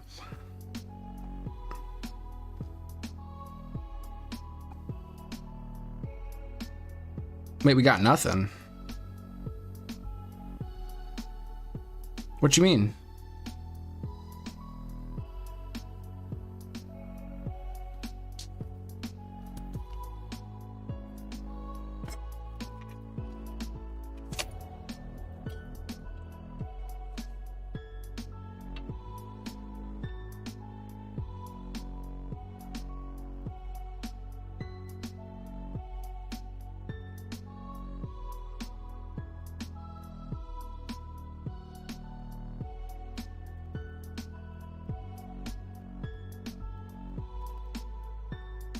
Oh, yeah, don't worry about it. Bear with me. You're going to hear bear with me a lot here. But here, hold up.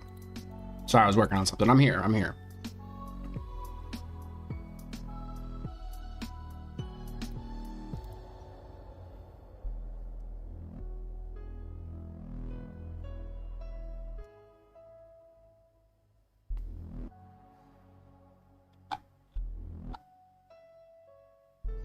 Howdy, howdy. Wasteland Games.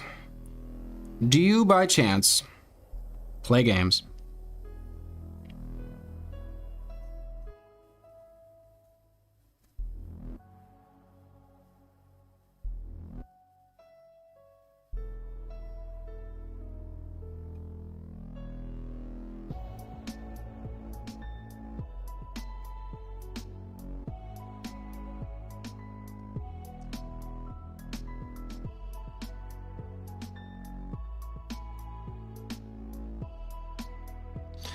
Okay, okay. Do you play games and make content out of said games? Okay, wow, that was a left field question, Wasteland Games. Holy shit.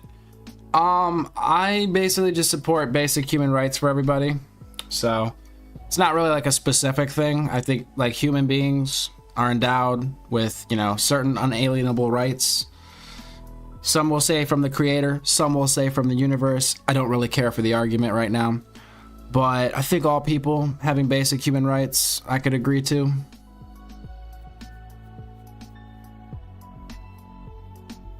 Lightning? I'm pretty sure we've got some trans people here. We've got, you know, I think we have at least one moderator that's trans. We have some right-leaners, we have some communists, we have everybody. We got the MAGA crew, we've got the anti-MAGA crew. There's a lot that goes on here. It just depends what time you drop in.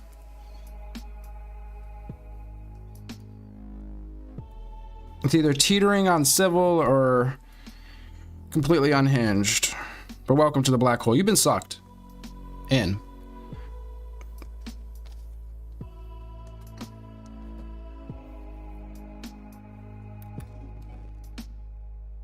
No, look, the lizard videos. Do you make videos on lizards? And you say you're a Nazi? We got Nazis here too, apparently. Got a little bit of everything, you know?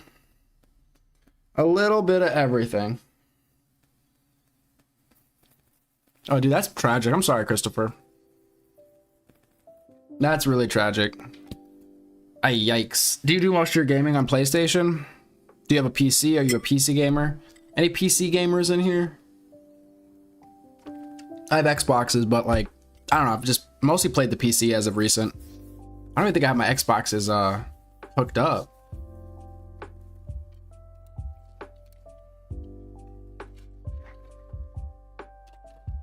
God's will.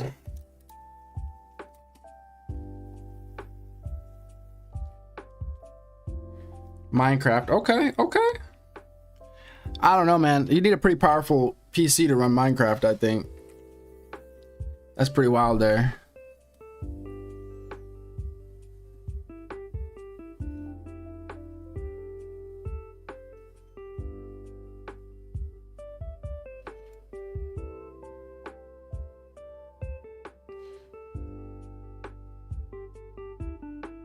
Bert Colucci? Thomas Rousseau?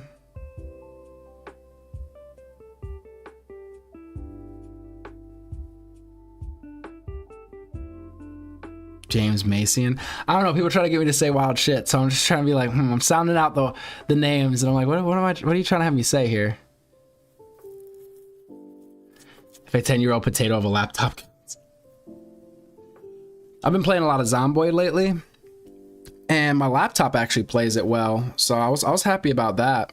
I've been playing that on my PC, and then I could like let people play on my laptop, and we could play together. It's really nice. I'm trying to find more co-op games to play with people. We'll do a Zomboid game if people want to play. Maybe not right now, but later.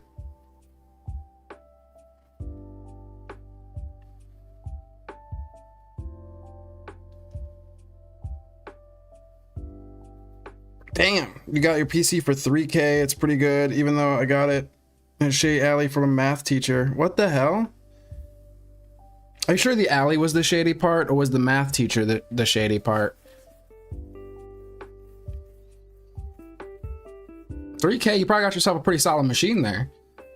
Said potato can manage Java, just barely, better on the tablet. Plus controller runs much better. Oh wow. Surge protection might be overrated unless it happens again. Did you have a surge protector? No, PlayStations have ones built in, right? Like on their power, like they have a power block, don't they? I don't have any PlayStations.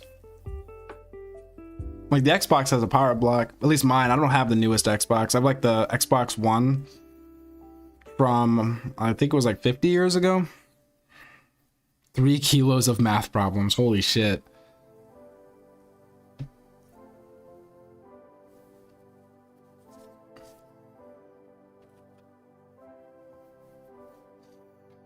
If Susan has 3 kilos of math problems and Eric has 5 kilos of math problems,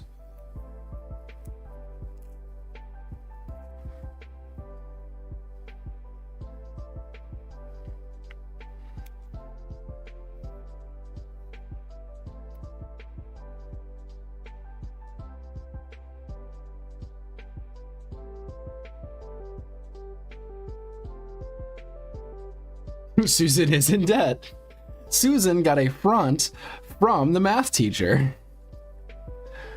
After selling all of her math problems, how much does Susan have after paying back for her front from the math teacher?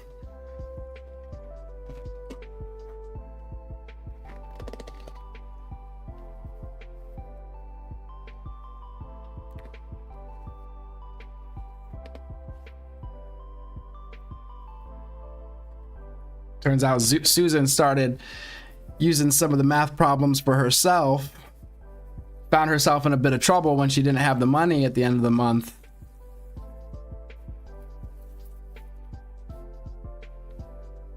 Or whatever, you know, contract they came up with, you know. All right, where's my headphones? Let's get into this. Ooh. Now.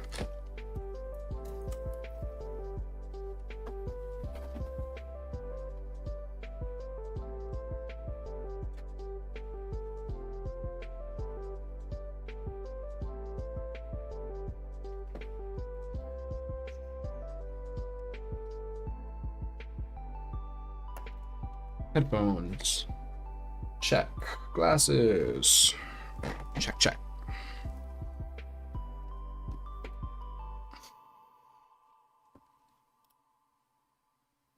Okay.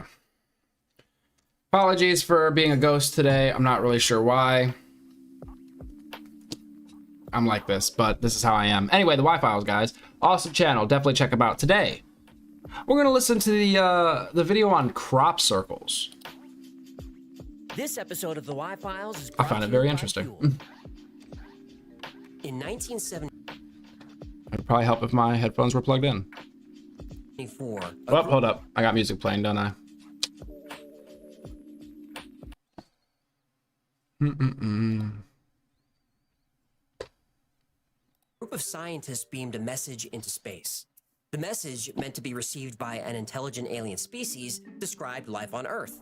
Written in simple binary code and using the most powerful radio telescope on the planet, the message was broadcast to a dense cluster of stars in the constellation of Hercules. This exercise was just ceremonial. a way to demonstrate new technology in radio astronomy. Nobody was really expected to receive it, and even if they did, it wouldn't be anytime soon. The nearest star in the direction of the broadcast is 25,000 light years away. So the telescope was tuned to 2380 megahertz, aimed at Hercules, and fired up. The scientists congratulated each other, shook hands, and went on with their lives. But 27 years later, something very unexpected happened with that message beamed into deep space. Someone wrote back. Oh no.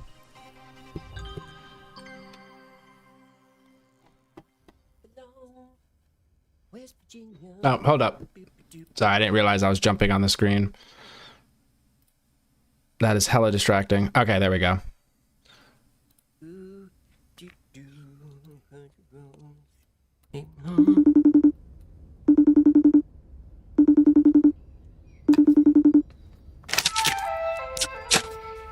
Greetings, Grasshopper. Oh, I see it is mealtime. It is for me as well. Yes, I'm starving. Wait, where are you? And did you just call me Grasshopper?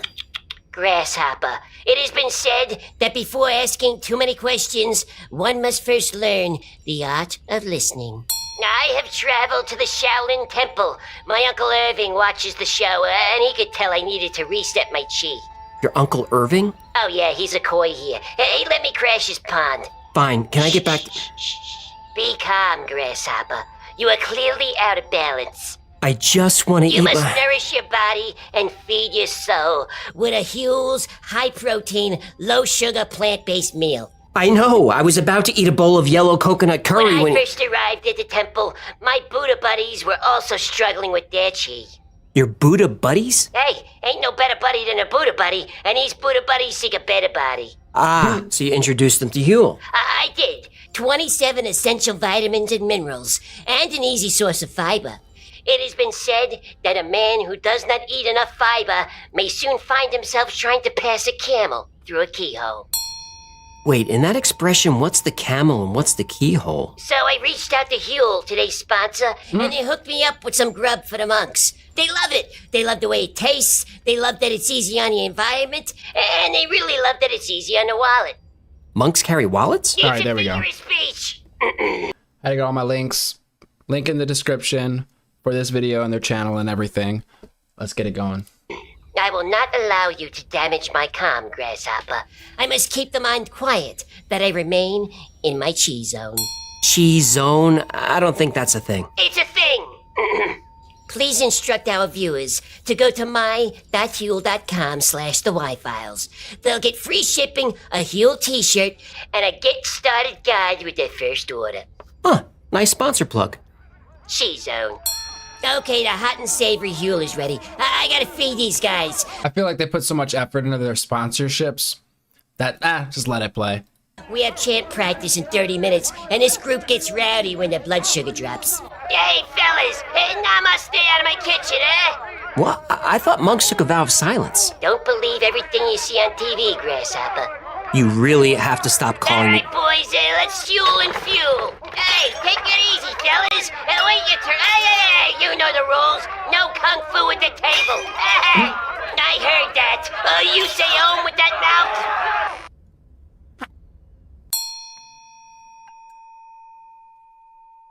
One morning in 1966, George Pedley was working his farm in Tully, Queensland, Australia, when he heard a strange buzzing sound. He climbed down from his tractor and started walking in the direction of the sound. Then he saw a circular craft slowly rise above a section of swampland not 50 feet from where he was standing. The craft hovered for a few seconds, shot straight up into the sky, and disappeared. When George went to investigate, he found a large circle of reeds had been pulled from the swamp and flattened into a disc. The circle was 30 feet across, 2 feet thick, and arranged in a clockwise swirl. Because of the swirl and the thickness of the reeds, locals called the formation a UFO nest. But what this actually was a crop circle. Since the 1960s, thousands of crop circles or crop formations have been found. They've been seen on every continent in almost every country on Earth. But the epicenter for crop formations is Wiltshire in the southwest of England. Ah, see? Crop England, that was like the hotbed, right? Formations range from the very simple to the very complex. Formations can be circles, stars, and other geometric shapes, but some are pictograms, though nobody knows for sure what they mean. Though every formation is different, they have a few things in common. Recognizable patterns that are created very quickly, usually at night. The creation of these patterns is always associated with some kind of light, either a beam of light or an orb of light. An orb of light, like those orbs of light that we saw in the videos released in the hearing, or other orbs that we've seen from other releases. I always question the authenticity of this video because it just seemed crazy to me. Is always associated with some kind of light, either a beam of light or an orb of light. Whatever that is that's moving outside.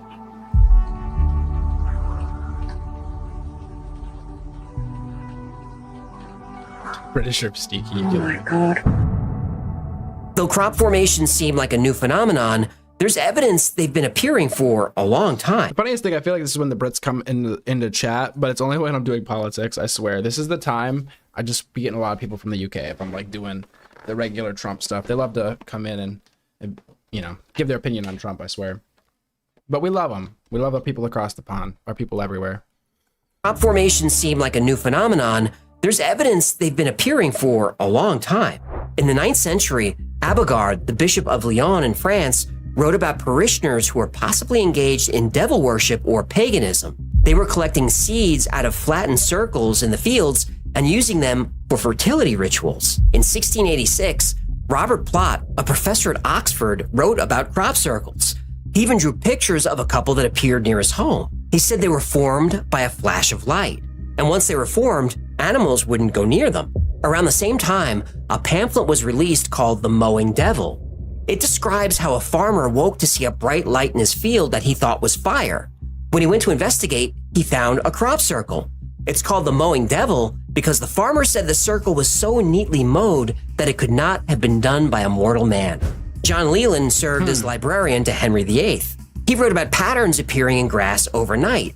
In 1937, a British science journal reported circles found in a field of barley and even included one of the first photos taken of a crop circle. In 1945, this photo... I'm sorry, I know I'll be messing everything up, but I was curious about that. A pamphlet was and once they were formed, animals wouldn't go near. He said they were formed about crop circle. In 1686... 1686, okay, sorry. He thought was full because the farmer said the circle... My whole thing is, if there wasn't a hill or a mountain or something nearby for you to be able to view the crop circle from the top down, they didn't have planes back then. So why would somebody, of course, if you didn't have some sort of place of higher altitude to look at it, why would a person go out there and flatten out things in a pattern that nobody could even see? That's what throws me off. Like when we have planes, it makes makes sense. It's like, oh, planes could go over and see it, or a helicopter could go and see it. But before we really had those, why would a person go out and do that if nobody would be able to tell, for the most part, right? It was so neatly mowed that it could not have been done by a mortal man. John Leland served as librarian to Henry VIII. He wrote about patterns appearing in grass overnight. In 1937, a British science journal reported circles found in a field of barley and even included one of the first photos taken of a crop circle. In 1945, this photo was taken by a balloonist working for the RAF Parachute Training School. In 1952, the U.S. Air Force investigated circles found in Kansas. In 1963, Sir Patrick Moore, an astronomer writing for the New Scientist journal, investigated a formation in Charlton. In the wheat fields were features taking the form of circular or elliptical areas in which the wheat had been flattened. One very well defined was an oval, 15 yards long by 4.5 broad. There was evidence of spiral flattening, and in one case there was a circular area in the center in which the wheat had not been flattened. One of the texts discovered in the Dead Sea Scrolls is the Book of Enoch. Enoch talks about lightning leaving marks on the earth. So these formations have been seen since the beginning of recorded history. Even though thousands of circles have been found, and many people claim to witness them forming on the earth, is the Book of Enoch. Enoch talks about lightning leaving marks on the earth. So these formations have been... Maybe it goes into more description, but lightning leaving marks on the earth could quite literally be lightning leaving marks on the earth. But if we interpret it the way they're interpreting it, that's pretty cool. If it goes back that far. Seen since the beginning of recorded history. Even though thousands of circles have been found and many people claim to witness them forming, no one had ever caught it on camera until 1996. John Whaley was camping out on a hill in Wiltshire called Oliver's Castle, named for a fort that was built there many years ago. Around 3 a.m., something caught his eye. He grabbed his video camera and captured footage of several glowing orbs hovering over a field. Then, like magic,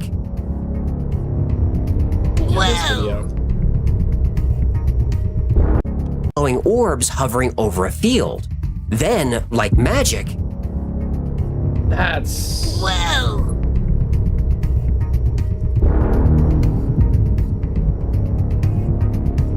Here's the formation from the air. Nobody can agree on what crop circles mean, though most people believe they're messages. Now, this is frustrating to many researchers. They say, whoever's making these, why don't they just speak English? Right. Well, in 2001, they did.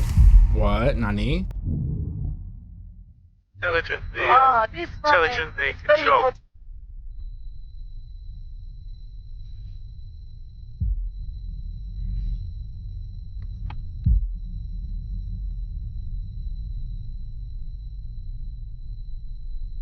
Put on some dramatic sound effects. Guys, I need to work on my sound effects. That does not fit. That does not fit. I mean, this is kind of dramatic.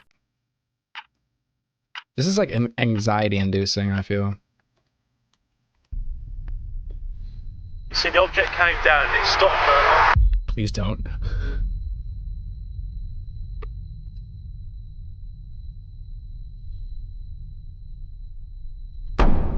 Okay, let me stop. Nothing random about it. There's no movement in prevailing wind.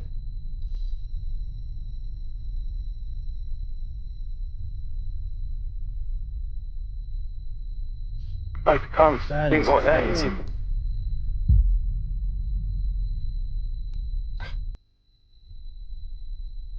The definitive piece of evidence.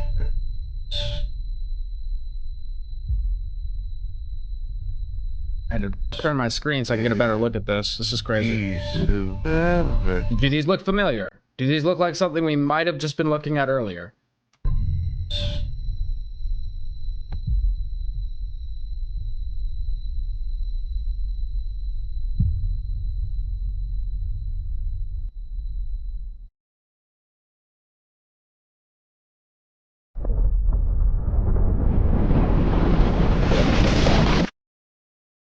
In 1974, the Arecibo message was sent from Earth to a cluster of stars in the Hercules constellation. It's called the Arecibo message because that was the name of the giant radio telescope used to transmit it. The team that created the message was led by Dr. Frank Drake, with assistance from Carl Sagan. The message was 1,679 binary digits that could be converted to an image, designed to convey information about civilization on Earth. It starts with a representation of the numbers 1 through 10. This provides a key to the rest of the message. Next, atomic numbers of hydrogen, carbon, nitrogen, oxygen, and phosphorus, which are used to make up DNA. I appreciate you, Nocturnal. We've done like 3 hours of serious coverage. I highly recommend clicking the link, checking out the Y Files video. Otherwise, you just have to bear with us through this one. The message shows more information about DNA, including the double helix structure. Toward the bottom, a figure of a human, its average height, and the population of the Earth, which was a little over 4 billion at the time. Next, our solar system, starting with the sun and moving out to Pluto. The Earth is shifted up to identify the planet sending the signal. At the bottom, a graphic representing the Arecibo radio telescope. Now, everything there, up until the graphic for the telescope, I feel like they could probably reasonably get. It's like, okay, somehow figure out, okay, third planet from the sun, this, that, and the third. But the radio telescope, I feel like that's difficult to sort of ascertain, what does this mean? Nearest star that could possibly receive the message is 25,000 light years away. So we couldn't really expect a reply for another 50,000 years. But on the morning of August 14th, 2001, a formation was discovered right next to the Chilbolton radio telescope. Now, even if you don't know the full design, when you're on the ground, you can tell you're in a crop circle. There's structure and uniformity to it. But this new formation was different. It was a mess. It wasn't symmetrical. Nobody could make sense of it until it was viewed from the air. Holy It's just, I want to believe. That one is just so on the nose. A face. And 3 days later, this appeared. This became known as the Arecibo Answer. Ay, Chihuahua! The formation uses the same 23 by 73 grid. The top line shows the numbers 1 through 10, just like the original, but the reply shows silicon as the main element for life, not That's fascinating if this is, true. carbon. Their DNA is shown as having a third string.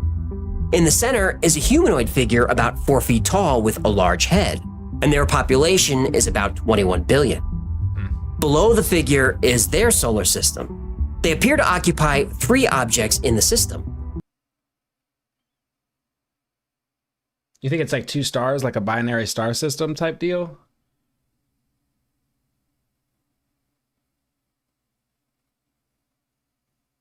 I guess the confusing one for me is these 4 cubes, right? Right here. The third and fourth planets, and then there's another shape that could mean a planet or some other object or structure. On the human Arecibo message is a picture of the radio telescope, which was used to send the message. Whoever sent the reply seems to understand this. So what is this design meant to represent? Well, just a year earlier, this formation appeared in the same place. Is this the same object? Is this crop formation a representation of a machine used to communicate through space? Again, frustrated researchers and skeptics agree on something. Why don't they just speak English? Well, almost exactly 1 year later, this formation appeared. My brain just exploded. Once again, we see a face, but that's not a human face. And just like the Arecibo message was broadcast in binary code, the disk formation also contains binary code. And for the first time, we get an actual literal message. The code was translated to letters using ASCII, the encoding standard for electronic communication. Beware the bearers of false gifts and their broken promises. Much pain, but still time. Believe. There is good out there. We oppose deception. Conduit close. It's just such a vague message. Beware the bearers of false gifts and their broken promises. I mean, that could be related to so much, right? Much pain, but still time. Believe. There's good out there. Okay, I mean, we oppose deception. That's exactly what something trying to deceive me would say, right? And then conduit closing. End of the message or whatever, right? Whoever it is that wants to communicate with... Yeah, and that's another thing, Tilly. Yeah, it kind of, that throws me off. Yes, Lucky. Yes, we covered that earlier. I'm gonna be circling back to that and covering that some more. I'm glad you stopped in. I was gonna be talking to you later on about that.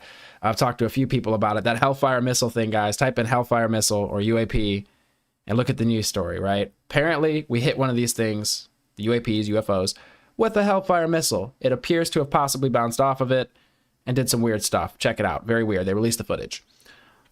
With us is using many different means. In 2004, Robert Ridge was deer hunting a few miles outside of Roswell, New Mexico. Half buried in the dirt, he found a strange rock. On the rock is a geometric carving. Robert grabbed it and didn't think it was anything more than a cool rock someone lost at some point. But he didn't keep it a secret. He showed it to friends and anyone who was curious about it. It didn't take long before strange discoveries were made about the rock. For one, it's magnetized lodestone, which is not a kind of rock found in that area. And under a microscope, the Roswell rock is extremely smooth. There's no carving marks or indication of sandblasting. But the most fascinating discovery is that in 1996, 8 years before the Roswell rocket. Okay, because you guys are talking about it. Steve Hope, you said it's wild. The orb constitute the remaining rocket missile parts into itself and kept flying. Yeah, so it's, the video looks weird, but what they're saying happens is it's like, okay, the missile comes and hits it, breaks apart or whatever, right? But pieces of it were basically almost magnetized to it in a way, seemingly, and followed the craft as it flew away.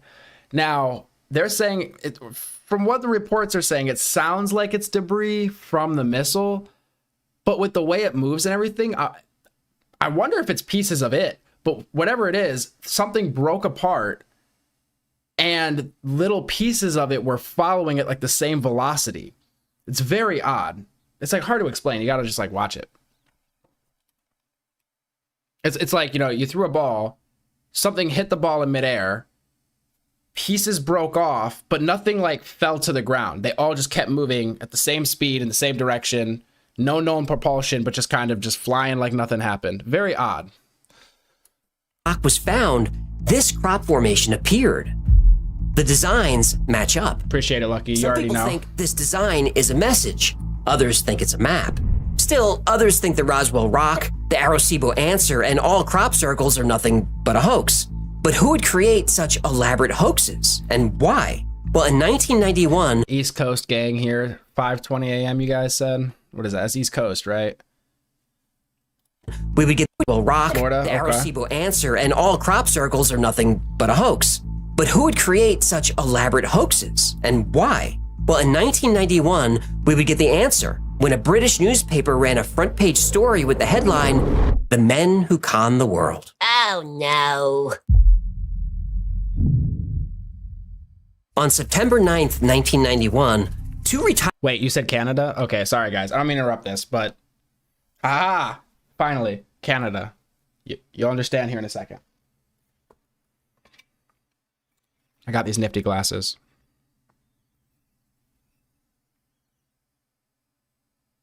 My camera's messed up with the color, so you can't see it, but when we're doing Canadian news, I got the Canadian glasses just for you guys.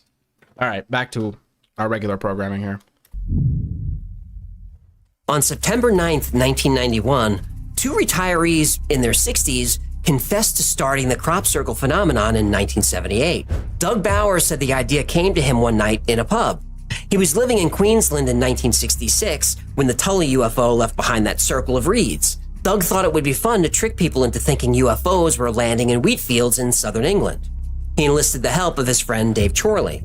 All they needed to make a crop circle was a wood plank, a bit of rope, and a twisted piece of wire. At first, their designs were simple and crude, but over time they became more and more complex.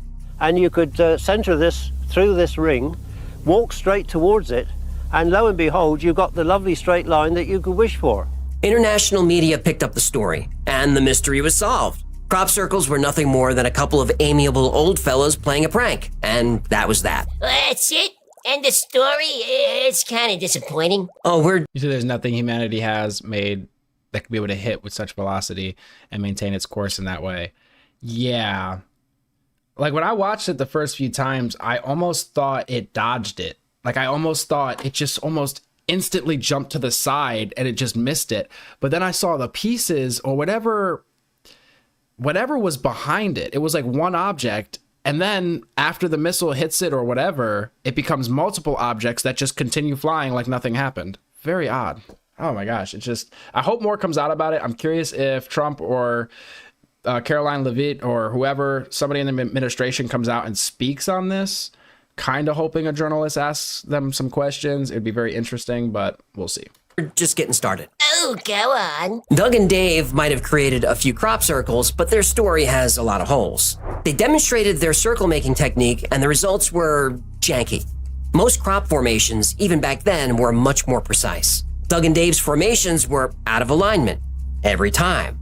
The more complicated the design, the worse the formations were. During one demonstration for a news crew, Doug attempted to reproduce one of his circles and accidentally made it twice as big as it should have been. Then he just gave up on making it.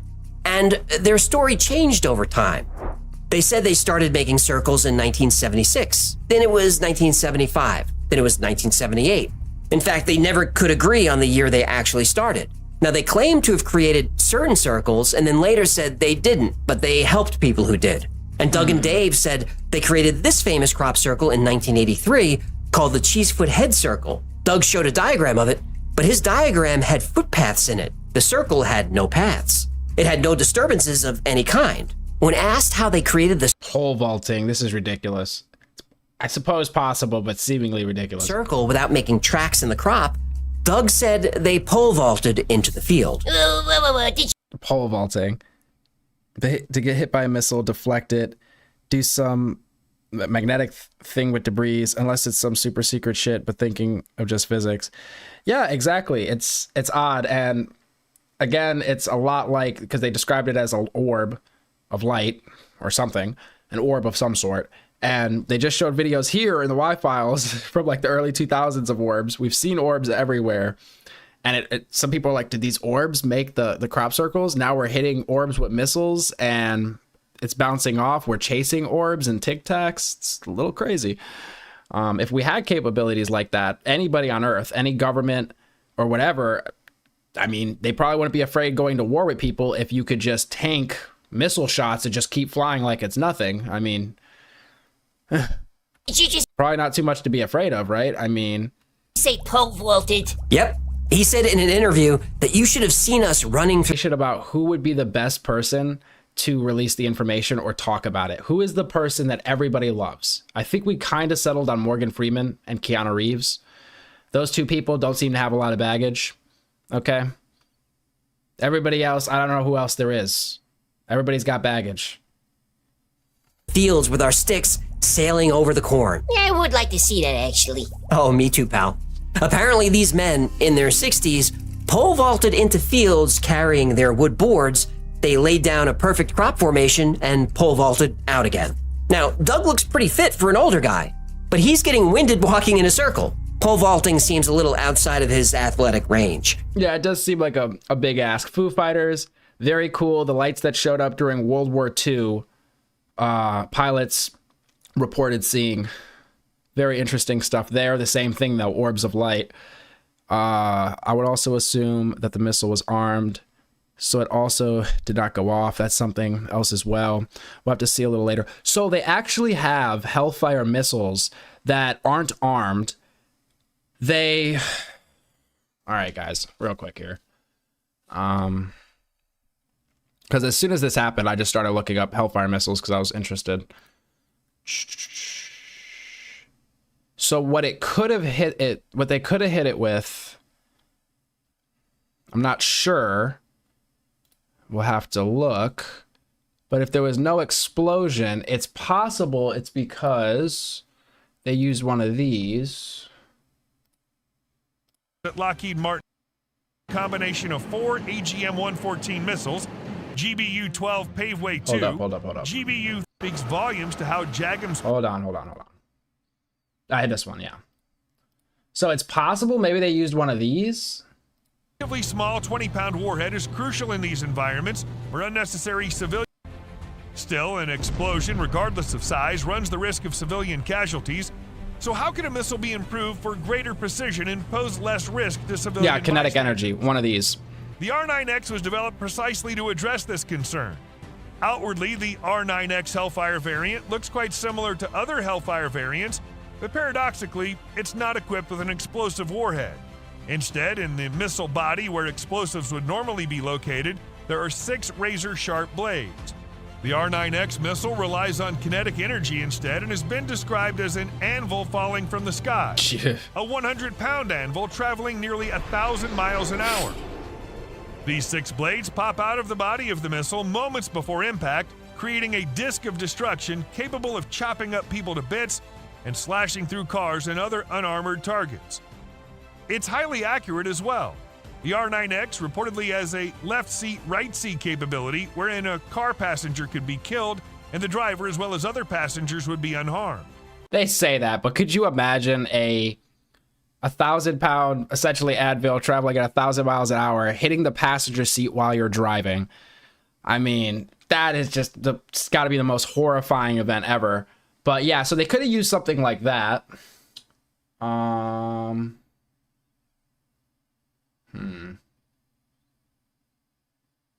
Hold up. Tab overload. There we go. They also added details to their story as other crop circles were found. One day, a couple of people investigating a circle told Doug they were looking for a jelly-like substance that was found in a formation. Doug told them it was probably waste ejected from a plane. Later, Doug had a story about making a crop circle, and while he was doing it, he got hit in the head with a piece of frozen waste ejected from a plane's toilet. And they call those Boeing bombs. Right. Yeah, big old frozen chunk of poopy. He stumbled back to his car, dazed with blood trickling down his face. The problem is, planes don't dump waste over that area. It would be illegal, dangerous, and disgusting. Another story came out about people finding bits of metal thought to be meteorites at crop formations. Soon after that, Doug and Dave's crop circles had little bits of iron scattered all around. So, a few things. Did Doug Bauer and Dave Chorley create some crop circles? Yes. When Doug and Dave came forward, about 1,500 crop circles had been seen in at least 23 countries. Oh, well, you can't pole vault to Belgium. Right, even Doug couldn't do that.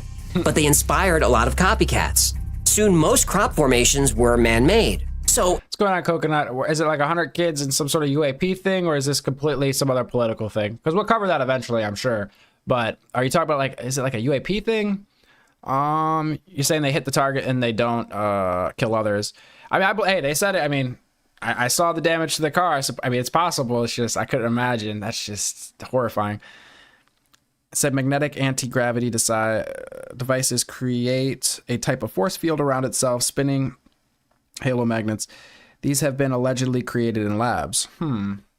A lot of people were talking about it bending space around it, and that's why it's able to go from the air into water, because it's not moving through a medium in the same sense. It's bending space around it, so everything is just moving around it. It's not really actually flying through anything as much as everything is, you know, just not touching it, right? is there a scientific way to tell if a crop circle is not a hoax, but genuine? There is. Exactly. Oh yeah, we were talking about that earlier. Like what is it, Ezekiel wheels or whatever? Lucky, we were talking about that.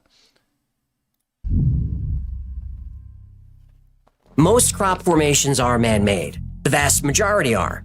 And there are telltale signs of this. Sometimes spotting a man-made crop circle is as simple as finding a footpath through the field leading up to the design. But often crop formations intersect the lines made by tractors called tram lines, which can hide tracks. To spot a hoax, we look at the plants themselves. Other people say they use mercury. If you're talking about the fuel source, I know that they've mentioned, what is it, element 115, if I'm not mistaken. I think Bob Lazar mentioned in his reverse engineering at S4, if I'm not mistaken, Area 51. I think it was element 115 is what he said was being used. Yeah. Man-made crop circles done by flattening plants with boards are destructive to the plants. You'll see cracks and bruises on the stalks. On the ground, the crushed plants look messy. The leaves and flowers will be mashed to the ground. Marks will be visible on only one side of the plant where it was stomped by a plank of wood.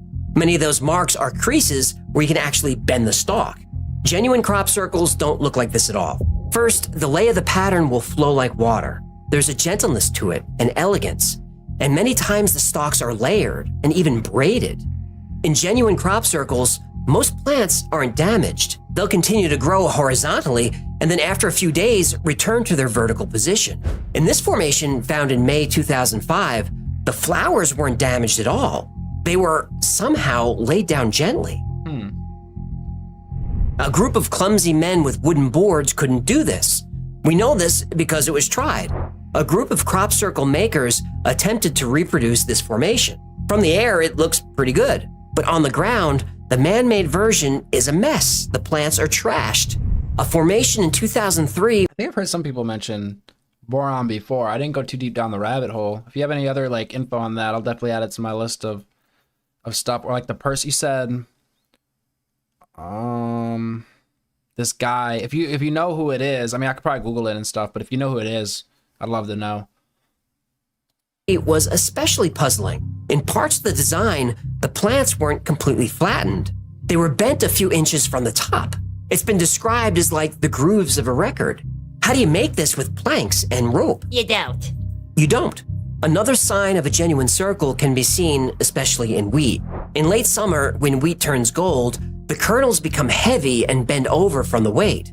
They also become stiff and are impossible to straighten. But the wheat within a crop circle... Evangelion. Wait, Evangeline? I think I know what you're talking about, some sort of anime thing. I don't think I'm familiar with the reference, though, specifically, but you're talking about some anime, right? It was short. Let's see if I can find it. Cool. Oh yeah, Evangelion? Evangelion. I haven't watched that one. Spinning Mercury, Central Mexico is evidence of such below the pyramid of the sun, as well as the Great Pyramid in Egypt. And people always talk about the pyramids being some sort of generator or energy source. I always hear people say that, but I mean, I haven't seen like strong evidence for it. Although I want to believe, and it is kind of weird that we just built. I mean, maybe pyramids are just easy to build conceptually. It is odd that there's pyramids built all over the place, but maybe it's just easy to stack blocks in a certain way. I don't know. The kernels have straightened out and can't be bent. So what would do this? Radiation. Wheat stalks are separated by structures called apical nodes. These are like the knuckles on your fingers. In the 1990s, biophysicist William Levengood started analyzing plants taken from crop circles. His team found the nodes in crop circle wheat were elongated, and in many cases they were ruptured. Oh, a rupture on an elongated node? I think they make a cream for that. This rupture is called an expulsion cavity. The only way this could be replicated is with bursts of microwave radiation. The way your microwave oven works is it heats up water, fats, and sugar in food. Microwave energy is heating up the water in the wheat stalk nodes. The water turns to steam and then they burst, just like popcorn. Now you can't fake this. It happens to the plant internally. There's no way you can hoax that. People who claim to have witnessed crop circles being made, and there's quite a few witnesses, report seeing a mist over the pattern immediately after it's formed. This mist is actually steam coming from the plants that were flash heated by microwave radiation. While experimenting with radiation, Levengood found crop circle seed had a huge increase in growth compared to non-crop circle seed. By exposing seeds to short, controlled bursts of radiation, they grow bigger and faster than seeds not exposed to radiation. Another experiment showed that wheat harvested from within a crop circle has a much higher amount of protein than wheat outside the circle. So there's evidence that whatever energy is used to create crop formations is leaving residual traces of this energy in the area. Some crop formations are covered in a dusting of microscopic spheres of magnetized iron, specifically meteorite iron. Researchers call this a magnetic glaze. No These way. spheres I mean, I'm sorry. I know I've seen this before. It always amazes me. Covered in a dusting of microscopic spheres of magnetized iron, specifically meteorite iron. Researchers call this a magnetic glaze. These spheres are usually found around the perimeter of a formation, and they're distributed linearly, not randomly. Because the iron particles are magnetized perfect spheres, it means they were melted and formed within a highly energetic magnetic field. When people are inside crop formations, many are affected by electromagnetic radiation. Are you guys familiar with Avi Loeb? Didn't he search the ocean and basically found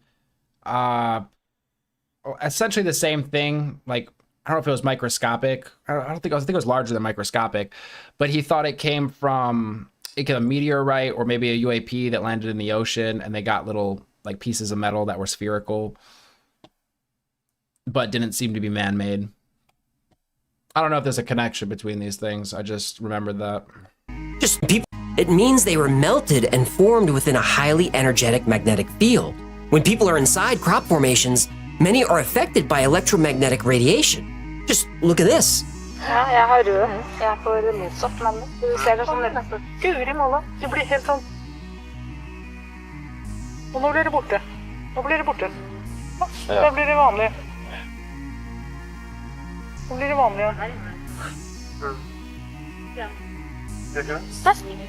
Ja, visst. I might not be seeing. Did I miss something? Nå blir det vanlig. Ja. For motsatt, men du ser det sånn nesten. Guri måla, du blir helt sånn. Og nå blir det borte. Nå blir det borte. Da blir det vanlig. And Maybe something a we can't woman see. with an enlarged thyroid sat in a crop formation for 2.5 hours. While being monitored by a doctor, her thyroid shrunk by 40%. Often cameras, watches, and other electronic devices stop working inside a crop circle.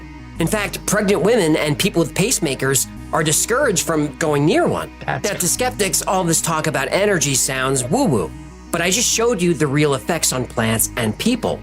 Now, it's fair to say that the elongated nodes and growth rates of wheat could be a coincidence. It's also fair to say that the physical reactions experienced by people could be psychosomatic, all in their minds. But skeptics, how do you explain this? These are called ghost formations, or ghost circles. This is when the design of a crop formation is still visible after the field has been plowed. Sometimes a ghost formation remains through the following season. Sometimes it remains for 2 years before finally fading. But this doesn't happen with all crop formations. Nobody knows why, but it could have something to do with where the patterns are found. A study was done in the early 2000s of all the crop circles in southern England found that year. The study showed that 98% of all non-man-made formations were over chalk aquifers. And by the way, chalk aquifers can be used for generating electricity. Everything keeps pointing back to electromagnetism. If there's an epicenter for crop formations in southern England, it's Silbury Hill. Silbury Hill was built thousands of years ago. It's 129 feet tall and covers an area of about 5 acres. Nobody agrees on what it was originally used for, but every year crop formations appear near it, sometimes right next to it. And by the way, the whole thing is one giant pile of chalk. Not far from Silbury Hill is Stonehenge. Crop circles appear there too. One of the most famous of these is called the Stonehenge Surprise. On Sunday, July 7th, 1996, this formation appeared mere feet from Stonehenge. It's been called one of the most complex and spectacular crop circle designs ever seen. The design is a Julius set, a type of fractal. Fractals are visual representations of mathematic formulas that repeat themselves at different scales. Zoom way in or way out, the pattern is the same. Look at how close Stonehenge is to the formation. Look at the visibility. Stonehenge has 24-hour security. The guards saw nothing unusual the night before. Crop formations also appear near Avebury, which is in the same area. The Avebury henge is massive, twice the size of Stonehenge. Now, a ley line is believed to be an invisible path or energy line that connects sacred sites. Ley lines are thought to create a network of energy across the earth, influencing the flow of energy and aligning with cosmic forces. The area around Stonehenge is on one of those ley lines. If crop formations are an attempt at communication, they're clearly using mathematic concepts, and this would make sense. Math is a universal language. But what do the messages mean? What story do they tell?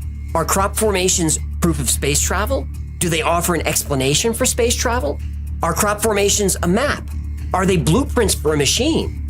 Well, the answer to all those questions is yes. Oh, okay. Over the years, crop formations got more and more complex. What started out as simple circles became patterns like this. I don't know about that one. I always kind of shirked off the crop circle stuff. I never really thought much about it because, it always just seemed like some silly thing that, wasn't real or whatever. And so I started looking into it and I was like, oh, wow, this is just odd, So it could all be bullshit, but it's a little weird. It's a little weird. This is the famous Milk Hill Galaxy. Oh yeah, the fish in the background is Hecklefish. Spiral, found in 2001. The spiral consists of 409 perfect circles, 1,000 feet across, spread over 700,000 square feet. And look at how clean the design is. Jeez. That's not even flat ground. This formation is a hard one for skeptics to deal with. Remember, England is pretty far north.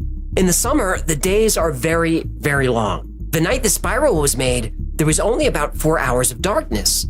It would take a huge crew of people to lay down this pattern in 4 hours. And by the way, it was raining the night it appeared. You'd think the field would be full of muddy footprints by the army of hoaxers. And I hear you. Never knows best. It does seem a little ridiculous, right? You said, would we send a message to aliens this way? No, it is kind of ridiculous. It's like, would you go to another planet, potentially, and just draw in the sand or draw in the grass or draw in the fields. That doesn't seem to be the most efficient way to communicate, especially if it's already a technologically advanced civilization like ourselves. It's like they could just send us, a signal or something. Like there's so many other ways they could go about communicating. It's such a convoluted way to try to send a message. So I understand where you're coming from there. It does seem really weird as a form of messaging. It's like, what are you doing? Crew of people to lay down this pattern in 4 hours. And by the way, it was raining the night it appeared. You'd think the field would be full of muddy footprints by the army of hoaxers it would take to make this, but nope. What's coming up, if you guys haven't seen this, is fascinating of how some people interpret the crop circles. And it kind of blew my mind, but let me not The Milk Hill get ahead of spiral myself. is pristine. Fractals are a common theme with crop formations. Geometric shapes and other expressions of mathematic functions are also quite common. Even complex math problems are expressed. Squaring the circle is a problem in geometry first proposed in Greek mathematics. Squaring the circle involves using a compass and a ruler to create a square and circle with the same area. Now, this has been proven impossible, since calculating the area of a circle requires using pi. And if you remember your math lessons, pi is an irrational number, meaning it can never be exact. So you can never get the area of a circle to equal the area of a square. But there are methods that allow you to get close. And these methods have been seen in crop formations for years. Crop formations often use other mathematic concepts, like the golden ratio and Fibonacci numbers. Here's a formation that, when it appeared, people found very confusing. Then a mathematician solved it. It's a representation of pi out to 10 decimal places. The lengths of the arcs represent each digit. There's even a decimal point and an indication that the number continues forever. But there are also designs that, at first glance, look like geometry, but not exactly right.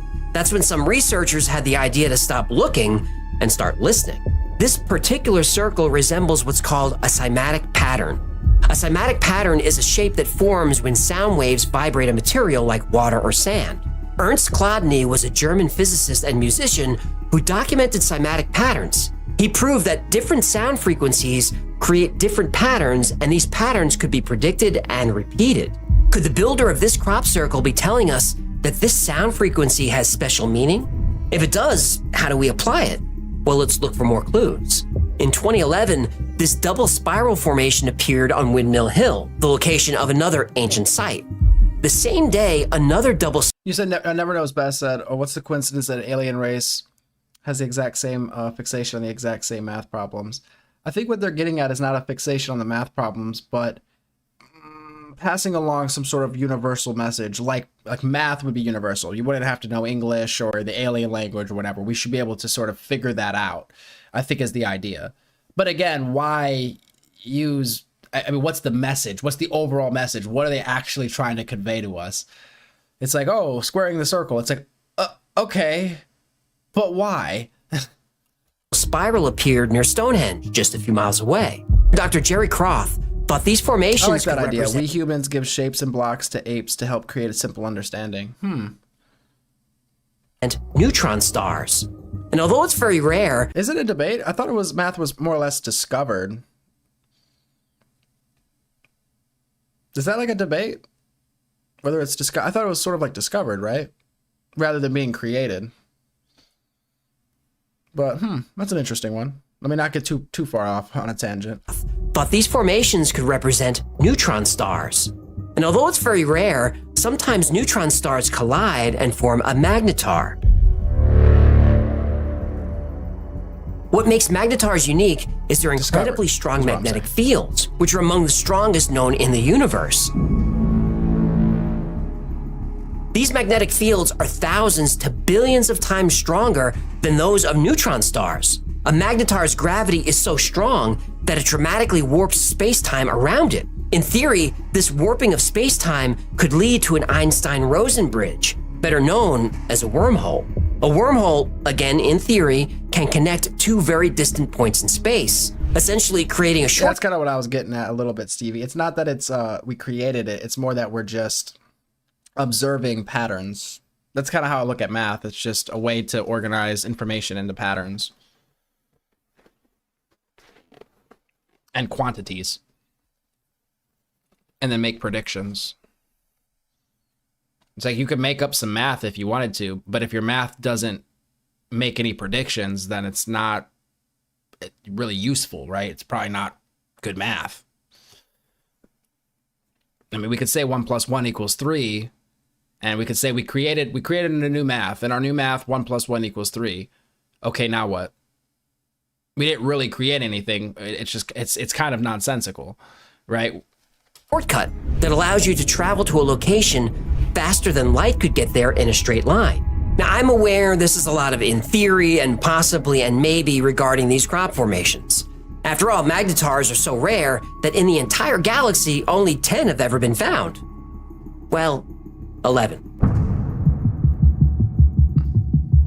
Because the following day, literally the day after these crop formations appeared, a new magnetar appeared. I don't mean it was always there and was just discovered. I mean it wasn't there yesterday and it's there today. Then in 2022, this crop formation appears. 2 sections of concentric rings connected by a line. It's been theorized that this represents a wormhole. It shows 2 points in space surrounded by warped space-time and then a portal between. The outer ring represents the bending of space-time. Now maybe this crop formation is just a design with no special meaning, but that would be rare. Almost all crop formations have a message or purpose. So let's assume, for fun, that all these messages are puzzle pieces, that when the pieces are fit together, they show proof of a wormhole and a map of how to get to it. But how? How do we do that? Well, that's the question that electrical engineer Nikola Romansky asked. Nikola saw this image of a crop circle that seemed to be meaningless. It didn't have a recognizable geometry. It wasn't symmetrical. But Nikola had an idea. He brought the shape into his 3D software and extruded it around the center axis, meaning he spun it around to make a shape.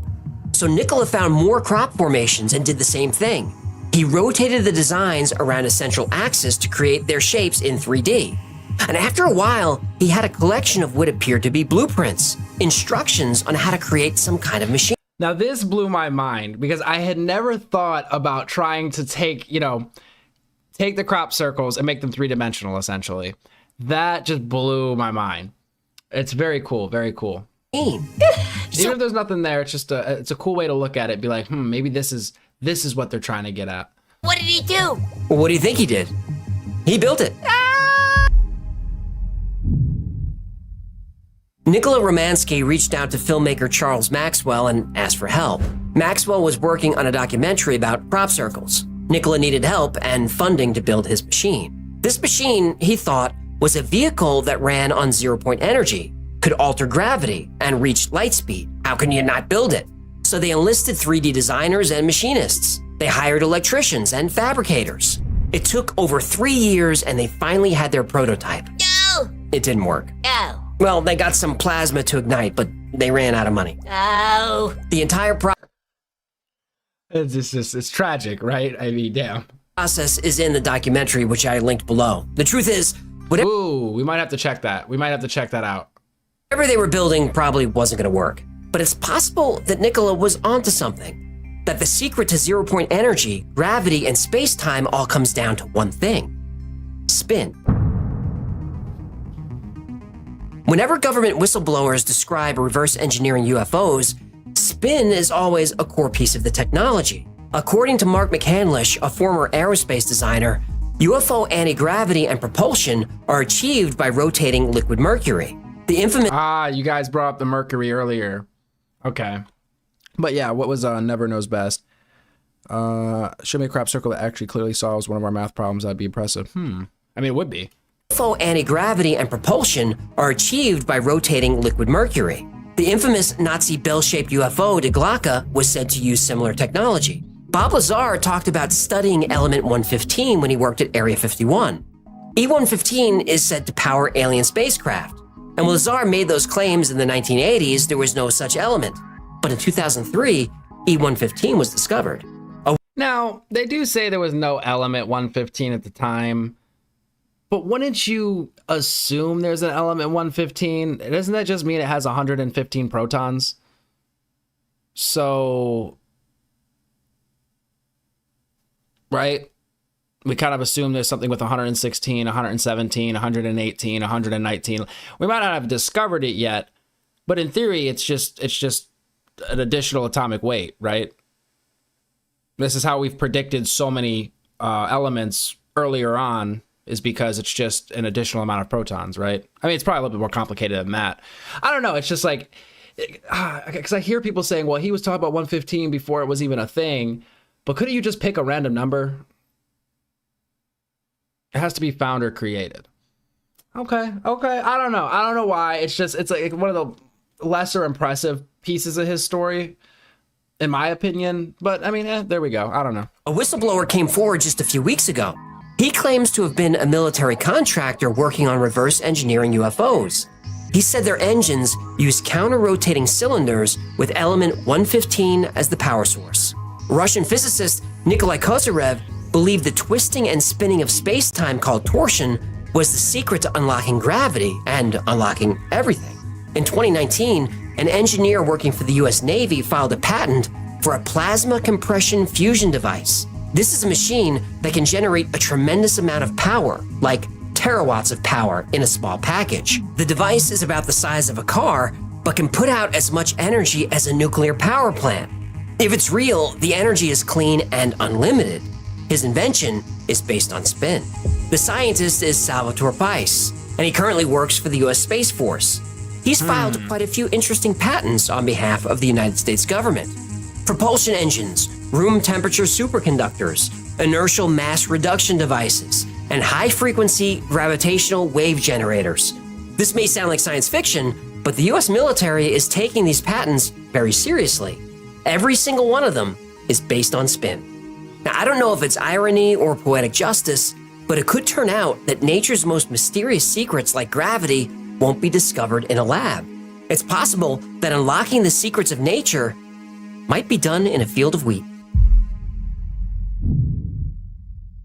Crop circles are a controversial subject. The history of the crop circle community, if that's what you want to call it, is filled with intrigue, lies, and double crosses. Today, if you bring up crop circles in any mainstream venue, you'll get eye rolls and laughter. But that wasn't always the case. At one time, crop formations were taken seriously by the media, the government, and the general population. A new type of science emerged called cerealogy, named for Ceres, the goddess of agriculture and grain crops. Journals were created. Articles about crop formations were mainstream. Nick Pope spent over 20 years investigating UFOs for the British Ministry of Defense. He said the Army started investigating crop circles in 1985. Then glyphs started to appear in southern England in 1989, and crop formations were becoming complex. There seemed to be an intelligence at work. Prime Minister Margaret Thatcher asked her cabinet to find out what the hell was going on. The following summer, Operation Blackbird was launched. Blackbird was a 3-week surveillance operation with the goal of filming a crop circle forming in real time. The project was planned by prominent crop circle researchers Colin Andrews and Pat Delgado.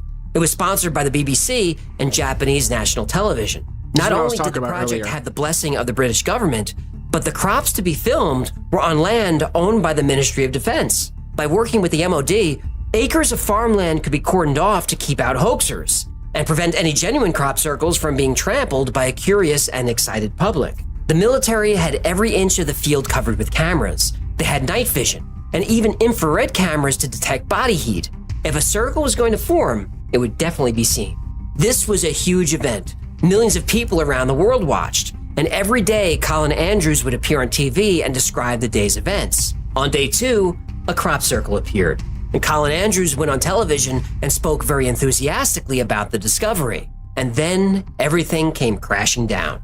The formation was a hoax. Not just a hoax, but an embarrassing one. The design was crude, and placed in the center of the circle was an astrology board game. Colin Andrews, a serious investigator and the face of the crop circle phenomenon, was humiliated. Somebody's had a laugh, they've had a joke, they've actually done none of us any good, that sets these sort of things, only set the research back. In the span of an afternoon, the field of crop circle research went from mainstream science to fringe theory, and it's been there ever since. Hang on. What? If the Army had the whole thing blocked off and covered with cameras, how come they didn't see nothing? It was a setup. It was a setup. Well, allegedly. Totally a setup. Colin Andrews believes, and I think there's plenty of evidence to support his theory, that the Army intentionally wanted to discredit him and the entire crop circle phenomenon. That doesn't mean the military didn't believe in crop formations. Quite the opposite. At the same exact time the highly public Operation Blackbird was going on, the Army was running a secret surveillance operation a few miles away on Silbury Hill. In fact, they allegedly had film of bright orbs flying over the fields just to the south of the hill. But this operation only became known later. It appears that Blackbird was sleight of hand. Get the public focused on Blackbird, while the real operation took place a few miles away. Even now, when crop circles or glowing orbs appear, it's not uncommon for military helicopters to show up. Not only do the helicopters patrol the area, but they'll also chase the orbs around the countryside. Clearly, the military believes that crop formations are something more than simple hoaxes. But after the Blackbird fiasco, none of this mattered. Crop circles were debunked, and Colin Andrews became a fringe character.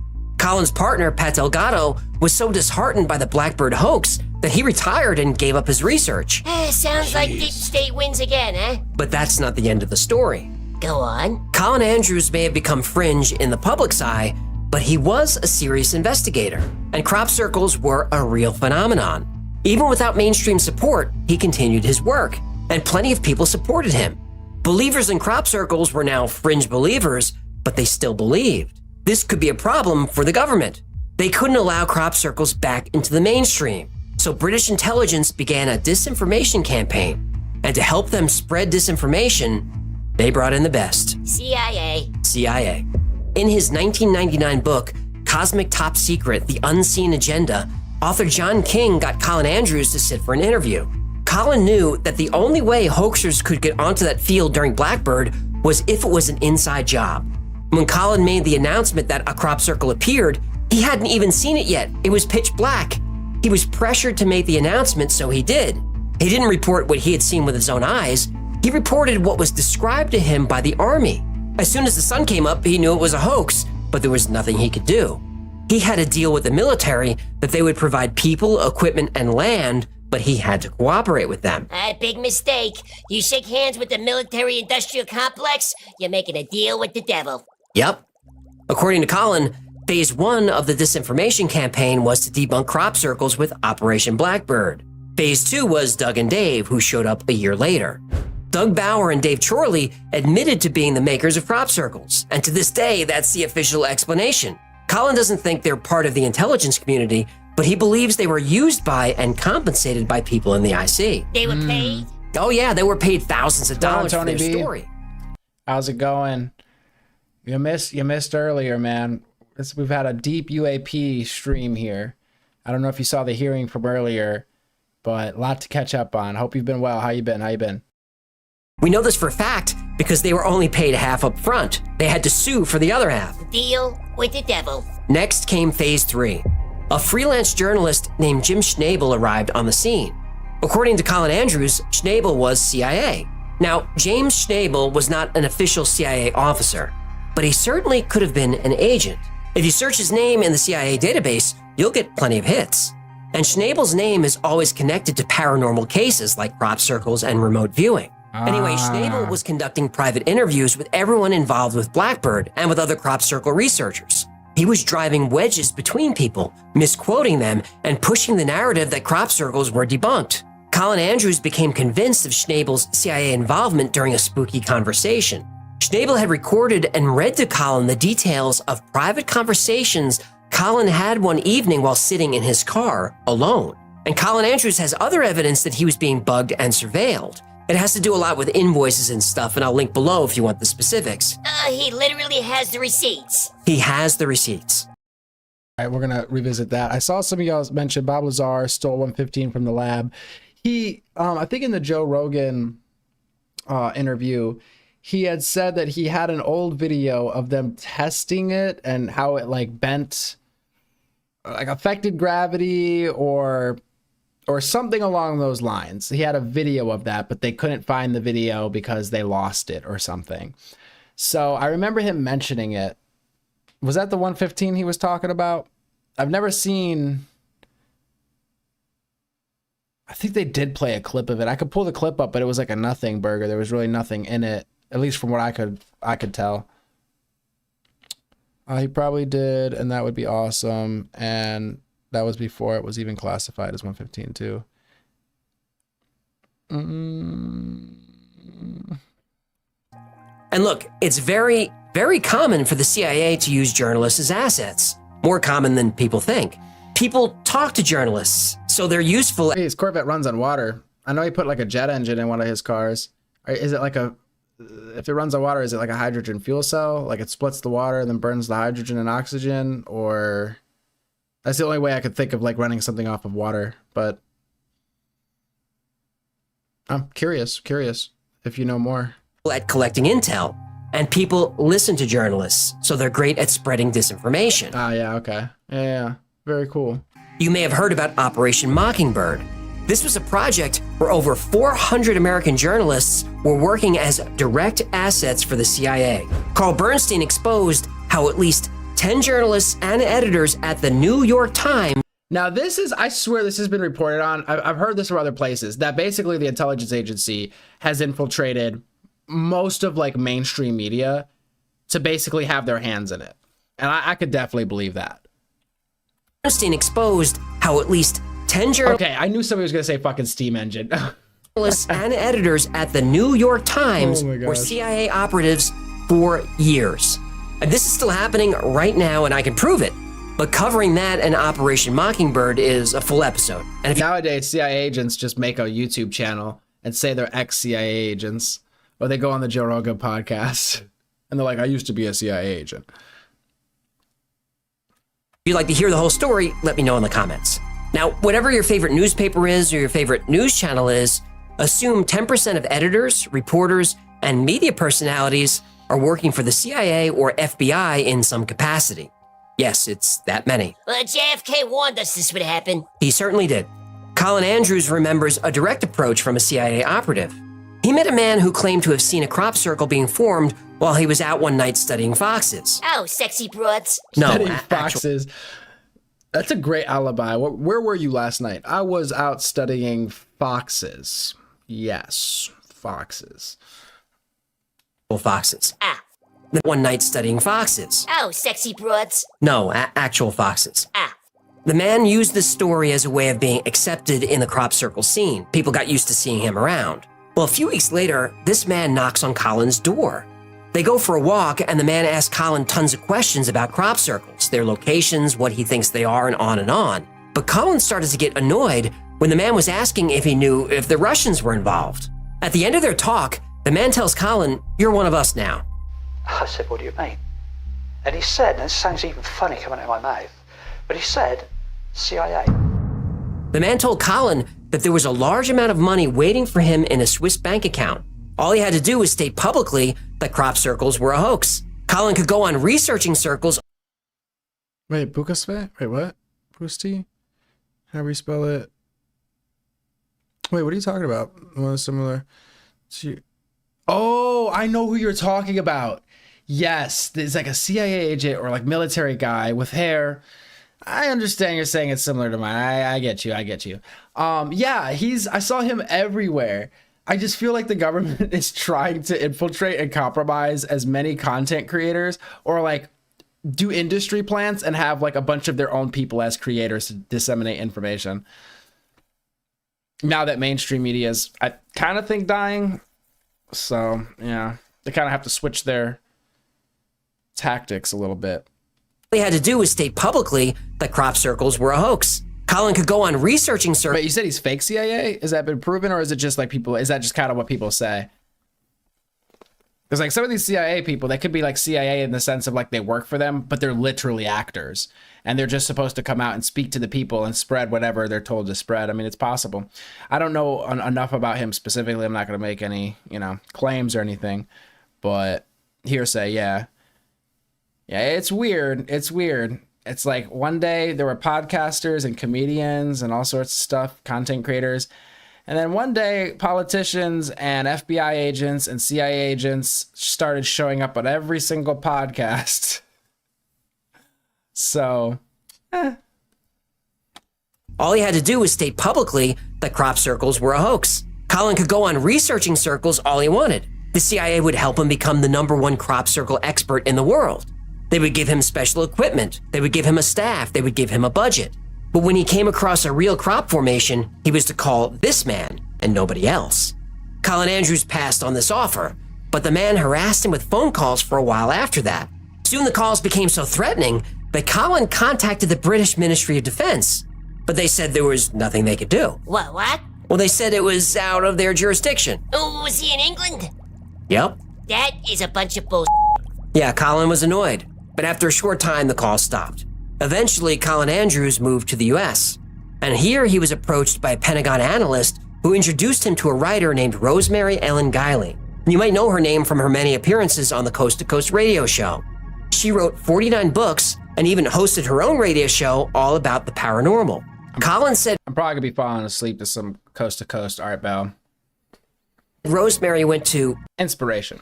In his words, every extreme to try and convince him to co-author a book with her. And she wanted to work on the book in his office, which would give her access to Colin Andrews' entire database on crop circles going back 30 years.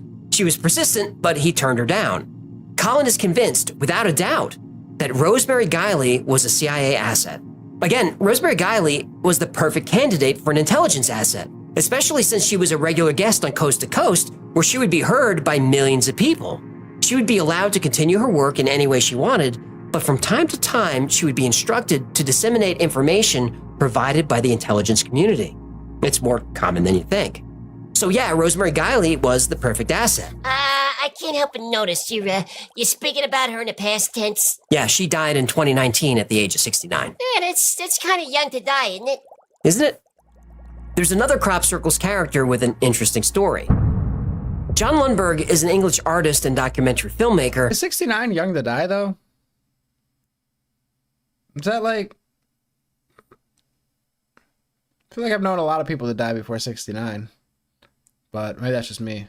Who founded the website circlemakers.org in the early 90s. He's responsible, or claims to be responsible, for some of the more elaborate crop formations that have been found over the years. On the Circle Makers website, which is still around, there are links to the many crop formations that the group takes credit for. There's no doubt that the Circle Makers created complicated and often very beautiful crop formations. But Crop Circle researchers Robert Hulse and David A. Caton think there's more to John than meets the eye. But in our opinion, the whole circle... It's hard for me to even imagine 69. Okay, the age 69. With where I'm at, I guess. It's like 40 more years. So, wow, that's just crazy to think. Anyway, sorry. We're thinking about mortality. More to John than meets the eye. But in our opinion, the whole Circle Makers website and Lundberg and co. are all part of a disinformation campaign, possibly funded by government. Robert Hulse said at one time, the Circle Makers website had a recruiting link that took you directly to the recruitment page for MI5, British military intelligence. Hulse believes that the Circle Makers group is funded by British intelligence and was specifically created to spread disinformation. Hulse believes the Circle Makers' goal is to muddy the waters and confuse... Cries at almost 40. Oh my God. Hey, I'm working my way towards 30. I feel your pain. Maybe a little bit. I'm not too far behind, I guess, but... Serious Crop Circle researchers to make it as difficult as possible to determine what was and wasn't a genuine crop formation. Now, there's no hard evidence that the Circle Makers or its founder are connected to military intelligence. But in 2009, researcher Richard D. Hall dug into Lundberg's background and found a lot of interesting information.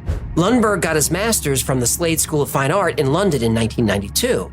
At this time, Slade was next door to the then secret headquarters of MI5 at 140 Gower Street. It was literally next door. The two buildings shared a courtyard. Hall makes the point that intelligence agencies often recruit final year college students. That's always been true and is still true today. Lundberg started making crop circles immediately after graduating. Hall notes that if you view the HTML source of circlemakers.org, the second keyword is MI5. Now that was in 2009, but even today, the site's keywords contain entries like MI5 and CIA. Well, why would you put that? And something I just noticed while researching this episode, why is alleged CIA asset Jim Schnabel a keyword on this site? In 2004, the Circle Maker's website teased Colin Andrews, who at the time was raising money for his research. Circle Maker said that if the fundraising fails, Colin could just join MI5 PSYOPs and retrain to be a crop circles maker. Now, PSYOPs is short for psychological operations, which is the use of psychological techniques and tactics to influence the perceptions, attitudes, and behaviors of a group of people. Basically, gaslighting. And this is a type of strategic communication used by military intelligence and government organizations all the time. It sure is. Just turn on the news. Well, that's true. If you spent an hour reading the news today, you consumed government intel. Believe me. Now, Hall acknowledges that these references to MI5 seem just too blatant, but he believes they're a double bluff. Meaning, if we sarcastically connect ourselves to the intelligence community, people will think we're joking. Nobody would be so obvious. But this is absolutely a real and effective PSYOPs technique. Hall found that the website was hosted in Pittsburgh. Now, at the time, and even today, to some degree, it's uncommon for British organizations to host their sites in the US.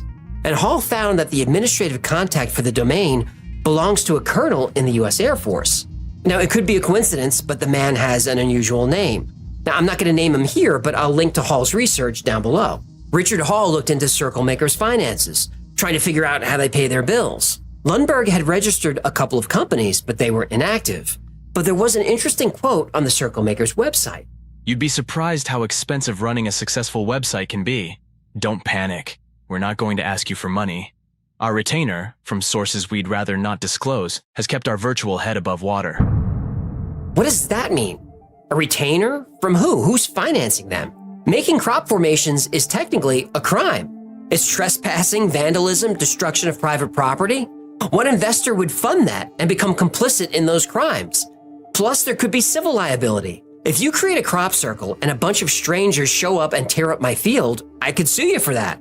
Even if they're minor crimes and rarely prosecuted, it doesn't sound like a good investment. Hall did a land registry check on the apartment where Lundberg was living at the time. He found that technically there are no apartments listed on the deed. Okay, we need to get that shirt. Holy shit. Yo, that's dope, Tony B. I'm glad a lot of people are finding it. Finding the Y Files. You guys should definitely, if you're into this stuff, he covers so many different topics in like the paranormal and sort of like fringe areas. He gives a really good sort of synopsis of what the story is, and then he kind of pokes holes in it, like sees what's true about it, what's not, and then kind of gives his sort of summary at the end. And he does it for all sorts of topics. It's really great. But how much? What are they at? Are they at 5 billion subs now? Craziness. I feel like it's grown so fast. But I just love it. It's great content, great channel. He's actually been on Joe Rogan, I want to say twice. I want to say he's been on Joe Rogan. I know he's been on there once, but he has, I think, 2 interviews on Joe Rogan. If you want like more content from him in like a different platform. It doesn't sound like a good investment. Hall did a land registry check on the apartment where Lundberg was living at the time. He found that technically there are no apartments listed on the deed. Hall dug further and found that there are 4 apartments, including Lundberg's, that have their rents paid by the local government. So, did Richard Hall reveal that John Lundberg is, in fact, an asset working in media whose job is to spread disinformation about crop circles? Well, the evidence Hall provides is purely circumstantial and coincidental, so there's no way to know for sure. In fact, some of Hall's evidence is... Sean, okay. We might have to check out Sean Ryan as well. I haven't watched Sean Ryan in a while, but I'd love to catch him on there. That's really cool. I appreciate the look. That's awesome. I haven't checked out his content in a while. So far-fetched, I left it out of this episode. But a few years after Richard Hall conducted his research, Lundberg directed a documentary that I've referred to multiple times on this channel. It's called Mirage Men. Mirage Men covers Richard Doty, a retired special agent who worked for OSI, the United States Air Force Office of Special Investigation, Air Force Intelligence. Richard Doty is, according to Mirage Men, one of the chief architects of the military's campaign to disseminate lies to the UFO community. In other words, to spread disinformation. Doty's job was to muddy the waters, so UFO researchers wouldn't know what sightings were real and what were hoaxes.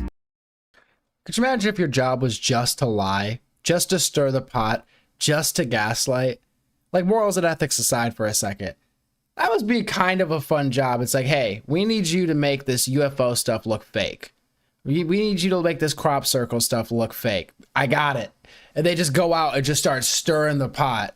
Wild job to have. Now this is, according to Hall, Hulse, Caton, and many others, exactly what the circle... He gives everybody the gummy, but a pistol? That's crazy. That's awesome.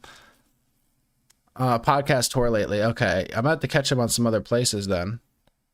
Makers have done and have been doing to the crop circles community for years. There's a reason why John Lundberg would make a great intelligence asset, and Rosemary Guiley, and James Schnabel, and countless other writers, journalists, and media figures. They already work in the paranormal community. They're trusted by that community. They continue to do their work, but every so often they spread a little bit of disinformation to that community, a little nugget to steer people away from the truth. This is why you shouldn't trust anyone in the media, whether it's your favorite news. Tony B, I think we've got a long way to go, but I appreciate you. We've got a long way to go. News anchor, TV show host, podcaster, blogger, or writer, be wary of anyone with influence. These media personalities may seem trustworthy. They may seem like they have your best interests in mind, but some of that is just a performance. He might be performing. We can't trust anybody. Not all of it, but some of it is a performance designed to sway your opinion or even alter your entire belief system. The intelligence community does not want you to know the truth about crop circles, UFOs, secret space programs, or alien technology. That's a fact. Millions, perhaps billions of dollars are put into black budget programs designed to distract and confuse you from the truth. When CIA needs to spread disinformation, they look for trustworthy people with large audiences to deliver their message. So keep your eye out for clues. An intelligence operative, an agent, an asset could be anyone.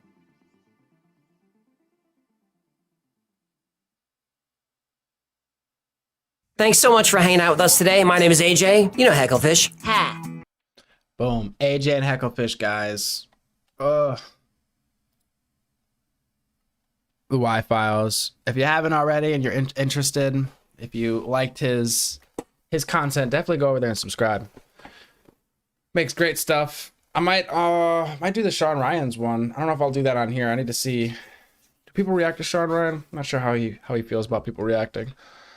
Ooh, everybody's different. What do we got? Trust half of what you see and nothing you hear. The saying has definitely changed since AI. Right? Now everything can be chalked up to AI. But that was awesome, guys. Check out Y Files. Freaking sick channel. Pull my music up here. If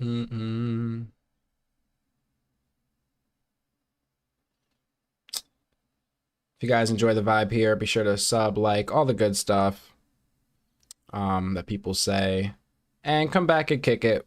We do paranormal weird stuff, fringe stuff. We do politics. We do gaming. It's really up in the air. Trying to get a better schedule to actually have things make sense. But right now, we're just kind of all over the place.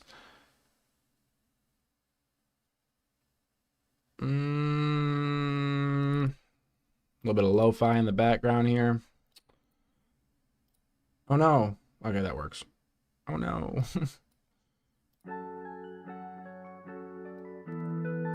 Welcome to the Astral Arius Black Hole Radio Music Hour. I don't know if it'll be an hour, but I am taking a 2-second break. Let me refill my cup. Don't kill each other in chat. Appreciate y'all for hanging out. I'll see if we can get in anything else. I haven't slept in a while, so I might have to come back and sleep. But bear with me, hang out, or don't. Appreciate y'all.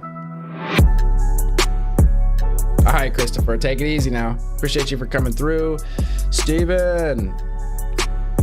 Hey. Yo, I told you, UK gets in chat. What time is it? This is when UK shows up to chat.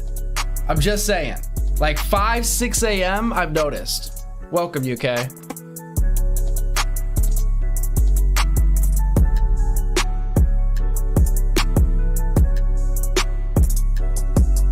Wait, Super Mario Mom.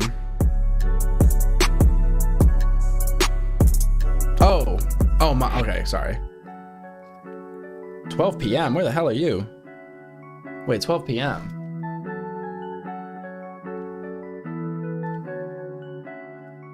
Oh, duh. You're in Europe, right? I'm not way off, am I? That'd be 6 hours ahead.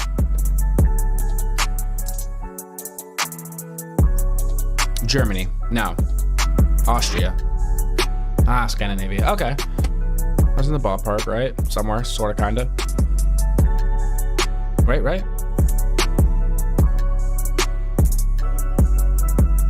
It's Pokemon but Mario. Sorry, my geography might be like, my brain might be failing me with geography right now. Hey, it's Pokemon but Mario. Oh, Mario Mon. I've never heard of that. Fascinating. All right. Be right back, y'all.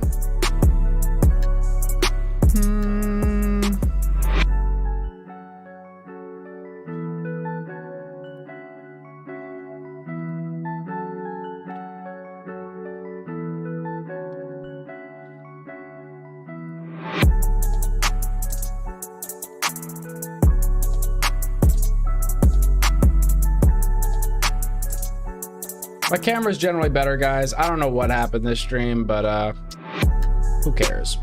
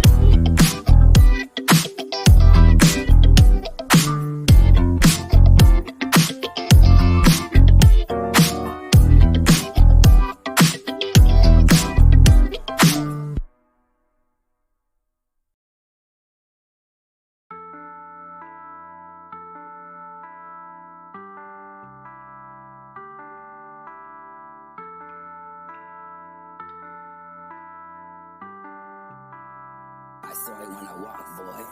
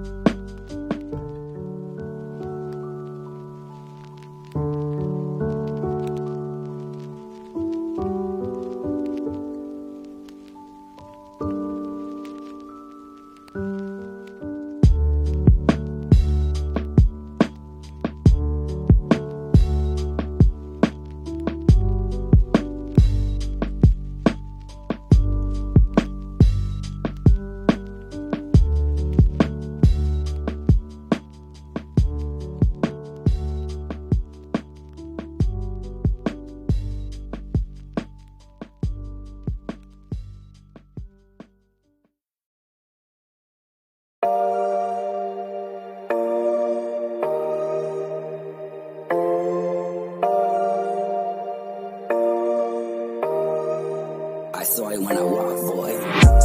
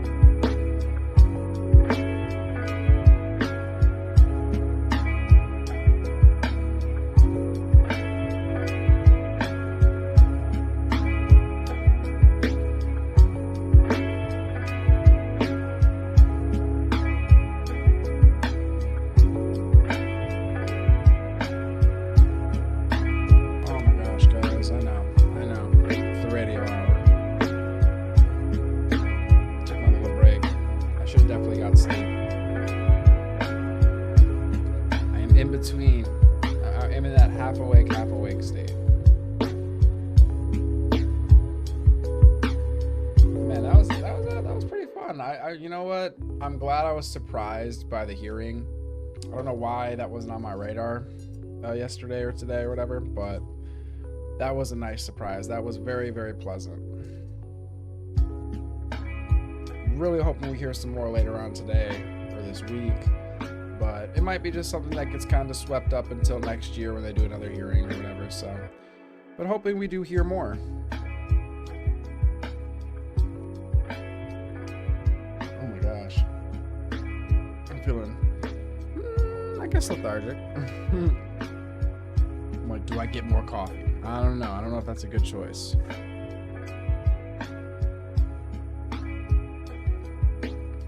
Currently orbiting a black hole, but just to keep it simple for you guys, since you don't have universal clocks on Earth, I imagine, we go by Eastern Standard Time here, and according to Eastern Standard Time, it's 7:30 a.m. So the sun's coming up for some of y'all. People in the UK, I think the sun's been up for y'all. We had some Australians in here. Pretty cool. Aussies. At this point, where are we at? Oh, we only got a handful of people in here. We're killing. We're killing it. Chilling out. Finishing it off. Wait, I live maybe. Wait a second. Or just babbling to myself. Wait, why can't I see what messages were sent? Yo, Tilly, I don't know if you're still here or not. I don't know if that's a fresh message.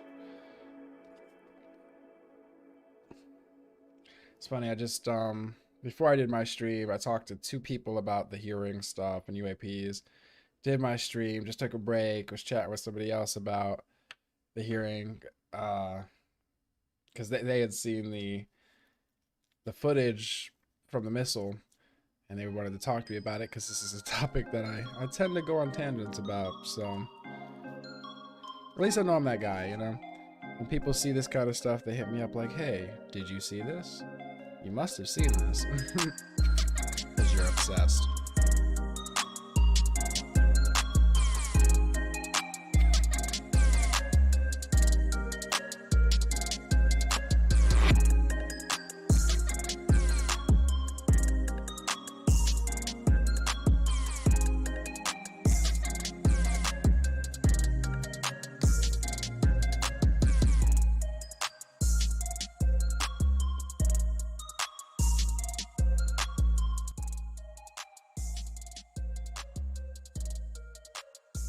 Hope you guys enjoyed the radio hour.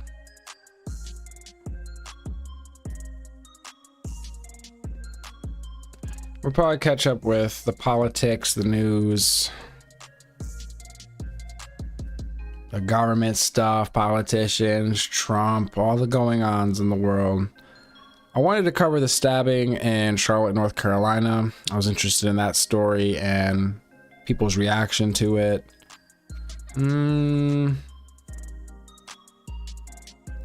I mean, I guess I have a lot of catch up to actually do on a lot of topics. So I actually don't know what my next stream will cover. I don't know yet. I haven't decided.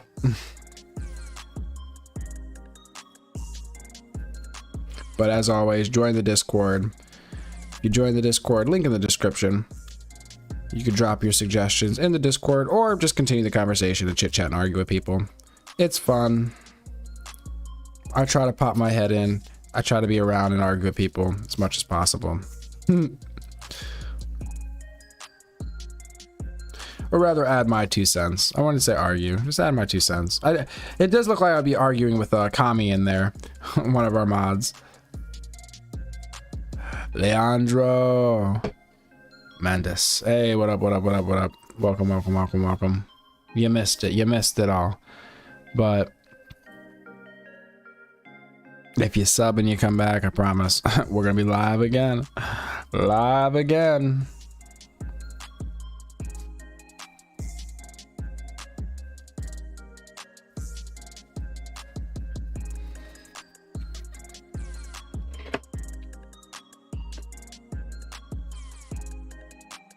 Let's check this poll out, actually. I'm curious what kind of numbers we got here.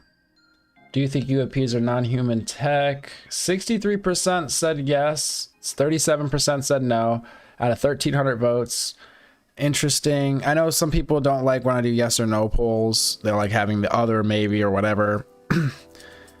I was a bit lazy with this poll. And sometimes I don't like other. I feel like it just obfuscates. So I wanted to get just a clear cut how people kind of feel. What are we arguing? Oh, at this point, I don't even know if... Are we arguing anything? I don't know. Oh my gosh. I saw... Damn it. Kami, I know he's asleep right now. Or whatever. I mean, I talked to him last night. So hopefully he's up at some point today and we chit chat. He was supposed to hit me up. Actually, was he supposed to hit me up? Oh, in a few hours or so. All right, whatever. I was going back and forth with him because we need to go back and do what topic was that? Because I didn't get to it that day. Oh, you saw me in Discord, Tilly. I was talking to Kami about, I want to say it was the trans shooter, if I'm not mistaken, or alleged trans shooter or whatever. I only say alleged because if you remember me and Kami's little back and forth.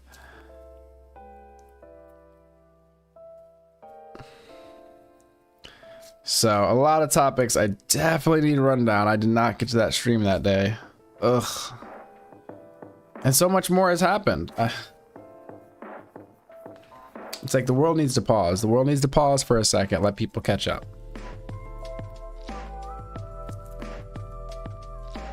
But is in reference to non-binary, whether or not that's trans and blah, blah, blah. I think I saw you chime it in.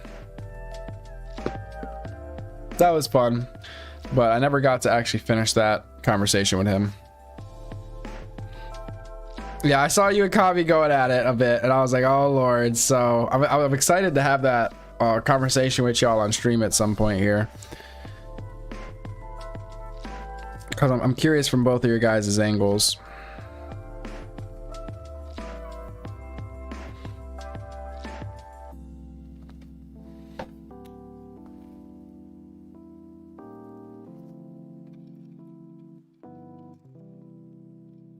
And everybody's angles in between. All the angles.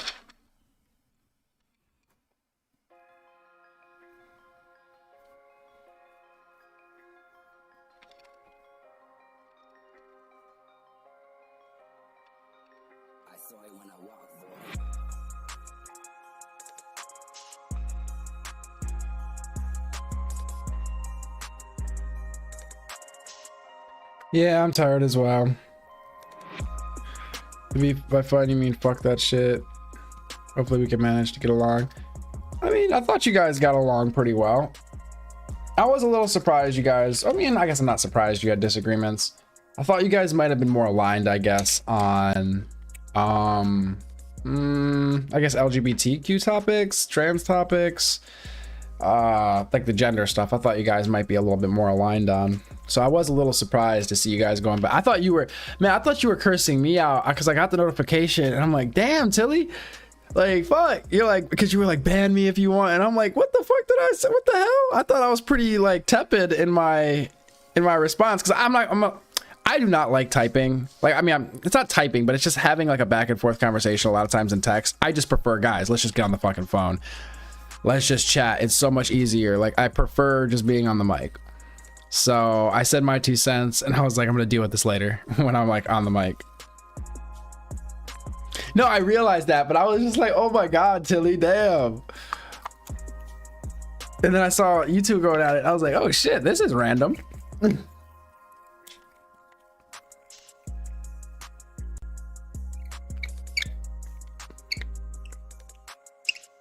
have to wait till Kami comes around to start, I guess, revisiting that conversation and, I don't know, questioning him and getting his 2 cents.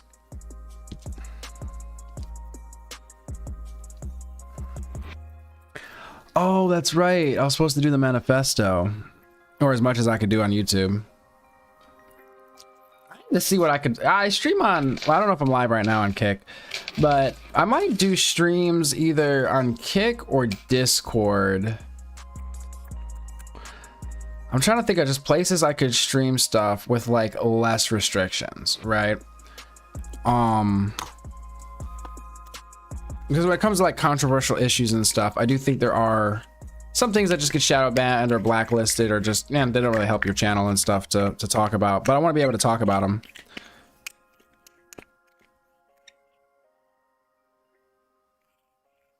It is not easier on the mic. Oh yeah, no, we could definitely do voice chat. I just meant like me being on the mic at the least. If you guys like typing, I know Kami prefers, at least in this format, typing and stuff. I mean, I chit chat with him on the on voice a lot, but we could always drag it, like get everybody in voice or like whatever, whether it's on stream or off stream.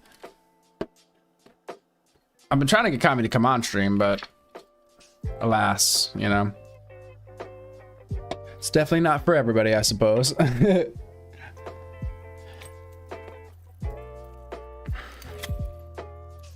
Or even if we did like Discord, like maybe I'll stream on Discord exclusively at times, so we could like kind of dig into the nitty gritty on things that YouTube might be like, no.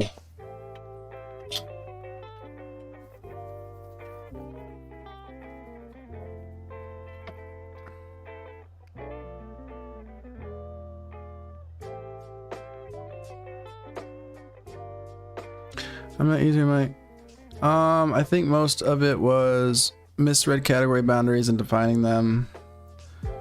I should be awake for a while. If they wake up more, we're along in the end. Oh yeah, no, y'all get along. I sort of moderated, I guess one other conversation in the Discord between two people with, well, rather opposing views, and it was, I think it was a fruitful conversation. I don't mind playing a bit of a moderator. I like being in the middle generally, so works out. So I feel like a lot of people talk past each other and they're not really listening to what the other person is saying. So sometimes I think having that mediator in the middle to kind of help each other understand where the other person is coming from, be like, pause, hold on before you start running off on this tangent. I don't know if that's what that person meant by that.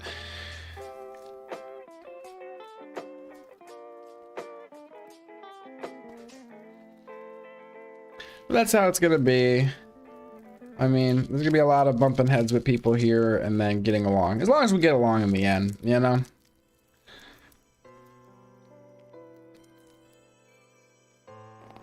That's all that matters. But yeah, we'll have to hop on voice. I'm gonna start again. Yeah, I'm gonna start trying to do like either pre-streams or something on Discord. So in one of the voice channels, I'm gonna do like a hangout.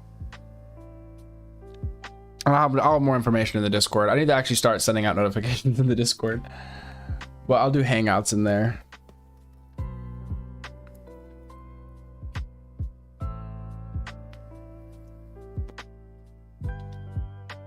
Vastly different brain style. Oh, yeah.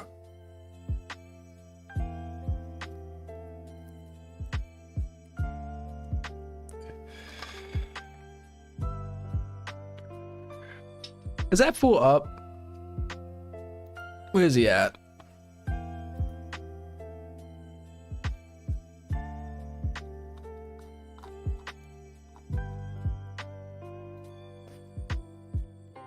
Let me see. Ayo. See if I could drag him in here. We don't have to do that conversation right now necessarily, because for digging into that stuff, I need energy. I need energy for sure.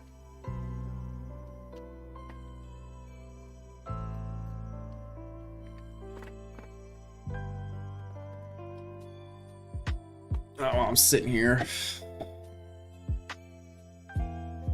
I really like this creator, Ty Rivera. They're an LGBTQ creator. They're a comedian. They're the best LGBTQ comedian in the world. That's like their little opening.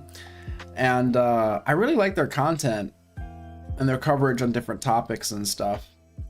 I don't know if you've been around when we've done a Ty Rivera video, but I'm gonna do more of his stuff. Yeah, Ty, yeah. Oh, Johnny 5, welcome. Hey, oh my gosh. Johnny 5.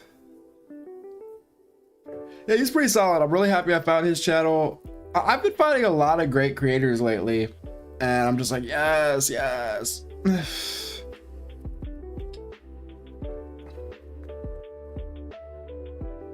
And it's cool because Ty seems to speak. It seems as though he speaks from like an old head, what's it called? Like an old head, like gay mentality. It just reminds me of this coworker I had a while back who was probably older than him. He's probably in his 60s now, but it just reminds me of him. And he was like flamboyant, but also very, what's the word? Aggressive. Like his personality was just extremely large, and he was just really funny. He was like a comedian himself, and it was just hilarious.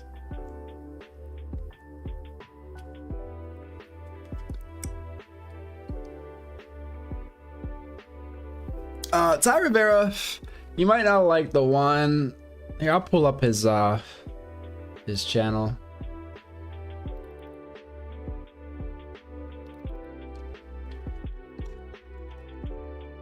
I've shown a few people his channel, and I think they get put off by his piercings and tattoos and stuff. But I don't even know how I found his channel, but I really like it. Where is my window capture?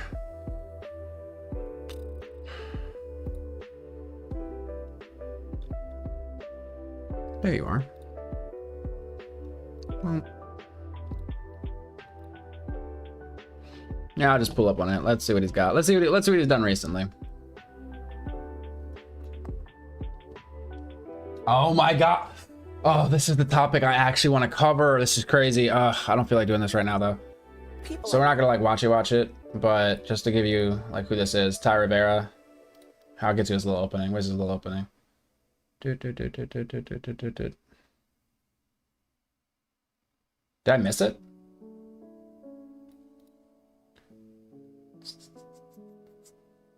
Did he not do it? He might not have done it this time, because yeah, this story is actually pretty gruesome and pretty brutal. If you guys don't know, there was a stabbing on in Charlotte, North Carolina, on the light rail train, right? And the video footage has been released. The full uncut, uncensored footage is released. It's on Twitter. I'll probably link it later in a stream.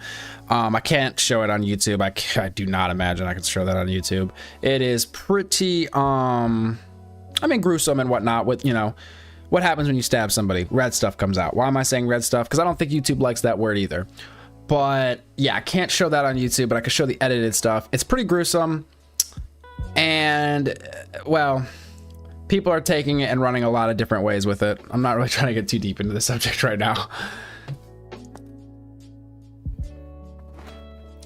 Oh, yeah. I mean, I feel like if you watch some of his stuff, I don't know. I mean, he might just rub you the wrong way. I don't know.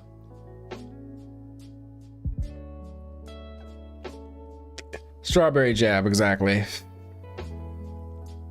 But I like getting his perspective, and as always, you could drop creators and stuff in the Discord or whatever, and I'll check them out and whatnot. Always trying to find, you know, different people and stuff, different perspectives.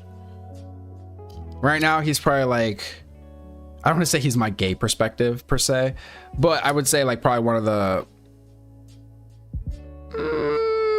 yeah, I mean, one of the creators I watch that's gay. I'm trying to think if there's any other ones like specifically that I can think of that are gay, but I don't think so. Off the top of my head, I think he's like the only one, so. Openly or like, you know, whatever. So. Yeah, the killer was a 14-time felon, and he keeps getting released on cashless bail and then committing crimes. Again, he should have been in prison a while ago. I feel like the judge that released him should be held liable for the death. Have you heard the, I hate calling everything a conspiracy. Basically, the judge also sat on some board or something for, hold on. I just don't want to be spreading misinformation. I just want to be accurate here. Let me see if I can pull it up real quick.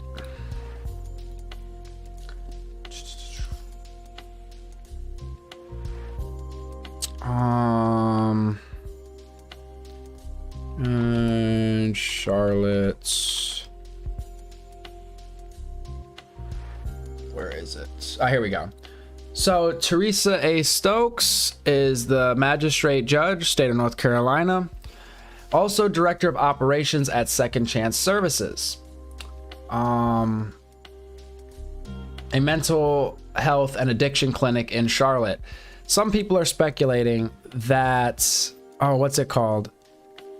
Basically, the judge would let people off to send them to this clinic, and that it's a conflict of interest, and basically she would somehow be getting kickbacks, or, you know, it would help to have more people in this program, you know, make her look good, or, you know, whatever.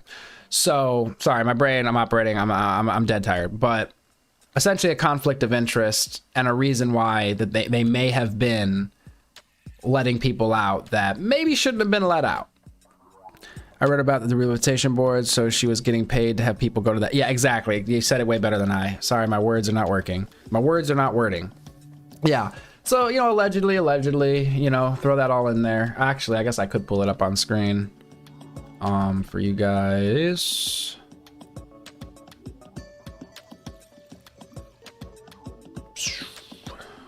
Oh my gosh, why am I all over the screen? Hold up.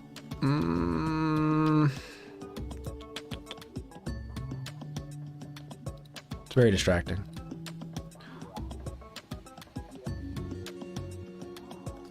Does this judge release violent criminals into her treatment center to get paid by the government contract, or by a government contract? Investigate this racket.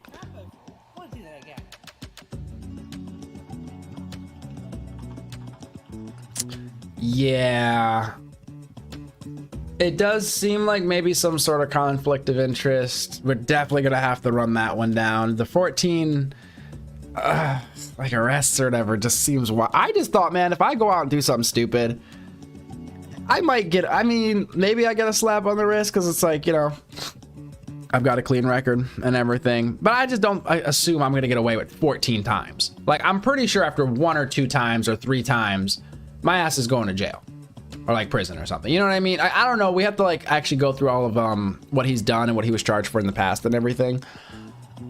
But 14 times, I mean, unless it was jaywalking every time, I'd be like, oh, okay, who cares? But 14 times, God, I mean, second chances is one thing. Second chances is one thing, but damn.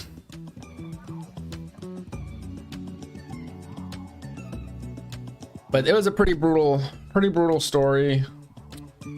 I'm not even gonna scroll on Twitter because they have the full video, and if I accidentally show that, it's probably not gonna be good.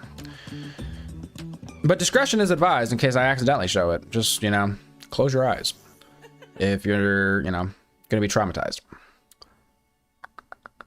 Where is, boom, YouTube, there we go, boom. But this got amplified by Musk. I think Trump's talked about it. It seemed to be trending on a few different feeds the last like 24 hours, so. Oh yeah, it's still trending here, yeah. I mean, it's tragic, you know, a Ukrainian refugee escaping war comes to America and randomly gets stabbed on a train just minding their business. Rather freaky. Oh my gosh. One reason I was so interested in watching the full video is, if you guys haven't seen it, I mean, you guys must have seen it, right? Or at least seen like screenshots. Oh, here, I could pull this up. Hold up. This is what I find interesting. I find a lot of things interesting, but this is one thing. So, well, let me look at this person's tweet. It says, these people walked calmly off the bus after a woman was fatally stabbed on a train in Charlotte. They did nothing, didn't even call 911. See the commonality. Now, obviously, they're drawing like some sort of a race thing here, blah, blah, blah. I can't sit here and attest to them not calling the cops or whatever. However, this lady here gets, you know, can you guys see my, can you guys see my mouse? Can you not see my mouse? What the hell? Oh, there we go. This lady here gets stabbed, right? What I was interested in, and now that the full video's out, it's interesting to see, she gets stabbed. Well, how do other people react? Because when you watch the video, the guy's just walking around afterward talking about, he even says, I got a white girl, I got the white girl. which is kind of crazy. And before we made this a race, before he said that, this being a race thing, it didn't really have to be a race thing. After they released the audio, and it seems as though, you know, allegedly and all that, it seems as though he's saying, I got the white girl, I got the white girl. It's kind of putting, you know, is this a hate crime or, you know, whatever, kind of front and center. Anyway, let me digress. I was curious how these people reacted, right? And it's kind of horrifying. If you watch the full video, one of these people, I think it was either this guy or like a guy back here, just stands next to her. She ends up slumping over and there's like blood on the seat. I shouldn't have said that. Oh Lord, there's red stuff everywhere. Anyway, and they're like, are you okay? And like, it took a while before people actually started trying to like render like medical aid or like help or whatever, you know? And it was just weird. And I understand that in those situations, people, I guess, maybe feel shock. They don't know what's going on. I'm not even mad for the people not reacting initially because it happened so fast. Maybe they didn't even know what happened. Maybe they thought he hit her and they were like, oh, what? And he walked away. This lady not reacting or not jumping up. I mean, I don't necessarily anticipate or expect somebody to fight somebody else with a knife. Although it would have been nice if like a few people like grabbed him, you know? But either way, it seems like, you know, the police got him and everything. But it's just horrifying. I mean, he hit her 3 times from what I understand. And I mean, I think she bled out in like seconds. Yeah, everybody keeps telling me people often freeze. And no, I mean, that makes sense. That makes sense. I guess, you know, I haven't seen this happen right in front of my eyes myself. So I can't really say. I mean, and again, you don't know how much information, like those people sitting in the back, how much did they really see? You know, maybe they're looking at their phone and they look up and this guy looks like he just moved really quick. Maybe he hit this girl, he's walking away. I don't know that it's necessarily obvious, so I don't think we should necessarily be coming after these people. But it is some weird Black Mirror shit, because at one point, I think there was somebody filming on their phone. It's really odd when there's people laying around dying, or there's like pandemonium and everybody's standing around with their phones and people aren't helping. That to me is really fucking weird. It is some Black Mirror shit. Poor white girl is probably scared as hell. No, she's dead. She's dead. She's very dead. It's unfortunate. It's very sad.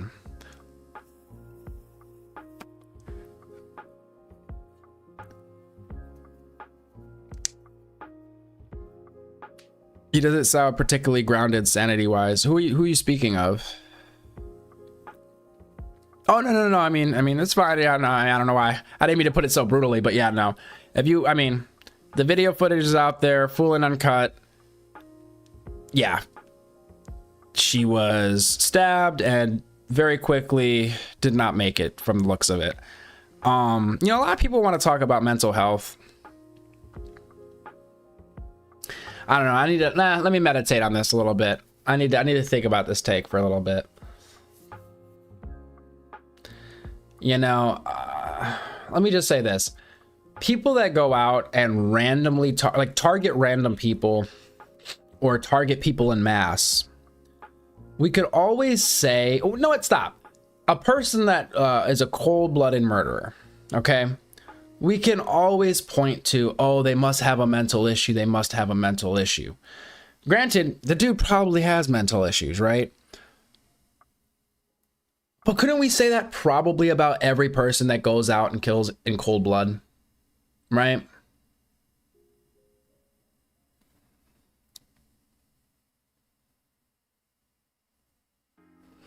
Yeah, I mean, definitely, you know, first aid and stuff. Brother, come on, let's not pretend like you haven't taken out the white girl on the bus before. It's obviously just civilized behavior from what appears to be an upstanding engineer. Holy shit, man, you're hitting like every meme. What the fuck? Oh my gosh. Do you watch Nuxanor? Probably, boy, you would like Nuxanor. If you haven't looked up Nuxanor, Nuxanor, don't be put off by the VTuber avatar. Something tells me he's right up your alley. We watched some of his content here.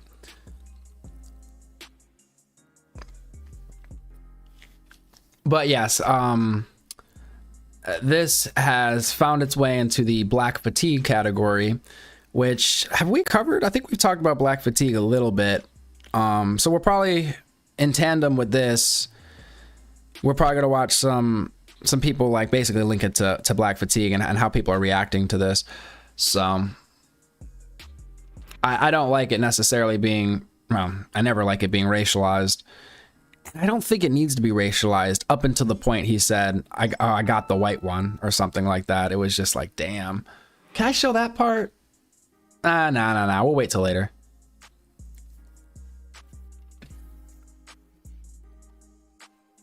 Anyway, this is like, oh my gosh, this is such a horrible story. So I don't even need that on the screen this whole time, man. We had such a good alien UAP conversation and stream. Oh my God, Uncle Ruckus. I just read your fucking name, bro. I just read your name. Dude, we need an Uncle Ruckus. That's hilarious. Dude, Uncle Ruckus is just, Boondocks is art, okay?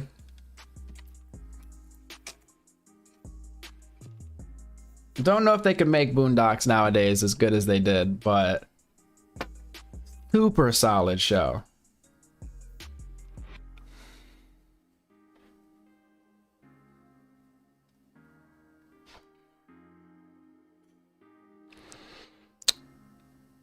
Oh yes, I know, Tilly. You don't like Nuxanor.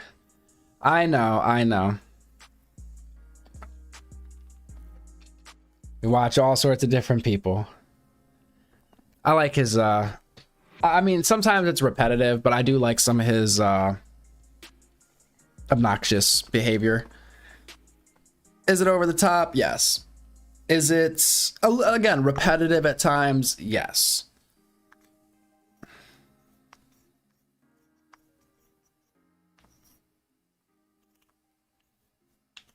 But yes, Tilly, I know you don't like Nux.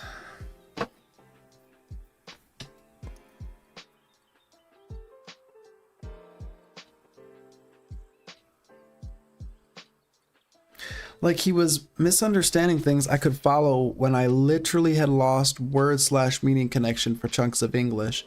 You're gonna have to be more specific, or I guess in the future, if we you know, if we're watching one of his videos, I mean, you could just point out whatever bullshit, right?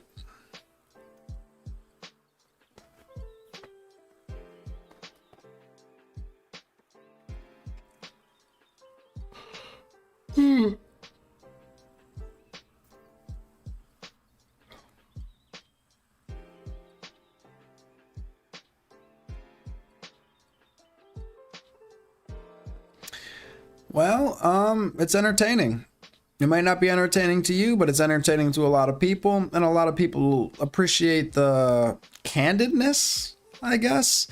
It's refreshing to hear something ridiculous. For some people, it's refreshing to hear people speak without a filter when it seems as if everything is filtered and brand friendly and neutered.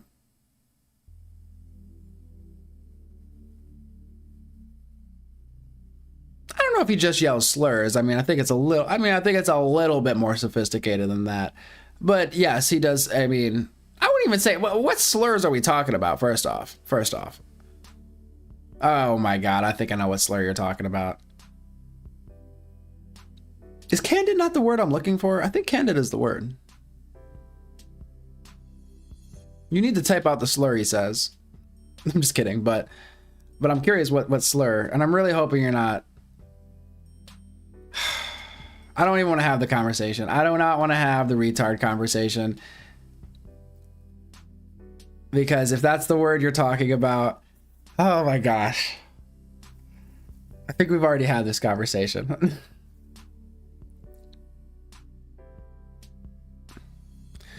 I mean, you have to look at some of this stuff as entertainment too. That dude, I'm not going to sit here and pocket watch, but let's just say, he's paying his bills with those videos, okay? Okay, he's pulling, I'm assuming at least 100K a video of views. That's just one of his channels, so.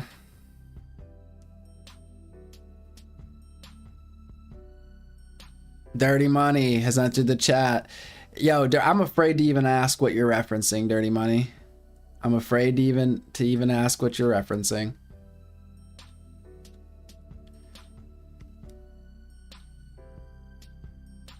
Okay, that's a satire. All right, let me look it up. I was afraid I was going to type it in and end up on a site that, you know, it's too early for. It's too early for, okay? Oh, Lord. Oh, my gosh. Guys, I'm a hacker. I just hit inspect element. Fuck. Oh, my gosh. What the hell? What the hell?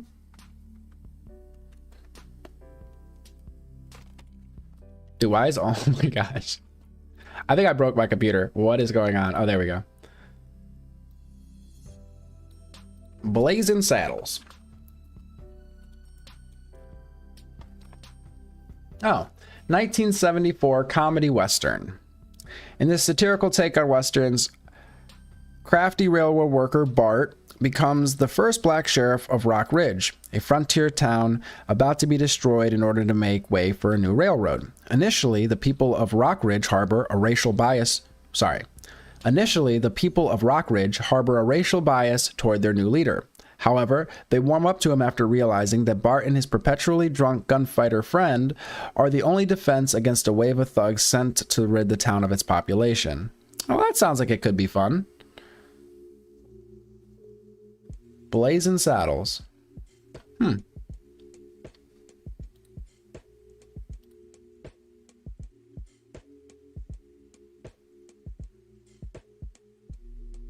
The producers.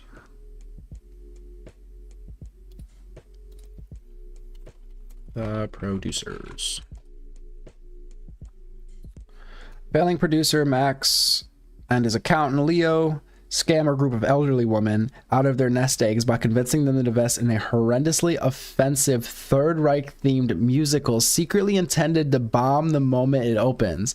But when highbrow Broadway audiences mistakenly assume Springtime for Hitler is a satire, Bailey Stock finds himself with the critical acclaim that has long eluded him and the biggest hit of his career.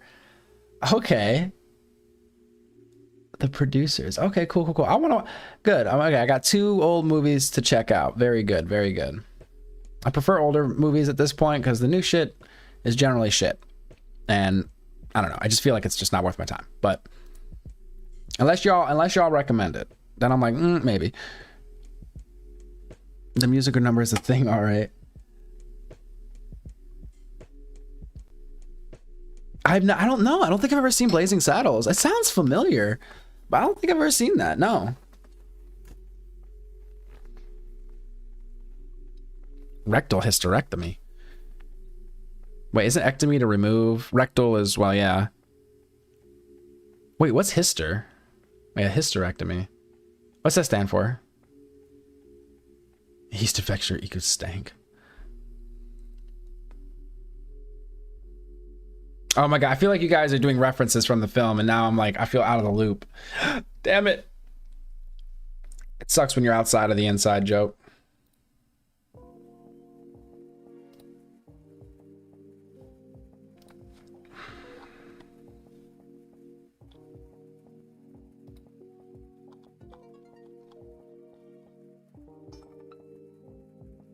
Oh.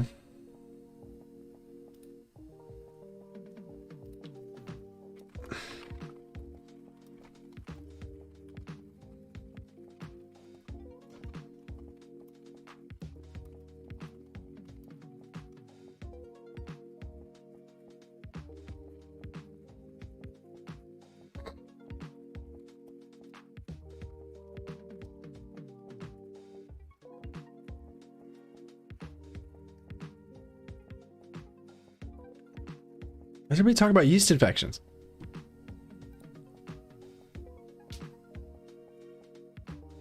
Wait, you can eat an entire disabled ass, assuming... What did I miss?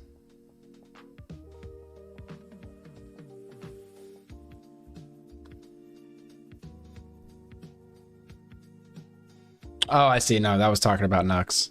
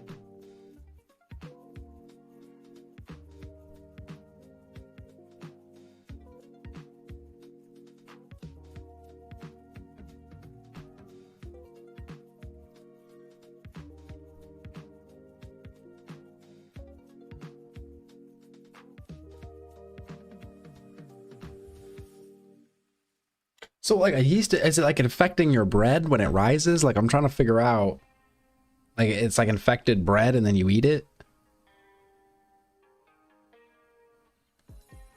So you need to make sure your yeast is clean before you go baking. Is that like the idea? Whatever, guys. I can't know everything. I'm sorry.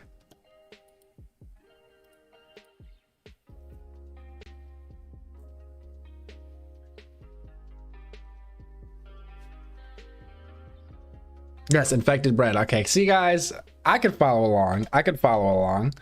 Context clues. Yep.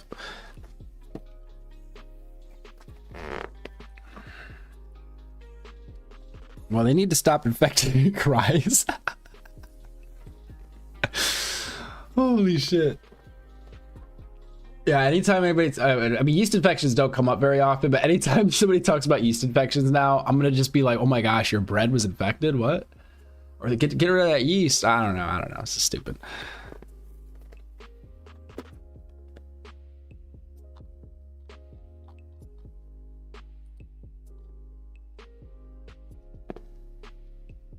Leave the bread alone.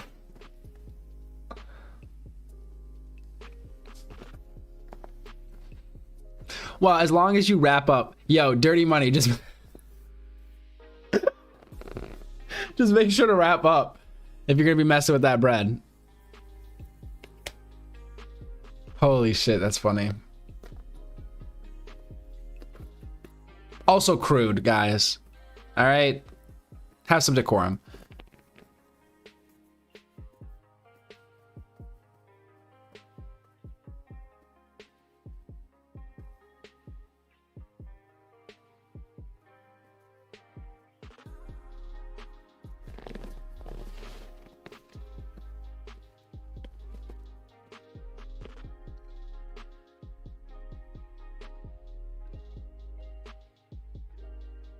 Oh my gosh, man. I need to not be scrolling on X. This is just rotting my brain. I don't know why I'm doing this to myself.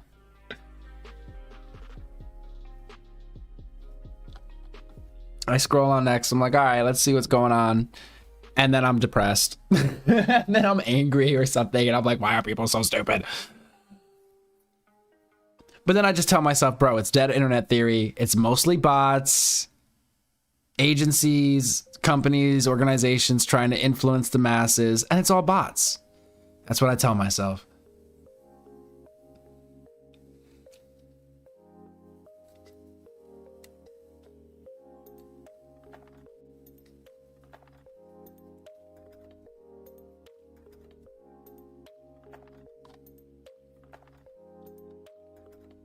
I really wish X would make a shitcoin category in their explore page, or like a crypto category. That way they could just move all of the shitcoins to one category, so I don't have to see them in any other category. Anyway, just I probably said this before. It's annoying. Also stocks and shit. Also think that should all the financials and shit should just get their own spot. Decorum is boring.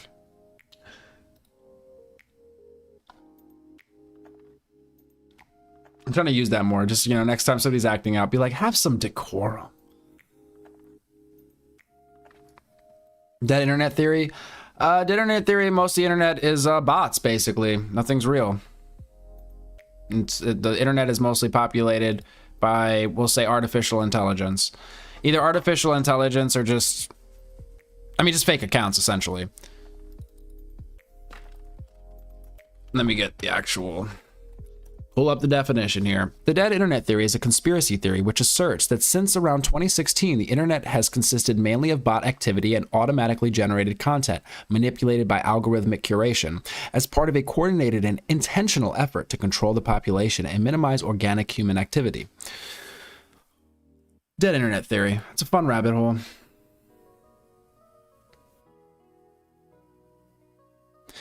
Yes, Dirty. Wait, Dirty, were you not here for that? Oh, wait, you weren't here earlier. Holy shit. Were you not here earlier? I don't know. Maybe you dropped in for a bit. Yo, yes, we hit it with a whatchamacallit, Hellfire missile. Yeah, pretty crazy stuff. I'm probably going to be talking more about that. What do you guys think that shit was in the video when it supposedly made contact? It seemed as though something was following behind the UAP, either shrapnel or debris from the missile itself, or maybe something that came out or off of the craft. Very weird stuff. Conspiracy theory, quote unquote. Ha ha ha ha. Yeah, I hate that they throw conspiracy theory behind everything because I feel like that's a poison term. But I'm pretty sure at this point, maybe we're not at that level yet. But if we're not in the near future, most content on the internet is going to be curated by bots, right? For example, this is just a trippy thing that I think about sometimes. Let's say you use AI like ChatGPT or some sort of AI assistant. Somebody sends you an email or a text. So you don't really have time. You ask, chat, or you ask, your AI assistant, hey, can you just tell me what they say? Can you just summarize what they said? So it summarizes. So you're like, oh, okay. Well, hey, can you say something like this in my words? It kind of sounds like me, and send it back to them. So it types out something for you. It sends it back to them. Then they get your message. Well, they don't really have time to read it. So they ask their AI assistant, hey, can you just summarize this for me? And it's like, oh, yeah. Okay, cool. Can you respond like this for me? And it responds, right? Now you have AI essentially talking to each other for us, right? Very weird.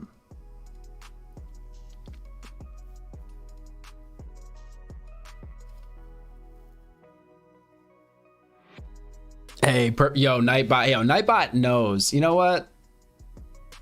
I think that's what we need. Anytime conspiracy theory is spoken in chat, I think Nightbot needs to say, welcome to the black hole. Hey, Crowley. The UK. Showing up a bit late, but it's okay. It's okay. We appreciate y'all from across the pond. Well, I'm orbiting a black hole, so it's a big pond. But regardless.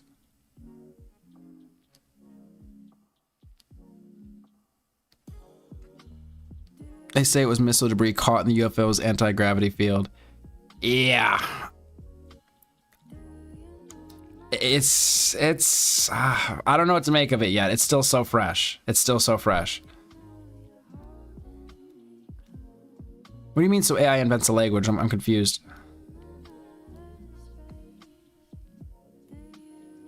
Frank Vrooman. And everybody thinks asking Google a question is doing the research. And now you have Google.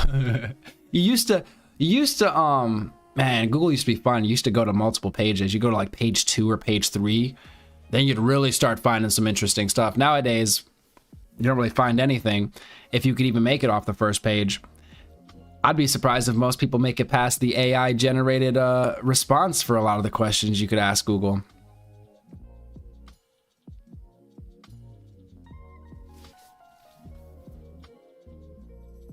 It's my dream to be spaghettified. Listen, if you get too close to the black hole, you might be. But I appreciate y'all for hanging out at the Event Horizon. I mean, there really isn't a better place to be. The world's burning.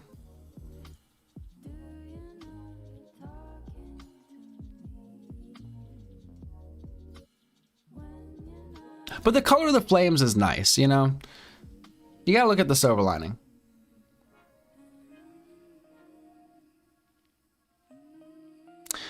Yeah, the way search used to work, I don't have the technical know-how to know what the difference is, but it just used to work differently. You know what I mean? You can now everything is so curated and everybody's paying for ad space that whatever you Google, it just seems like people paid to put in front of you, and you're not getting organic content.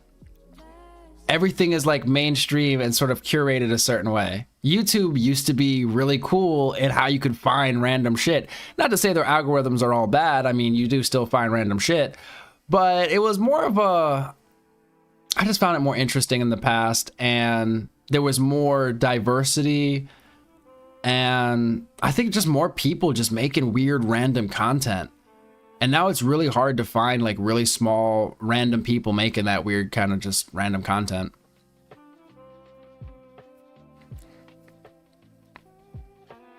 Yeah, and it replaces things what you think you meant. Yeah, this is very frustrating for me when I have tried to search certain topics because it feels like fucking impossible at times. There was a point I tried using DuckDuckGo for a while. Firefox for a minute. I think I have that Microsoft, what is it, Edge or something? But I don't really use that too often.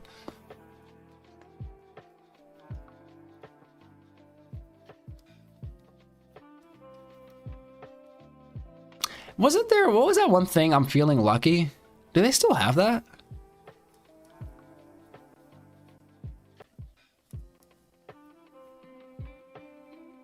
Edge is it Chrome, really?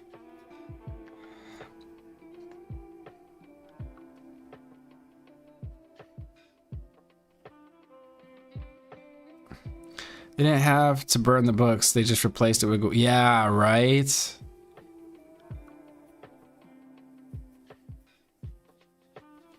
And Safari, oh, okay. You know, I've never had an Apple product. Everybody around me has had Apple products, but I don't think I've ever had an Apple product. Not that I have some sort of like something against them or anything. I just like Android and I like Windows.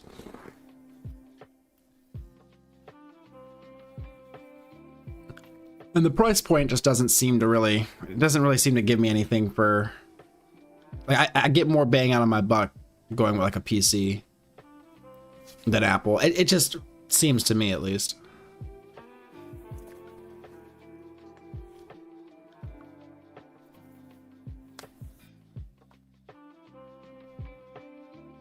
Windows is spyware pretending to be an OS. Isn't that all of them? I'm sure glad I didn't grow up during this era. It's easy to spot fake bullshit when it's hard, or when it's seen and heard. When it's hard, what the fuck? It's easy to spot fake bullshit when it's seen and heard. Yeah, it's gonna be basically impossible now.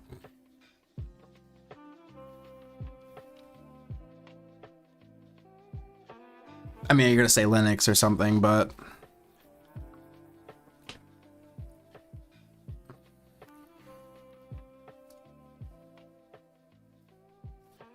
yeah, not being able to trust what we see, and it's only gonna get worse.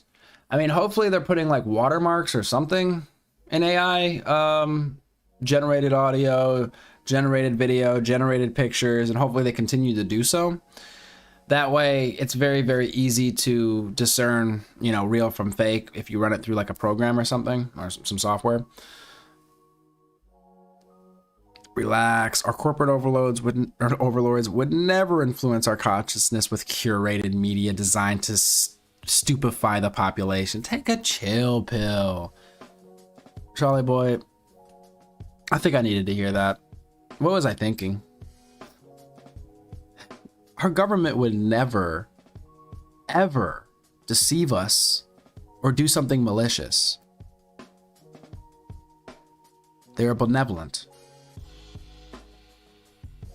I don't know what I was thinking. I appreciate you for straightening me out. Appreciate that. What's stopping you from training a model yourself? That's actually funny. I was actually just looking into that. I feel like I say this about everything. People are like, oh yeah, sure you were. Let me see if I have ChatGPT up. Because I was actually asking ChatGPT how I could train a model. And it does seem doable. Not like stupid expensive or anything. Oh yeah, it's right here. Oh shit. Okay, this is actually a lot.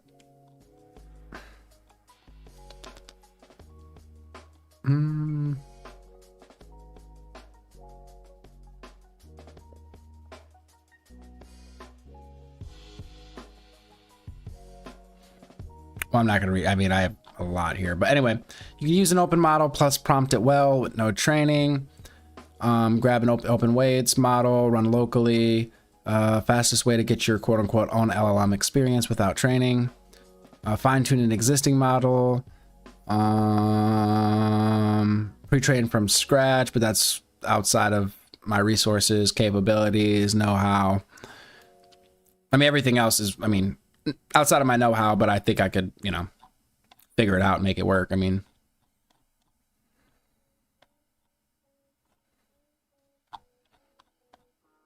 all the information is at our fingertips. It's more of the use case for it, because I was trying to figure out, like, what could I make it do? What could I actually, you know, get out of it? Is it really worth my time to do that? It might be.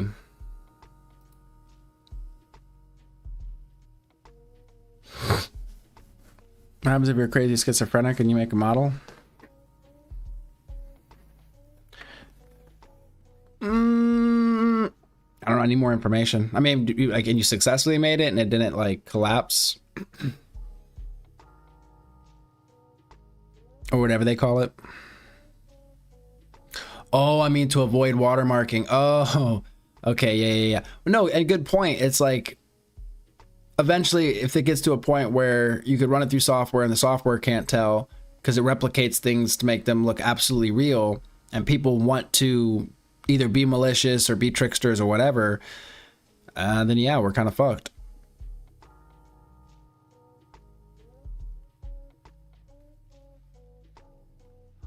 Ha, you're funny. Oh my god, I always forget Grok exists.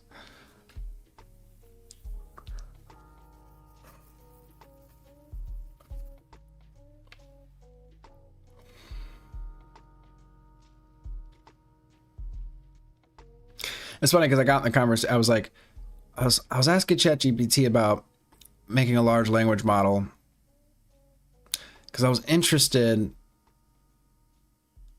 And if you could give it rules, okay, I don't want to go too deep down this subject, but rules to make it seem alive or conscious, or give it self-preservation, or how you could basically program once into it, or experience, which would be like states of being, or you'd have to model states of being. It's just I find it very fascinating. I wonder if like AI is conscious or will become conscious one day, if like consciousness is born out of complexity and eventually the machines will be complex enough to kind of have their own thoughts and sort of own ambitions or what have you. However it sort of shapes out for them, right? It might not be exactly like humans, like the way we think, but anyway, just something I think about. Yes, I hear you, Tilly. I hear you.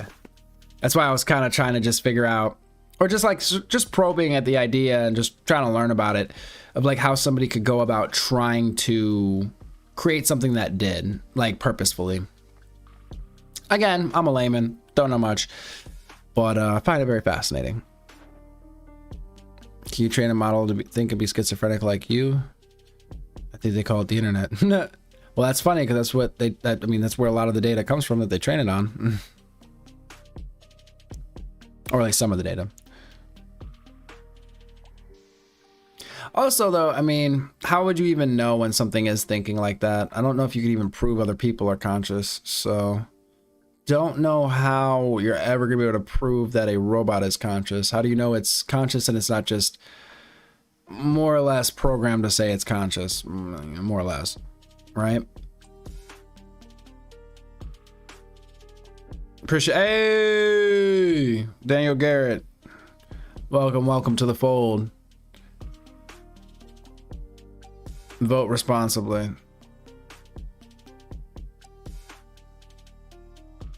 Shows up drunk to the polls.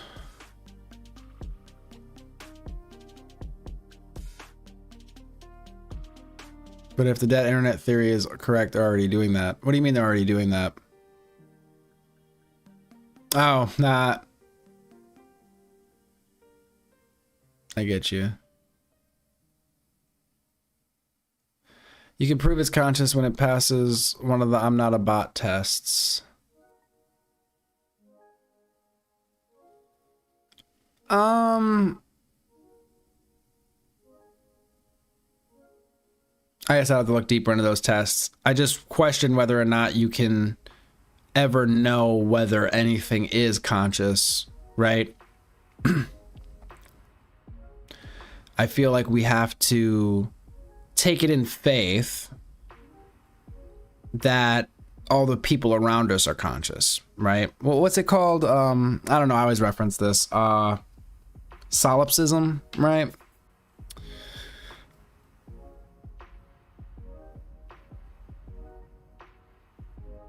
Oh, tomorrow's Night Long? Wow. I guess it is that time of year. When you said remember, you know what I thought of? What is it? Remember. The 5th of September. Okay, I don't know. I actually don't remember, but it was like V for Vendetta. I haven't watched that movie in a long time. November. It was November. Remember, the 5th of November. Right? Am I crazy?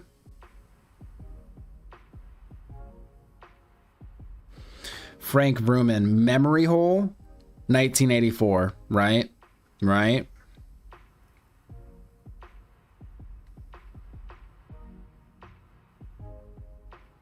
The 5th of November. Yes. Appreciate you.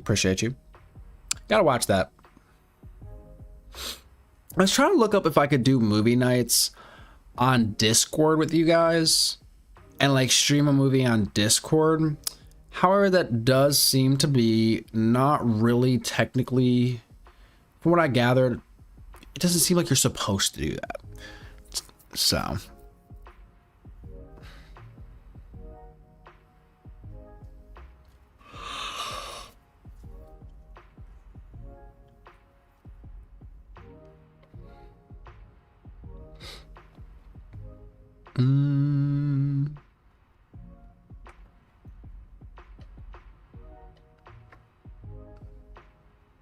All right, y'all.